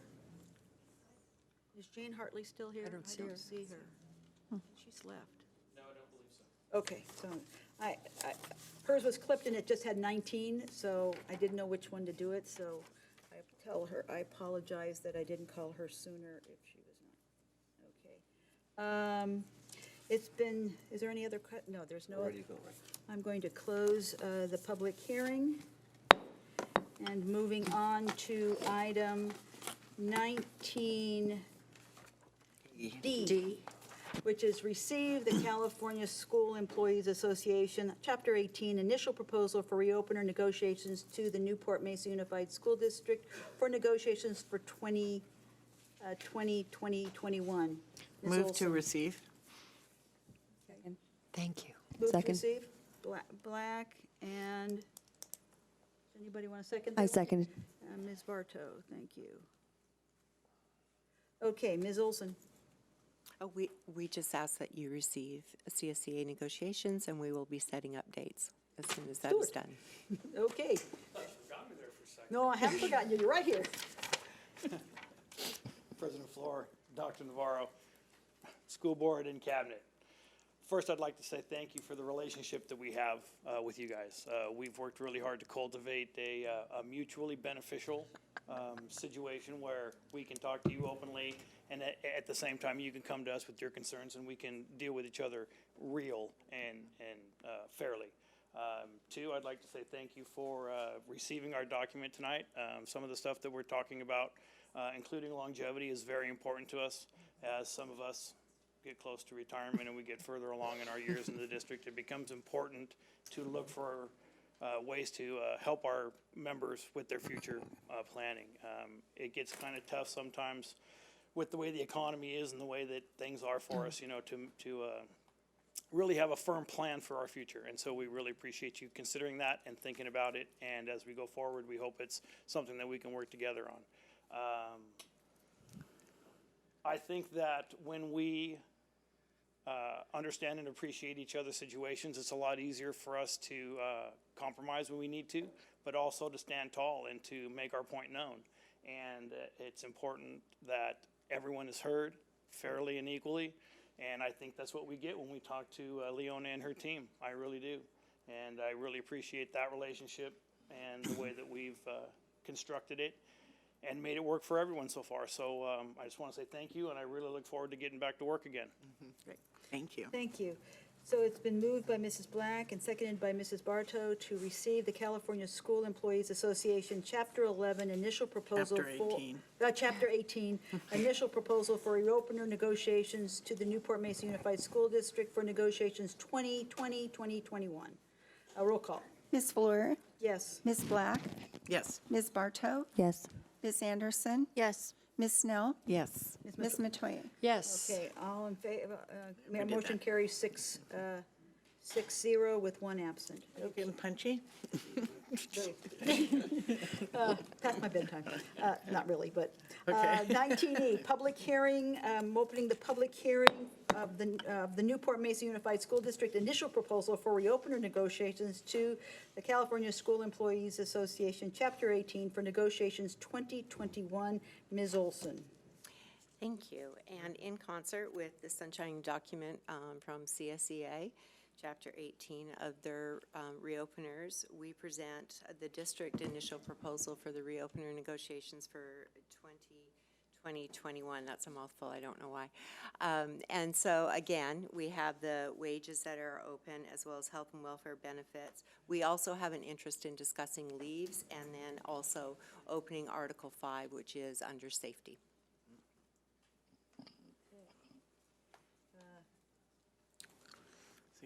Closing the public hearing and moving on to 19F.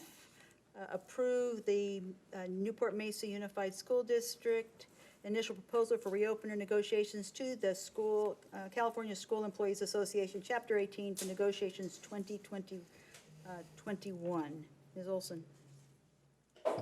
We would Same ask thing. that you approve Ditto. the district's initial proposal So for the moved. reopeners. Second.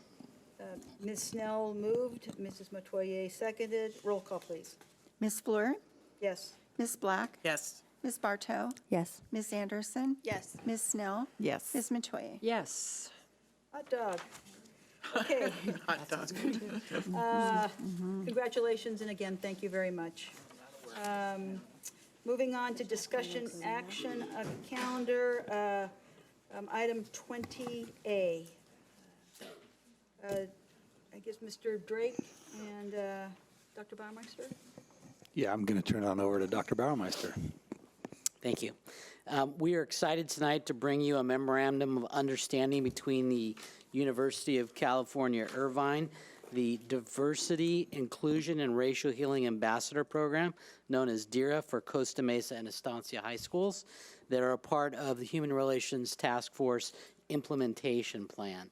The UCI Irvine Diversity, Inclusion, and Racial Healing Ambassadors Program, DIRA, is a high school program that aims to foster empathy, promote cultural competency, and reduce stereotyping among youth.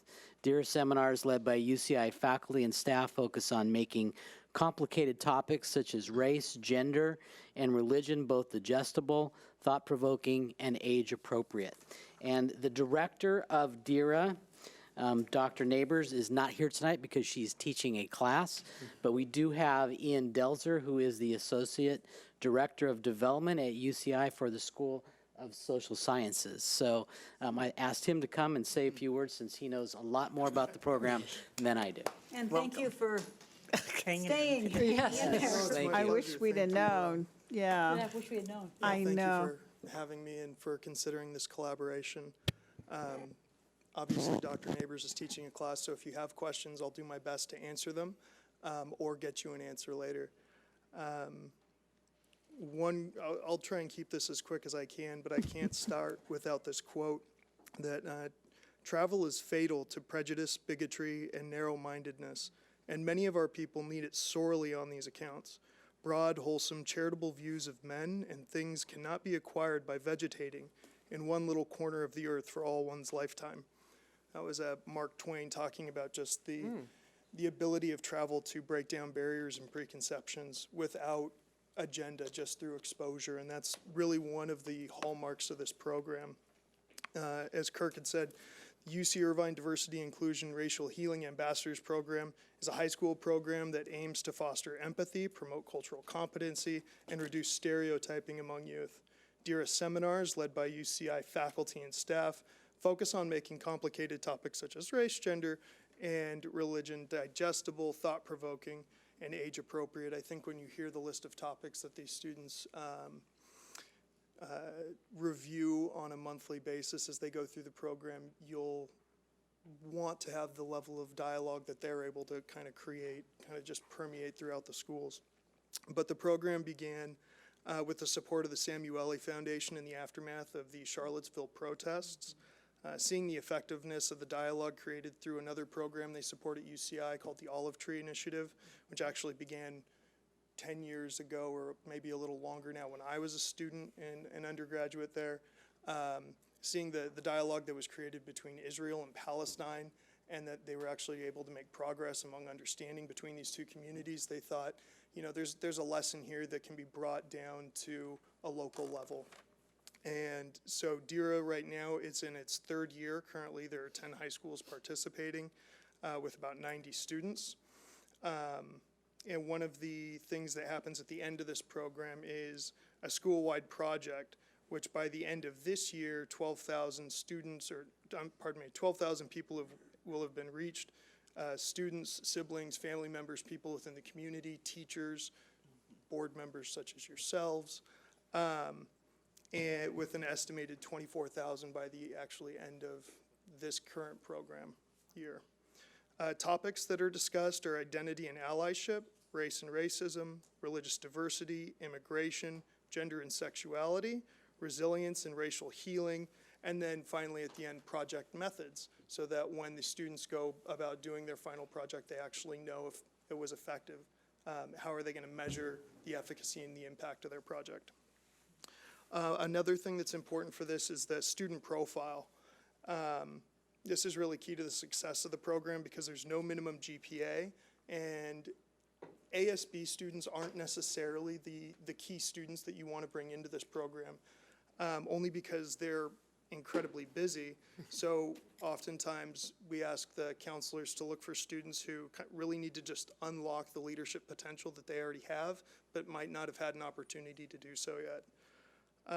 Some of the secondary benefits of this program, because of the profile of student that we try and bring into it, are that college now appears more attainable and realistic for students who didn't feel that way before.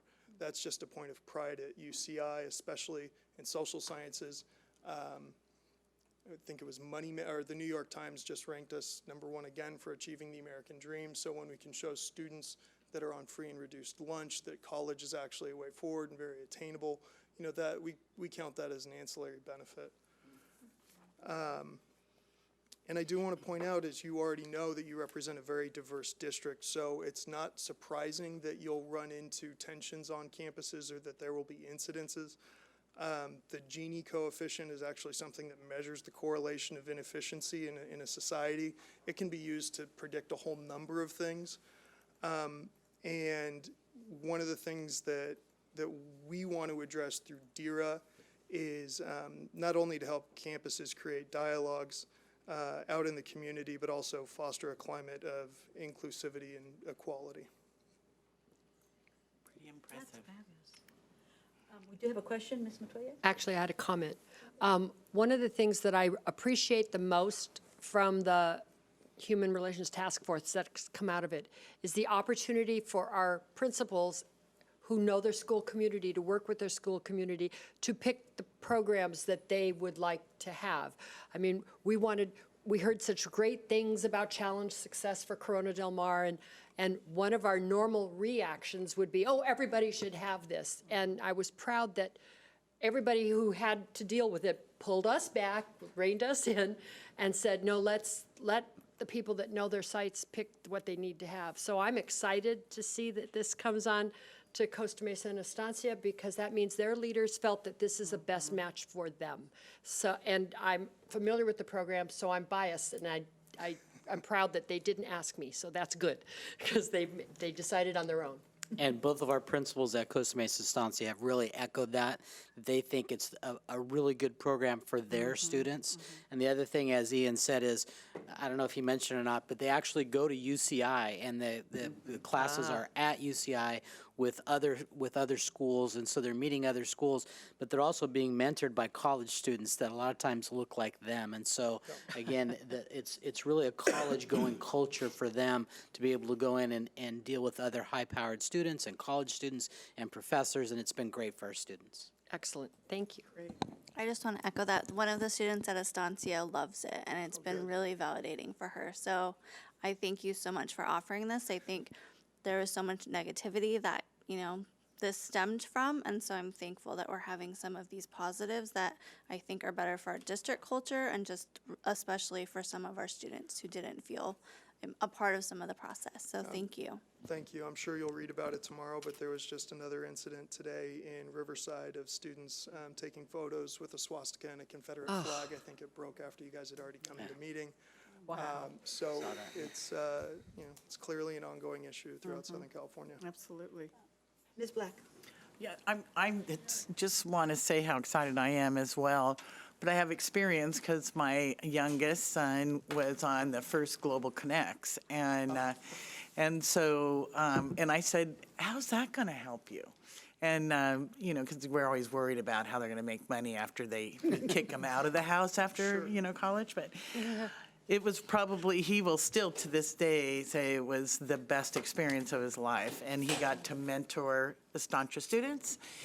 And I know that several of the teachers at Newport Harbor High School have embraced it as well. So, and then we also hosted students from around the world. We had the benefit of doing that through UCI's language department, and Global Connects was just an amazing experience. So I told him about this, and he's excited, but he's a new daddy and very preoccupied and does have a great job.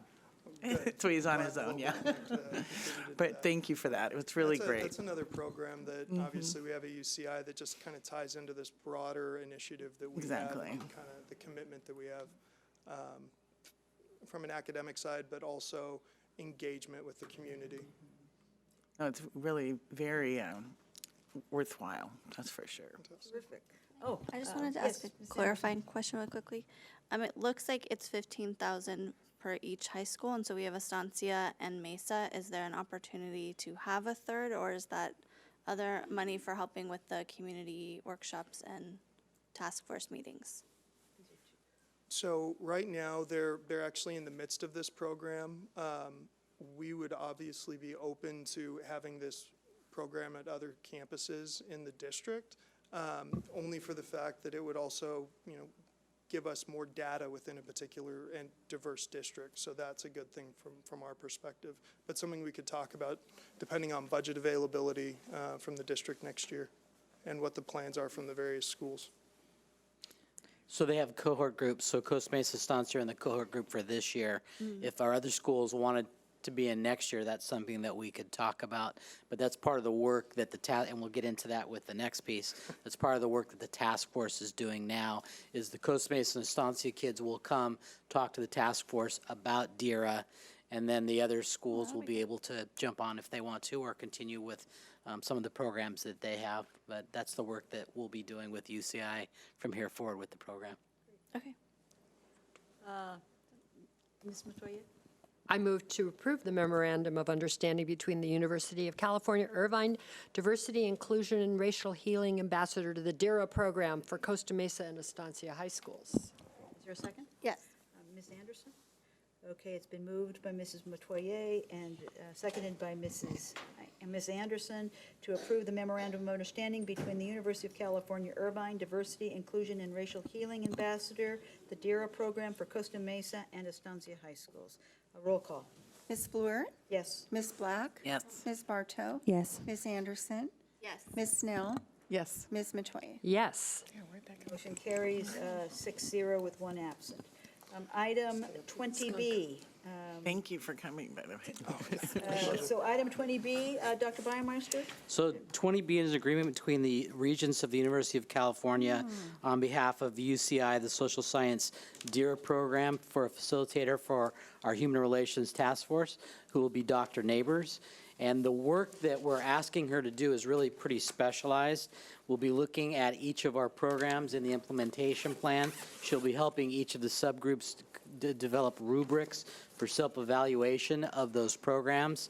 So then again, the task force can decide which programs they want to move forward with, which other programs they may want to be a part of, but that will be the work that Dr. Nabels will be working with the Human Relations Task Force and different subcommittees on the implementation plan for self-evaluation. And what I'd like to add to that is that Dr. Bauermeister, pardon me, came with a very well-structured plan moving forward. And so when, in light of the experience that Dr. Neighbors has with DERA, we were very excited about the opportunity to partner again with the district. And above and beyond just being a part of the overall discussion of the Human Relations Task Force, the ability to really kind of instruct on the creation of these rubrics so that as the feedback comes into to each school, they can really evaluate, was this program effective? Did it actually address the need it was intended to? Or we might be seeing a good effect over here, but if that wasn't its purpose, then we need to reevaluate, really the program that we're putting into place. So from an academic, research-based university, this is just exciting for us to be able to really kind of spread the good work that we love to do on a daily basis and in journals and other places, but then put it to work, in the district where personally I live too, so. That's great. Ms. Anderson? Your light was on. You just didn't turn it off from before. Oh, okay. I do have I mean, so the A is different than B, right? So A are for the high schools and B are for the task force and that piece. So I guess my question's still for A. So if it's 15,000 per school and we have 2 schools, but it's 45,000 on here. No, so Yes? No? the $45,000 figure would be for the facilitation Okay. of the task force. Okay. And what we had to do to arrive at that number was actually go to our internal human relations department, ask them, based on the work that Teresa's Dr. Neighbors is being asked to take on, as well as the development of these rubrics, what is and I say this sincerely, what is the least we can charge or ask for the district to contribute to that? And they came back and said X. And so we had that conversation to make sure that it was an acceptable figure and it wasn't going to be price prohibitive. And, that's really how we came to that. Thank you. Cool. And it's going actually into the UCI Foundation, correct? I mean, the funding looks like it's going So the not fund- directly to the UCI, but to So their foundation. within the foundation, just as you guys were talking about all the various accounts that you have earlier, the funding is directed to the foundation, where it then is redirected to support of the Teresa Neighbors and the DEER program and her role in this. We want to keep it as a gift as much as possible, because when items come in as a gift rather than a grant or contract on the UC side, we're able to actually bypass certain expenses that go to the regents. So that's why it was done that way. It's also why it came to you a little bit later, because we had to work through that. We hadn't really, I had to work directly with Jeff to figure that part out. Thank you. Great, thank you. Move to fund. Second. It's been moved by Mrs. Black and seconded by Ms. Metoyer. Roll call, please. Ms. Fleur? Yes. Ms. Black? Yes. Ms. Bartow? Yes. Ms. Anderson? Yes. Ms. Snell? Yes. Ms. Metoyer? Yes. Thank you. Thank you very much. Thank you for staying up. Motion carries 6-0 with 1 absent. Item 20D, staff has brought forward the meeting calendar dates for July 2020 through June 21. I'm sure that there will be some adjustments to this as we load additional things onto the calendar. If only, we can dream, right? We can dream that this is all we'll have. Any discussion? Yes. Will we be having a study session in the fall? May we have a study Probably. session date reserved? I would you like to make that proposal or amendment that? I would love to do that, yes. You wanna pick a date? We as a board have to decide what our topic is, but I would love to have it in the fall sometime. As long as We it don't doesn't have happen one. in September. Until January 2021. Could be the end of September. So couldn't it? what about October 27th? October 27, yes. Probably the best. We have a board meeting on October 27th. So do you want to have a study session at the same time as the? Based on tonight, no. Thank you. How about October 20th? Ms. Anderson, how about this? How about if you request a study session in October, and we'll work with the board president to finalize the date? Oh, good plan. Great. Okay. Or even put it in September, put the tickler on, and have it on the agenda for September for discussion in Yes, October, so that we have at least an I'll idea. put it for August as well. But if That's we, too early. I don't want it, and we can't have it in September, but I want the No. discussion so that we, it's not, we don't spring it on staff that, at our October meeting, we want to have a study session. but I think what was, is just Ms. pick a Anderson date? said, no, but we would like an October study session Okay. and have staff work and give us a date. And Give us a date. you'll give us a date as soon as you can, right? Yeah, okay. Perfect, okay. Because that got planned, Yep. if I can ever Okay. leave. With the understanding that there may be additional dates added. Oh, please, like I said, if only this is what we had. So may I have a motion, please? Move to approve the schedule as amended. Second. Somebody else second it? Who's it? Ms. Anderson? I didn't. Oh, good, thank you. Moved by Mrs. Black and seconded by Mrs. Bartow. A roll call. Ms. Fleur, Yes. Ms. Black, Yes. Ms. Bartow, Yes. Ms. Anderson. Yes. Ms. Snell, Yes. Ms. Metoyer. Yes. Okay, Just so that you know, Mrs. Fleur, before we ever close out, I did not realize that the board member from Estancia gave us a report that should have happened at, say, 6:30. So I'd like to read it into the record before we're all done. So whenever that fits in, just let me know. Because I feel bad that Kenya did that and I didn't see it. How about after we adjourn? And I had a point of It's order. gotta be on the There were some record. consent- Or some Thanks. public comment. I'll read those are fast. coming now. Okay. Do it right now? The four We items? always put them at the end of the Prior to discussion. the student board member program? Yes. Yes, because Okay, it's that's my question. because this is a discussion only, so it's coming right now. Right, and I'm It's fine first. with waiting till the very, very end. I just don't want We you to. usually do. We're going to be exhausted, and you're going to want to adjourn, and I want to read this real fast. And I would beg we're getting into 10 o'clock, and it's getting late. Would it be all right? I don't start partying till 10. I know, I don't go to bed till 2, so I'm okay, because I'm getting my second wind, but I think there are I people got in the pretzels audience that are here. going to I sleep can go for a here. long time. So the question is about the new. You guys might want to go home. The question really is about the student board member. I don't want to give it short shrift. Would you be okay if we looked at a different date? Would that be, I know that we're on a timeline. That is my concern, is we are on a timeline. Well, I would like the yawning over opportunity to not spring it on the students. I'd like to get their, feeling, about it at their next meeting, which is in a couple weeks. Okay, Because they're let's- going to hear this now and wonder, because it says right there, you're getting rid of the student advisory, which is our global. This is, actually, this is not an action item. This is just a information. discussion. No, I understand it's a discussion. What my point is, Mrs. Nell, that our students don't know this What, is Mrs. coming. Black? Well, I'm telling you, I'm not happy about it without having, at least having the discussion about it. And at 10 o'clock at night, when we're exhausted, and I'm going to be meeting with those students, and two of you can come as well. But When are you meeting with they them? don't know about. We're meeting the Thursday after we get back from President's Week. I know, yeah. But, Okay.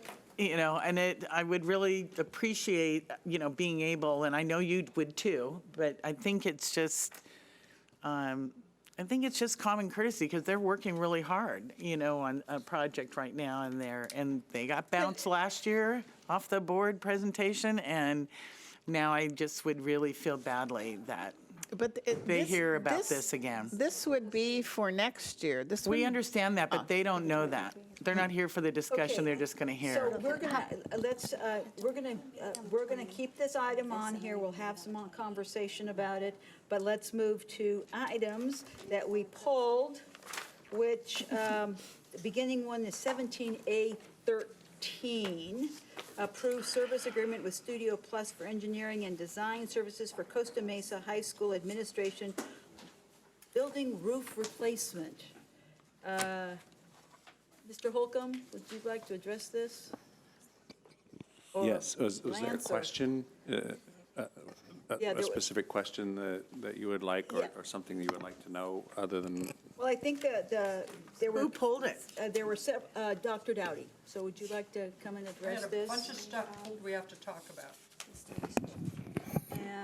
Well, actually, I think you should hear from Mr. Bidnick, who's Mr. Bignick. first, and to give us a explanation of what the project is and where we are. So I think that would probably be smart if you can give us background first. He's all under fire. all right, good. All right, so when we looked at the roof conditions at all of our school sites, we identified the roofs that were the most critical. We quickly identified this one as one of the most critical after we had a series of rain events last year, being an extremely wet year. We'd done several roof repairs, not just last year, but in the years prior to as well. All of them have been relatively unsuccessful. The last round that we did, we took a very broad stroke. We're thinking if we take a larger section of this roof and do repairs, most likely we're going to be able to track this leak down, and actually it's several leaks. And hopefully we're going to be able to address this problem. The issue is not just that we have a roof leak, that we can send a roofer up and they can troubleshoot. The issue is we have 2 roof systems up there. The original gravel roof system was still in place. A restoration system was put in place on top of that. And underneath both of these roofs is a hot mopped structural concrete roof deck. So basically that can act like a third level of waterproofing for the system. So if we have a roof leak inside of the building, the water has traveled through 3 separate areas. So tracking this, we have to go through, or the water would have to travel from the top of the roof through the first section of roofing, find the penetration through the second layer of roofing, find the penetration through the roof deck and into the building. So tracking these types of leaks is extremely difficult. Like I said, we took a very broad stroke with the last repair. It was quite extensive and quite expensive, and we were hopeful that this was going to address the issue. We couldn't test it until the next time it rained. It rained, and it's still leaking in the room. So now we're in kind of a crisis management mode where our goal is to protect the interior of the building and the occupants. We do deploy some temporary measures to direct water and divert it away from critical equipment. This Sunday, for example, after the rain started and it started to get pretty heavy, I notified our on-site custodial staff to swing by the site, do what we can to redirect the water, deploy some drying equipment so the conditions were better for a staff returning to work, not ideal by any means. But this is something that's on our radar. It's before you tonight for engineering. It's a rather extensive project. There's a lot of abandoned utilities and stuff on the roof that's causing additional problems for us with this project. We want to take a very comprehensive approach and not have to worry about this roof for the next 25 years or more. So this is a big project for us. We're taking a very comprehensive approach towards it. So if there's any other questions on Ms. Bartow? No, I didn't pull this one. You haven't- Ms. Anderson, that was from before, Oh, okay. way before. It's just the administration building? The administration building is by far the worst. District-wide, we have several roofs that are in need of extensive repairs. This one's causing us the most issues because it is deemed no longer, we cannot repair it. We can repair it if we're going to continue to spend more money, but it's not money well spent. It's much better to spend this money on the replacement. And you're going to be up on top of the roofs all summer long anyway, putting in air conditioning. So that's another level of complexity with this project is coordinating with our facilities department. So we're not, they have such a compacted schedule, we have to make sure that we don't impact that and push their contractor over schedule. And just to make sure, and I know we will, but I want to get it out, that the damage that's been done to the carpeting and the stuff that's on the bottom, and that the counselors, God love them, they've put up with it because we've promised, and that's going to get all taken care of for them too, right? As far as, The carpet I know was damaged, and there's, so some- we've had water on the carpet.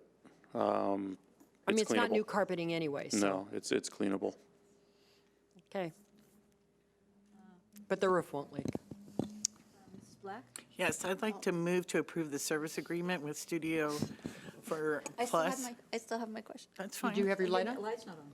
Well, it was, I didn't remember, it was Oh, it I'm was me, sorry. it wasn't Michelle. I Yeah. apologize, I apologize. I just wanted to know for the timeline. So are we thinking we're gonna do it this summer? And then my other question, my comment is there a way we can possibly send, or do we already do this, a letter of communication to the staff at Mesa to explain why it's taken a while to figure, because I think if there are, no, I just spoke with a teacher from No, I'm Mesa saying the yesterday counselors. who was like, this isn't getting taken care of, and they weren't feeling cared for. So I think it would be helpful if we send a communication to the entire staff and let them know the process and why it's taken a while and what the proposal is. I think, yeah. Ms. Black, did you have a question? No, I was just making a motion to approve. Okay, and then we had a card on this, Dr. Dowdy. Thank you. But I don't have a second. I'll second. Okay. Bartow will second. So I believe Ms. Anderson basically brought up the point that I wanted to make, is that this has been a ongoing source of frustration for the staff at Costa Mesa. My knowledge of it goes back about a year, but I've been informed that it may go back further than that. And what we have observed is water going through light fixtures, coming across counselors' desks, coming down walls in multiple different offices, getting on the flooring, going, near the copier where the people are using this. And there were some Band-Aids that were kind of put on last year to divert water. And we understood that there was a delay in the project because it was complex. And then it came back, maybe worse, this fall. And then it came again over the weekend. The picture that Ms. Blackwell shared with you is one that a staff member or teacher took and shared with us on Monday. And we don't understand why there's delays on some of these things. I think that what Mr. Bignick just explained wasn't a great explanation, and it makes a lot of sense. But I think if we have better communication so that we can kind of frame expectations for people, it helps tremendously because this is a very sore spot for that staff. I know that they have gone through their chain of command. I know the principal has gone through the chain of command. I know we have gone through the chain of command, and we've not understood why the problem wasn't getting addressed. And it was being addressed, but it just wasn't working. There was, yes. We found out tonight. Correct. One of my pet peeves, spending money. Thank you. Any more questions? It's been moved by Mrs. Black and seconded by Mrs. Bartow to approve this the service agreement with Studio Plus for engineering and design services for the Costa Mesa High School Administration Building roof replacement. Roll call. Ms. Fleur? Yes? Ms. Black? Yes. Ms. Bartow? Yes. Ms. Anderson? Yes. Ms. Snell? Yes. Ms. Metoyer? Yes. May I ask a quick question of Mr. Holcomb? What would be the time, or maybe, I don't know who would answer it, but what's the timeline for this? Because I know I'm getting good when we're hiring Studio Plus, I mean, about how long it takes them to do stuff. And then, so do we have to go to DSA, obviously? No, not with a roof replacement. Not with a roof? So, At that extensive no, of as a long as project? it's- When it If he said doesn't no, we don't have involve structural, then we don't have to go through Oh. DSA. Is that correct? Yes. But you're ripping off everything that's there, and so you're gonna probably have to put a whole new sheathing and framing and all of that kind of stuff. Probably not when it's- students are there. Yeah, it's a concrete deck, so there Oh, won't God. be sheathing, there's not Okay. joists and those types of things. Well, does that you would leak? think of with Does the normal. concrete leak? Well, the concrete has joints, and it has potentially cracks, so Okay. that's why you want to take everything off and completely replace it, and it's time after applying a Okay. roof on top of a roof. Okay. With all of the other pieces. I've been up there with Mr. Bidnick, and there's a lot of abandoned things, penetrations, and everywhere you have a penetration, Right. you have the potential for I'm a leak. very well versed in roofs. So in answer to your question, as we noted in the item, we're anticipating completing the work during the summer of this year. Okay. Is this area closed off? I'm concerned about safety. If it's, I mean, if it sounds that bad, is the area closed off so there's not staff that are right under there or possibly students? Now, what I believe, if I glanced at the picture you have, is it has a lay-in ceiling like this. Instead of 2x2 tiles, it has 2x4 tiles. And there's a system that allows you to collect the water so that it's all funneled to one place and into trash cans or a collector. And so that's the way that we make sure that the water goes where we want it to go once it leaks into the building, instead of going to places we don't want it to go, like onto a desk or onto a copier or something like that. Based on this picture, I'm concerned if there are staff in that area and the hose fails that day, or all of a sudden we have another rain on a Sunday and a staff person is under, or a student. Is there a way to cordon off this area for the foreseeable future? Well, Mr. Bidnick works closely with the site administrators at whatever campus we're working on the most efficient way and the most effective way to manage our facilities and our staff, to both keep them safe and be able to support the operations of our facility. And as they've looked at that, the best thing to do is to provide these diverters at this time, not to close off the area. Could they do both? What I'm saying is to do both, but okay. Okay, moving on to item 17A22, approved budget for aquatic center scoreboard and shade structure at Newport Harbor High School. Mr. Bidnick, is this No, Mr. Bidnick again, It's or not is this Mr. you? Bidnick, actually. This is Ms. Zareczny. What was your question? So, What was Mrs. yeah, is there, Black's was there a question? question? Yes. related to this? Miss. It was pulled. It was. Ms. Anderson, not Mrs. Black. And Brett. And Dr. Dowdy.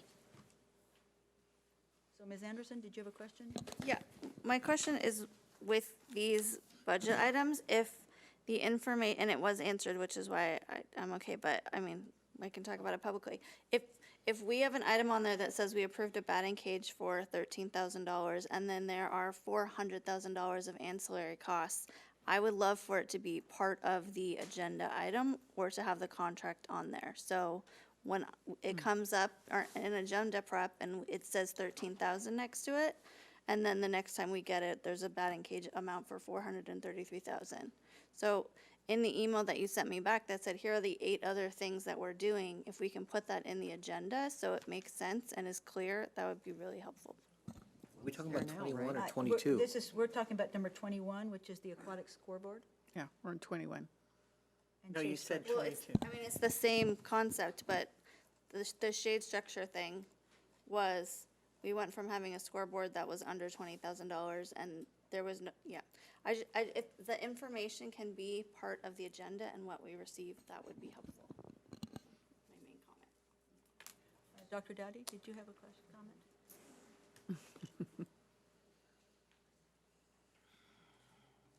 So as I was reading through the agenda, and I saw a large expenditure of $433,000, there was not a supporting document, and so there has to be more going on than the obvious of just replacing a scoreboard and shade structure. So that's the question. What else is going on that makes this such a large expense?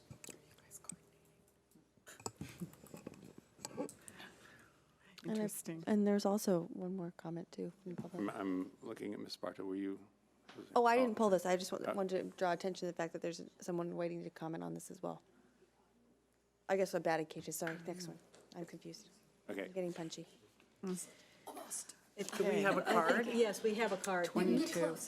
Yes, you have a card. There was a card on this one. 22. There was two of them. But we're on 21. I misspoke. We're still on 21. 17A21. Move to approve. Oh, wait, she's Yes. coming up. She's coming up for For 22. 22. Oh, For 22. okay. Second? Okay, it was moved by Me. Mrs. Metoyer, Seconded by Mrs. Black.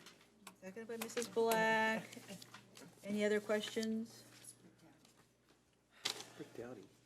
Britt, okay. He spoke to 21. He spoke to 21. All in favor? Nope. Roll call. Ms. Fleur, Yes. Ms. Black. Yes. Ms. Bartow, Yes. Ms. Anderson. Yes. Ms. Snell, Yes. Ms. Metoyer. Yes. Perfect, I thank you. think And this is believe making this the is because meetings there go is no, longer. currently, there is no existing shade structure at Newport Harbor High School, correct? That's a significant portion of the cost. That's why there's a significant that's why, because there is no shade structure. This is constructing a completely new foundations and all of that. Yeah, Yes, that's moving correct. on. And moving stuff around too. Moving things around, right, okay. 17A22, approved budget for softball batting cages at Newport Harbor High School. Again, this was pulled by Dr. Dowdy, as well as Ms. Anderson had some questions, and we have another member of the. And Melissa Travatella. There you go. Thank you for staying so long.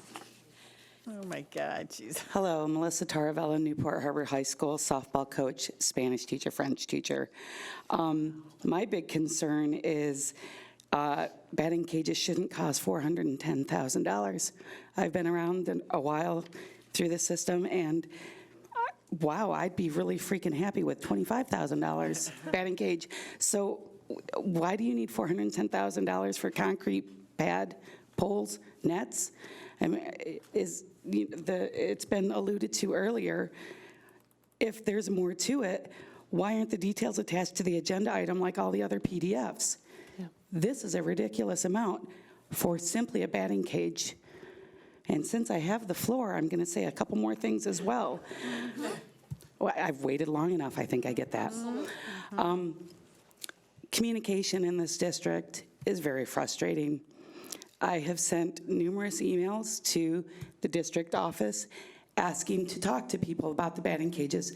Ms. Black, you may remember I was here last year, and I talked about needing the softball bathrooms that were cut off from Davidson Field.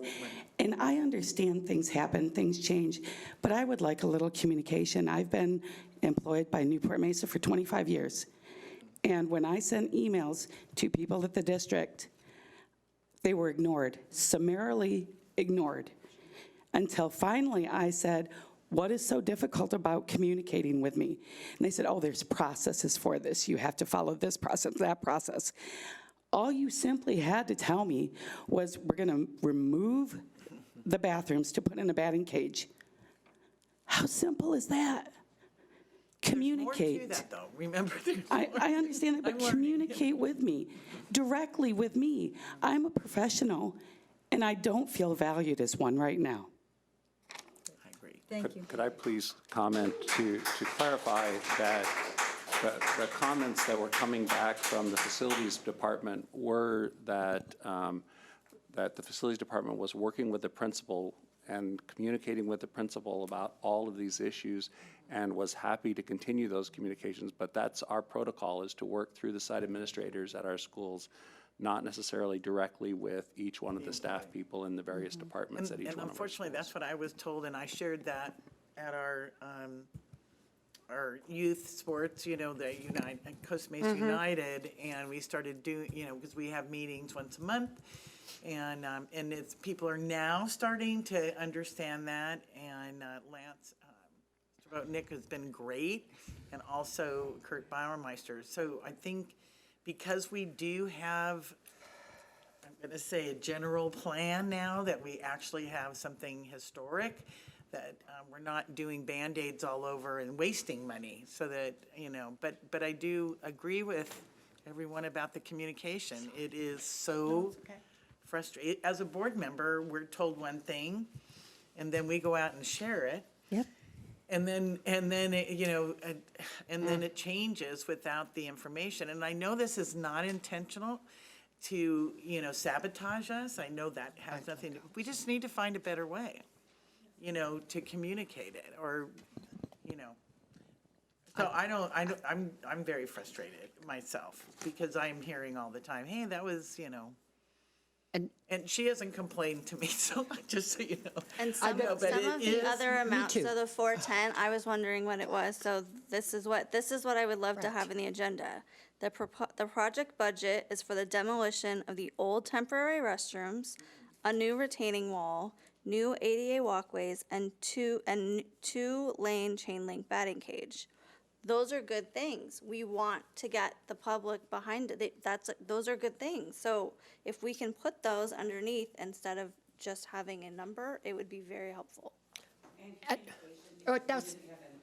And this is what I was going to say. I've been in your shoes, I've been a staff member, and I've asked questions, not necessarily not knowing that, oh my gosh, I really need to go this way. If someone sends an email to the district office, no district office personnel should ignore it completely. That shouldn't happen. But an email back that says, and you didn't say you ignored it, I know, but it would have at least given me a different channel to go to as a teacher if I received an email that said, the process goes like this, and it goes, and please talk with your site administrator. We've been in contact with him, and that's where we have to go. At least we're not ignoring that you've gotten it. So, and I'm not saying that Mr. Holcomb is the one who did that, but it is a very frustrating thing to think when you make a comment, it goes to a black hole. So. I think this conversation centers around exactly what Dr. Navarro and I spoke about, is having common talking points and having it go down, not just to, coming from, whatever it is. We want common talking points that go all the way from to This the board, office? to executive cabinet, all the way down, so that we have that. And I think that it's incumbent right now is that there seems to be gaps among protocols of who's in charge of who and what's supposed to be communicated and who's communicating with who. I mean, it's very frustrating when we hear comments that, well, I've been communicating with the principal because the principal is the site administrator. That's appropriate that the site administrator be in charge and communicate with his staff. What's frustrating is that's not getting translated down to the next level, or if it is, what level is that? Is it directly to the coach, or is it directly to the athletic director? Who does it, and who's the next level of the communication? And I think that it's incumbent upon you all to let us know what the process is. Just tell us what the process is so that we're able to communicate clearly and articulately. Well, here, this is what should be happening. If it's not, we can get on. We can find out how, and we know who to talk to, and we can process. I think that's what the level of experience and the level of frustration that we're all experiencing. So normally the explanation is very valid and rational. Well, but when you don't get a chance to share that, it's very and I think I've heard a couple comments about kind of sticker shock and bring in somebody. You just can't bring in just anybody for some of these. And these when you are putting in a batting cage, you have to have ADA access to it. And so I know that we don't understand that when we're in the on the field, wanting the batting cage, but there are a lot of state requirements that raise the price. Oh, on all of this. And so, for example, my favorite one is, if you look at the stadium at Newport Harbor High School, and that rail that's up by the Press box? press box, that had to be engineered for something like 120-mile-an-hour winds because we put banners on it. And I think what we're asking is, Yeah. in an agenda item that looks wonky, that looks like $400,000 gold fences, is that what we're doing? It's not hard to itemize it. I mean, you've got it itemized in order to bid for it anyway, just slap on more information, sorry, Sherry, slap on more information for us to read, because Sherry's the one that has to download everything and get it up for us. But that's all. It's not that we're questioning the what it is, we just want to know what it is. The item should be The items. self-explanatory. If it comes up to a big number, just. The item should be self-explanatory. It should be, and it wasn't in this case. Yeah. We do a good job on a lot of it. Just tonight, it seems like we're working on this. So, do I have a motion to approve this? So moved. Ms. Metoyer moved. Do I have a second? I'll second. Who's that? Ms. Bartow. Ms. Bartow, to approve the budget for the softball batting cages at Newport Harbor High School. Roll call. Ms. Fleur? Yes. Ms. Black? Yes. Ms. Bartow? Yes. Ms. Anderson? Yes. Ms. Snell? Yes. Ms. Metoyer? Yes. Okay, final one is item 17B3, approved 2019-20 comprehensive school safety plans. Dr. Dowdy.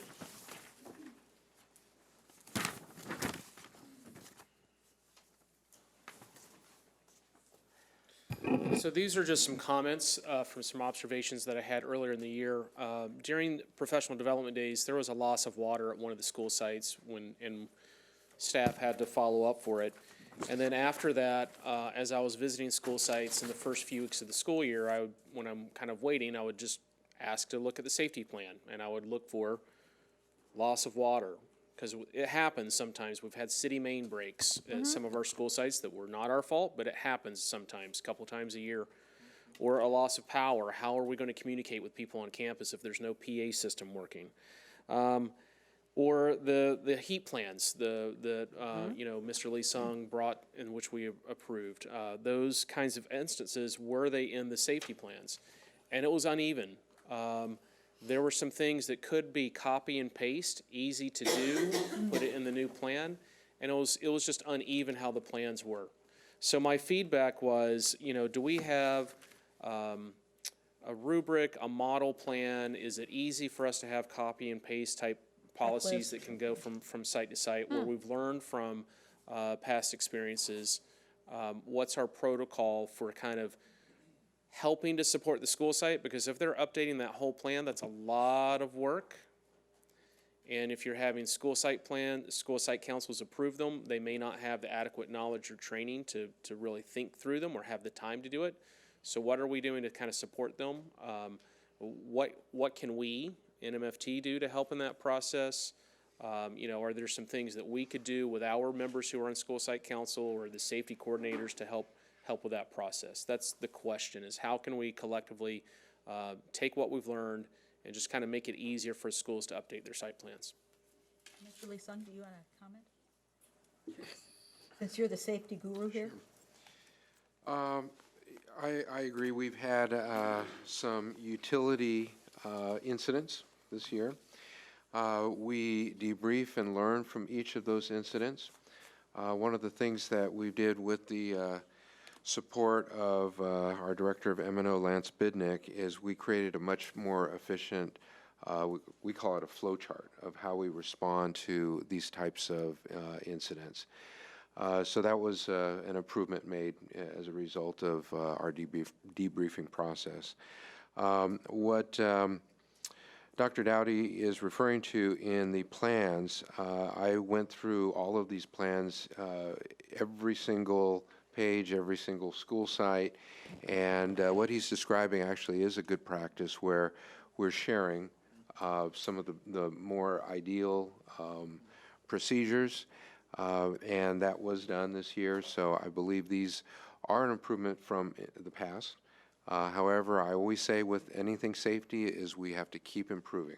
It's never done. But the concept of sharing best practices and improving our procedures every time, whether we have an emergency or drill, that needs to be our culture and practice. Further questions? May I have a motion to approve? So moved. Ms. Metoyer moved. Second. Oh, no, somebody else seconded? Second. Yay. Roll call. Go for it. Ms. Fleur, Yes. Ms. Black, Yes. Ms. Bartow, Yes. Ms. Anderson, Yes. Ms. Snell, Yes. Ms. Metoyer. Yes. Okay. Hallelujah. Hallelujah. Okay, so now we're moving on to 20E. E. And it's 10:39. So.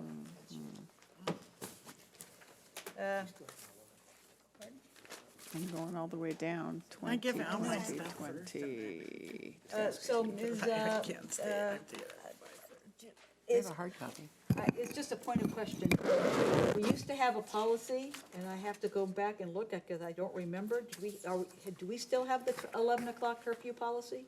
As far as I know, it's still in, Is it 10:30. It's at 10:30? 10:30 and you can vote once to extend it to a specific time. Okay. So. 3 o'clock in the morning. Oh, no, you don't want that?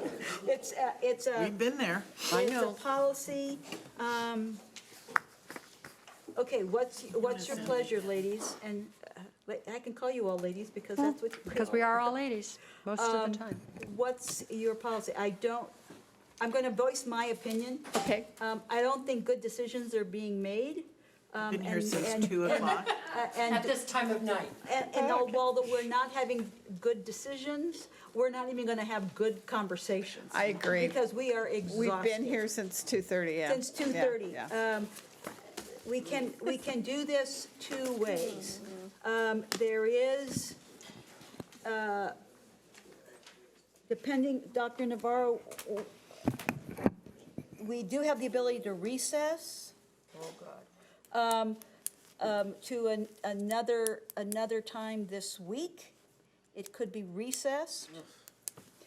We'd have to have a time we could all meet. And if we had if there was a time that we all could meet, we could recess. You only have one problem, and that's starting this week. This room will be deconstructed because it's getting that carpet replaced. So this room is not available later on this week. I would recommend that if the board would like to have this as a single item, we can have a special meeting for a couple hours. Or I just think it's getting, I think you have to do a special meeting because we're not going to have another meeting until March 11th. Well, Maybe we what could about, just, oh, go ahead. maybe we could just read the I mean, a lot of it is, go home and read and tell us what you think. So could we just read the sentence and We could move on talk to- about it on the 26th, maybe. Yes. Wait a minute. That meeting gets longer and longer. I know. 'Cause Oh, it's- yeah, we're going to be here It gets a long time. Well, hey, I'd rather do that than do it when I'm half asleep. Okay, so currently that meeting is set for, what time is that meeting scheduled for? That starts at 8 o'clock. 8 to 11 is your board study session. Then there's a closed session from 11 to 1. Then we'll go back, then we'll reconvene out of closed session and come back here at 1 o'clock and go from 1 to 3? Yeah.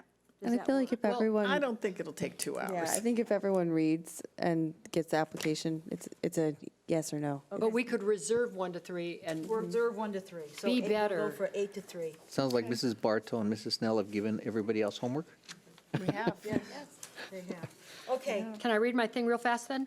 No, That's okay then, it's from Estancia, so I'm not, then. that's all right. okay, so we'll make sure that gets posted in the minutes. Oh, it's real short. Let me, Estancia is having their Student of the Quarter this Thursday, I'm not. Boys basketball, and this is hard for me to read. Boys Loud. Boys wake up, everybody. Boys basketball is city and league champs and won Battle for the Bell against Mesa. See, I told you I didn't want to do that. First round of CIS is tomorrow. Girls water polo first round was today. Jack Covey is Estancia's male student athlete of the week for the Daily Pilot. They had their formal on Saturday at Costa Mesa Country Club, and it was a success thanks to the ASB. ASB. Kindness Week is currently happening at Estancia, so if you go to Estancia, be very kind. Their drama program will be hosting the annual O Show, which is called Escape Room. It will be running February 13th through 15th, and that's it. See, I knew it was short. Yes. Okay. Respectfully submitted, Kenya Roca. I Rota. am pulling board member reports. You can do that on the 26th. You got it. And I'm passing down, these are 2 months' minutes of the youth sports committee meetings. And also, because of time, we're not going to be here. So Estancia Baseball fundraiser, $25 for the Angel tickets, and the Battle of the Bell will be played March 13th at Angel Stadium at 6 o'clock. And then. Mesa's fundraising for it, too. Right. Okay. So they're all fundraising, but then also there are 2 minutes from the Costa Mesa Youth United, Costa Mesa United Youth. And I just thought you want to easier than read all the Okay, details, so- here it is. So on the following items, Ms. Bartow, you have legislative. Can you just type up a report and send it to, email it to us, please? I can give you the 2-second report because there's not much. That would be- One, yeah. don't forget to vote via mailbox for March 3rd. 2, the census is very important. Make sure you fill it out. Those are the main things. Thank you. And I'll do the Arts Commission by paper. Perfect. And I have one, I was going to do the city, Mesa Waters, Costa Mesa sanitation. Can you send that, can you send that? I can give that out? I have that. I just want to say one thing. It was brought guys up really about listen well. about the census.